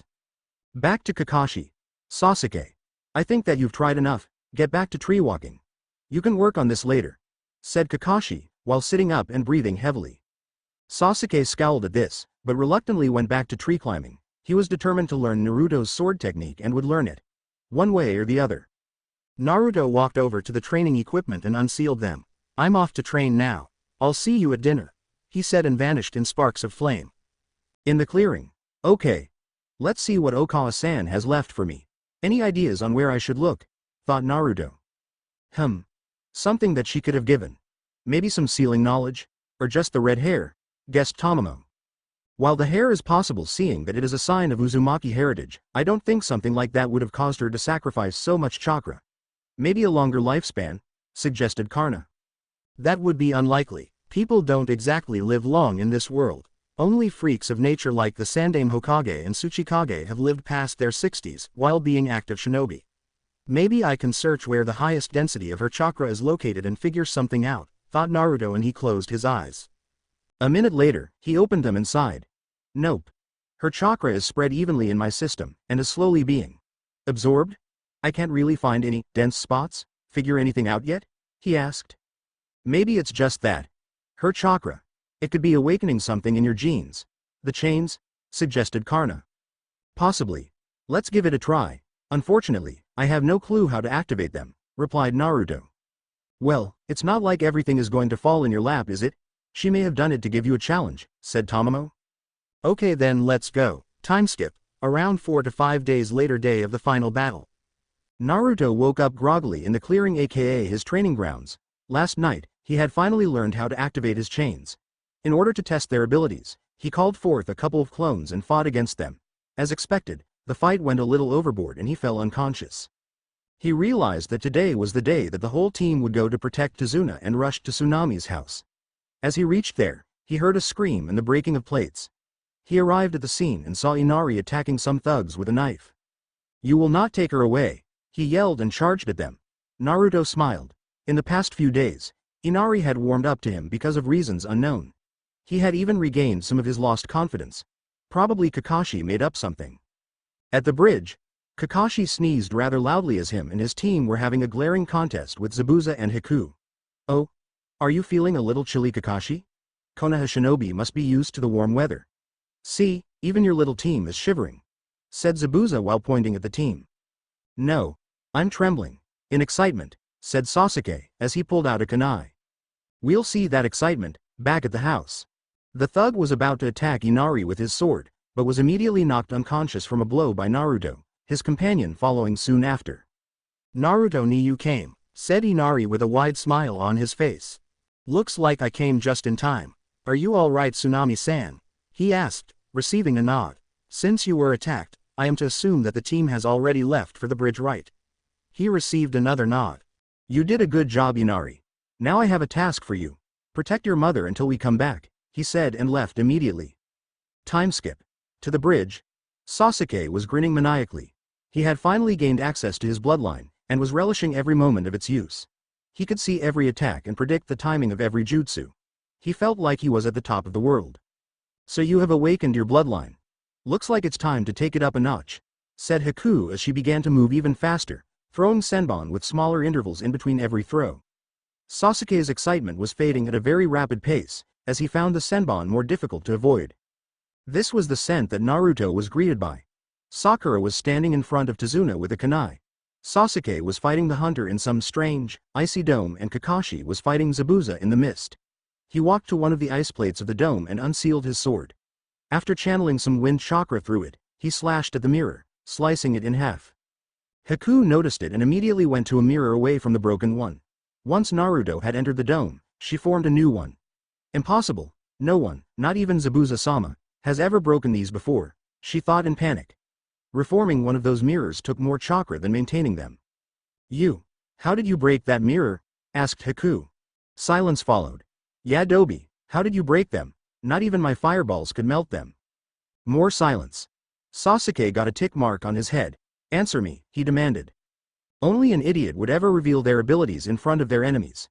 Now shut up and fight, said Naruto with a deadpan look. Sasuke got more furious but decided to focus on the task at hand. I see. Then let's fight, said Haku as she moved through the mirrors at high speeds, while throwing ice senbon at them occasionally. Thanks to his armor, the senbon shattered after coming in contact with him. Sasuke, meanwhile, wasn't so lucky as the senbon pierced through him. Eventually, one struck him in a seemingly fatal area, and he fell to the ground, unmoving. Naruto showed no reaction to this. Haku frowned under the mask. She thought that his friend's death would get a reaction out of him and she could use it to her advantage. Why do you not react? She asked. I just killed him. Do you not care about your friend at all?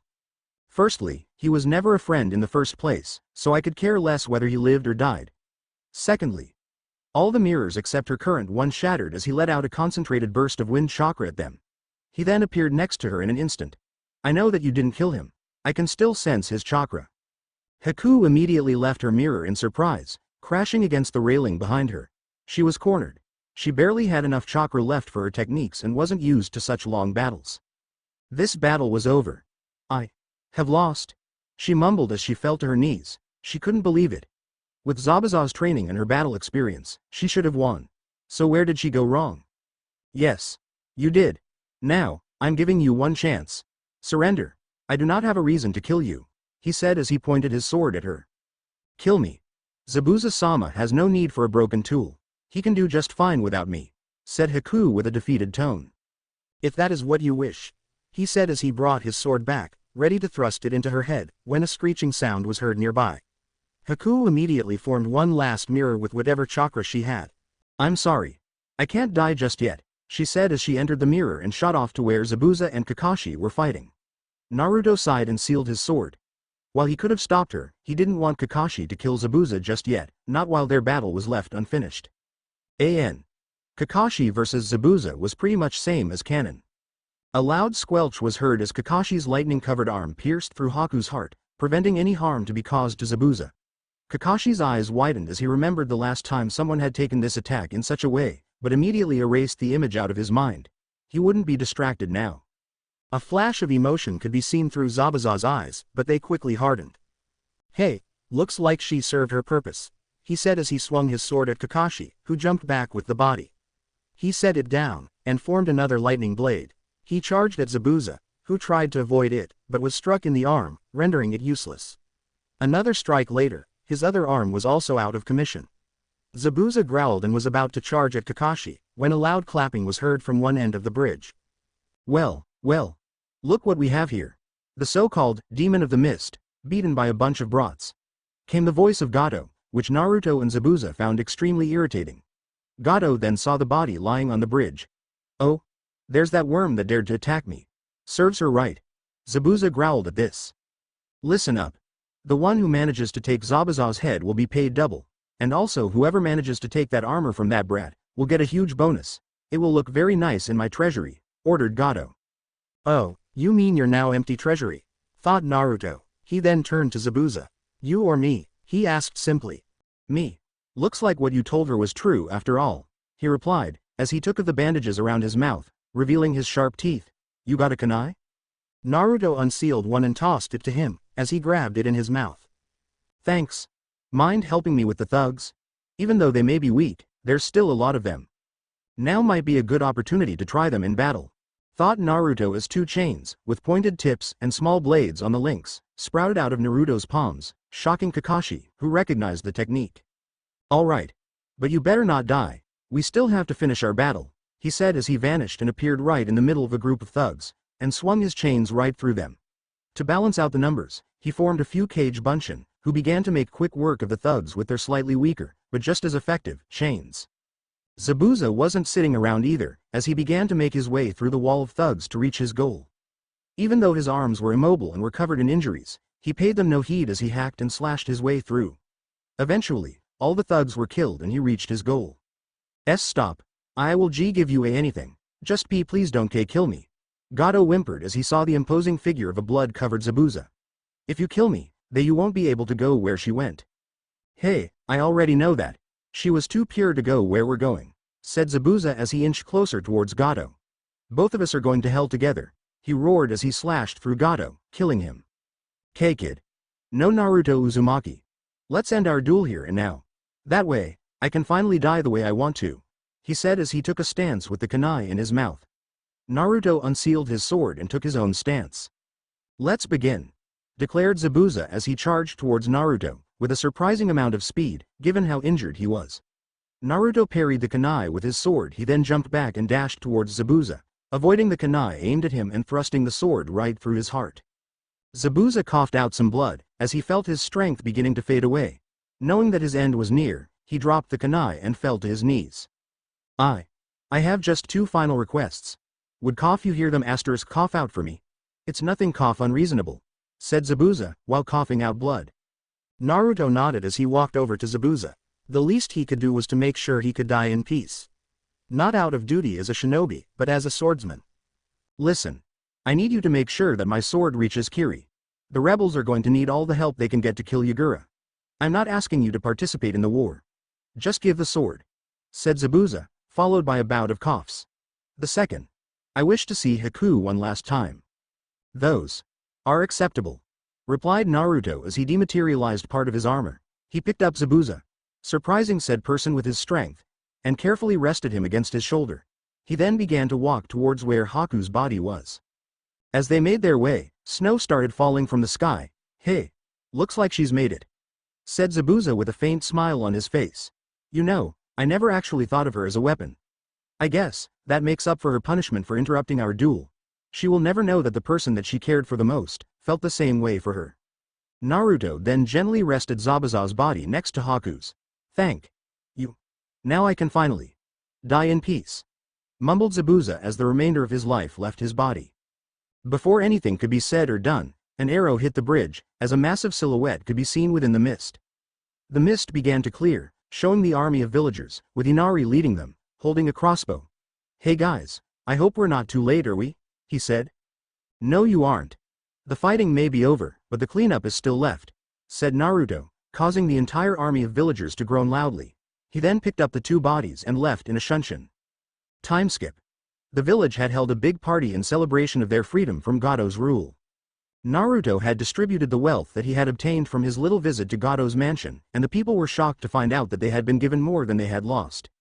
After repeatedly demanding that he take back the extra money that they had been given, he silenced them by explaining that the money that he had given them was necessary for the village's restoration. This response satisfied them and they began to return to their homes. Now we find our protagonist heading to the local blacksmith's shop. He had heard rumors around the village on how their blacksmith could complete any task given to him, no matter how complicated it may be. He had left the village upon Gato's arrival, in order to ensure the safety of his family. While it could have been seen as abandonment of the village in time of need, that was the thoughts of most of the people. He understood the man's reasons. He found the place that he was looking for and walked inside. He then rang the bell at the counter, announcing his presence. "I'm coming, just hold up," came a gruff voice from inside. A few minutes later, a burly man with a goatee walked out of a door behind the counter.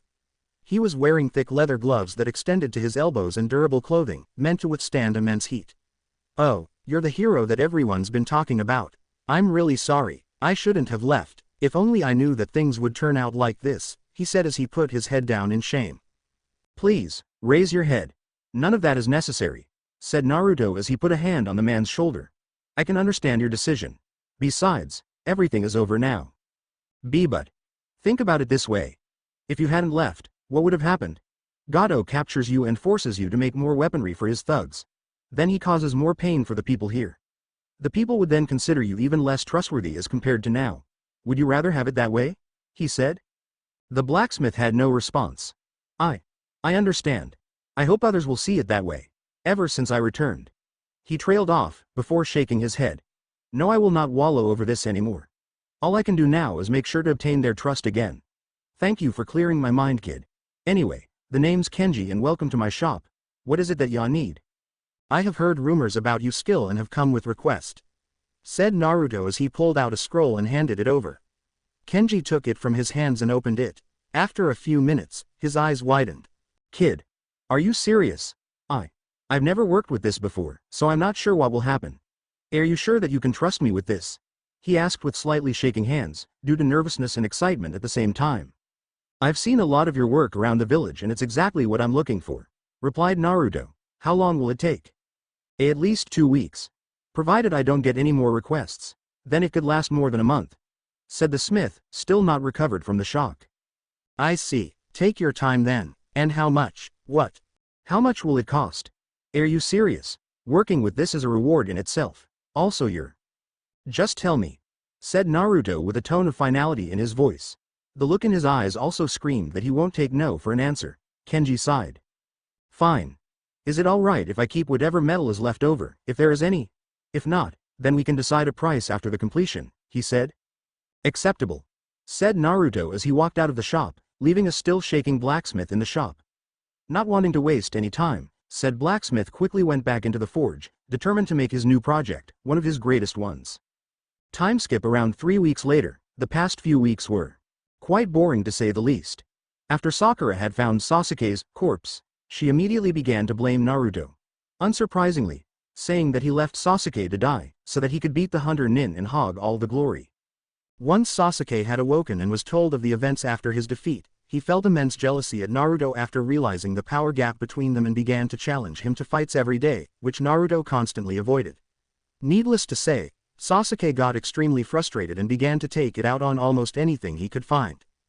Kakashi wanted to interrogate Naruto about the chains which he had displayed on the bridge, but like before, Naruto avoided him constantly. Kakashi was irritated and also scared at the same time, fearing what else may be hidden from the village. The fact that the true extent of Naruto's power was also unknown was even more worrying. While he was curious, he didn't want to ruin the plan by putting too much pressure on Naruto.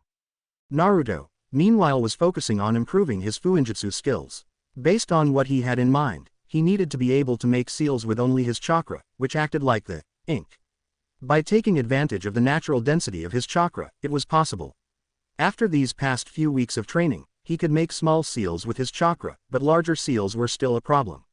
He was in a similar position when using mana in such a way was concerned. Now, the team was standing at the end of the now completed bridge. Coming to see them off was pretty much the entire population of the town. Tazuna walked up to the team and bowed. "Thank you, brave ninja, for freeing us from Gato. If you hadn't accepted the request, who knows where we would have been." "Mama, it's alright, Tazuna-san, it's alright. Just focus on recovering for now," said Kakashi with an eye smile. "About the trading alliance you talked about earlier, we can discuss later." "Yeah, alright," said Tazuna as he walked back to the crowd. Just as the team were about to leave, they were interrupted by a shout. "Wait!" came the shout of Kenji as he ran up to them through the crowd, while panting heavily. Once he reached his destination, he stopped for a moment to catch his breath. He then took out a scroll and held it towards Naruto. "I've wheeze. Finished it. I wheeze. Hope it's fine. If there's any wheeze issues, feel free to wheeze. Come back. I've got enough material left." Surprisingly, Kenji managed to complete the job assigned to him. After people saw Naruto exiting his shop, the people thought that since their hero trusted them, they could trust him. Since then, he had been flooded with requests, leaving him less time to work on Naruto's. Fortunately, he managed to complete it just in time. Please calm down. You didn't have to rush it. Still, thank you anyway. I will make sure to come back just in case. He replied with a small smile, as he took the scroll, happy to know that there are people outside Konoha who are willing to help him. Well, I'll see you all next time then, he said as he gave a wave to the crowd and turned around. The rest of the team then made their way across the bridge and into the forest on the other side. A random villager then shouted, "Wait, we haven't even named the bridge yet." How about the Super Tazuna Bridge? Suggested Tazuna, earning him a whack on the head. Don't be stupid San. We're not doing that, OWW.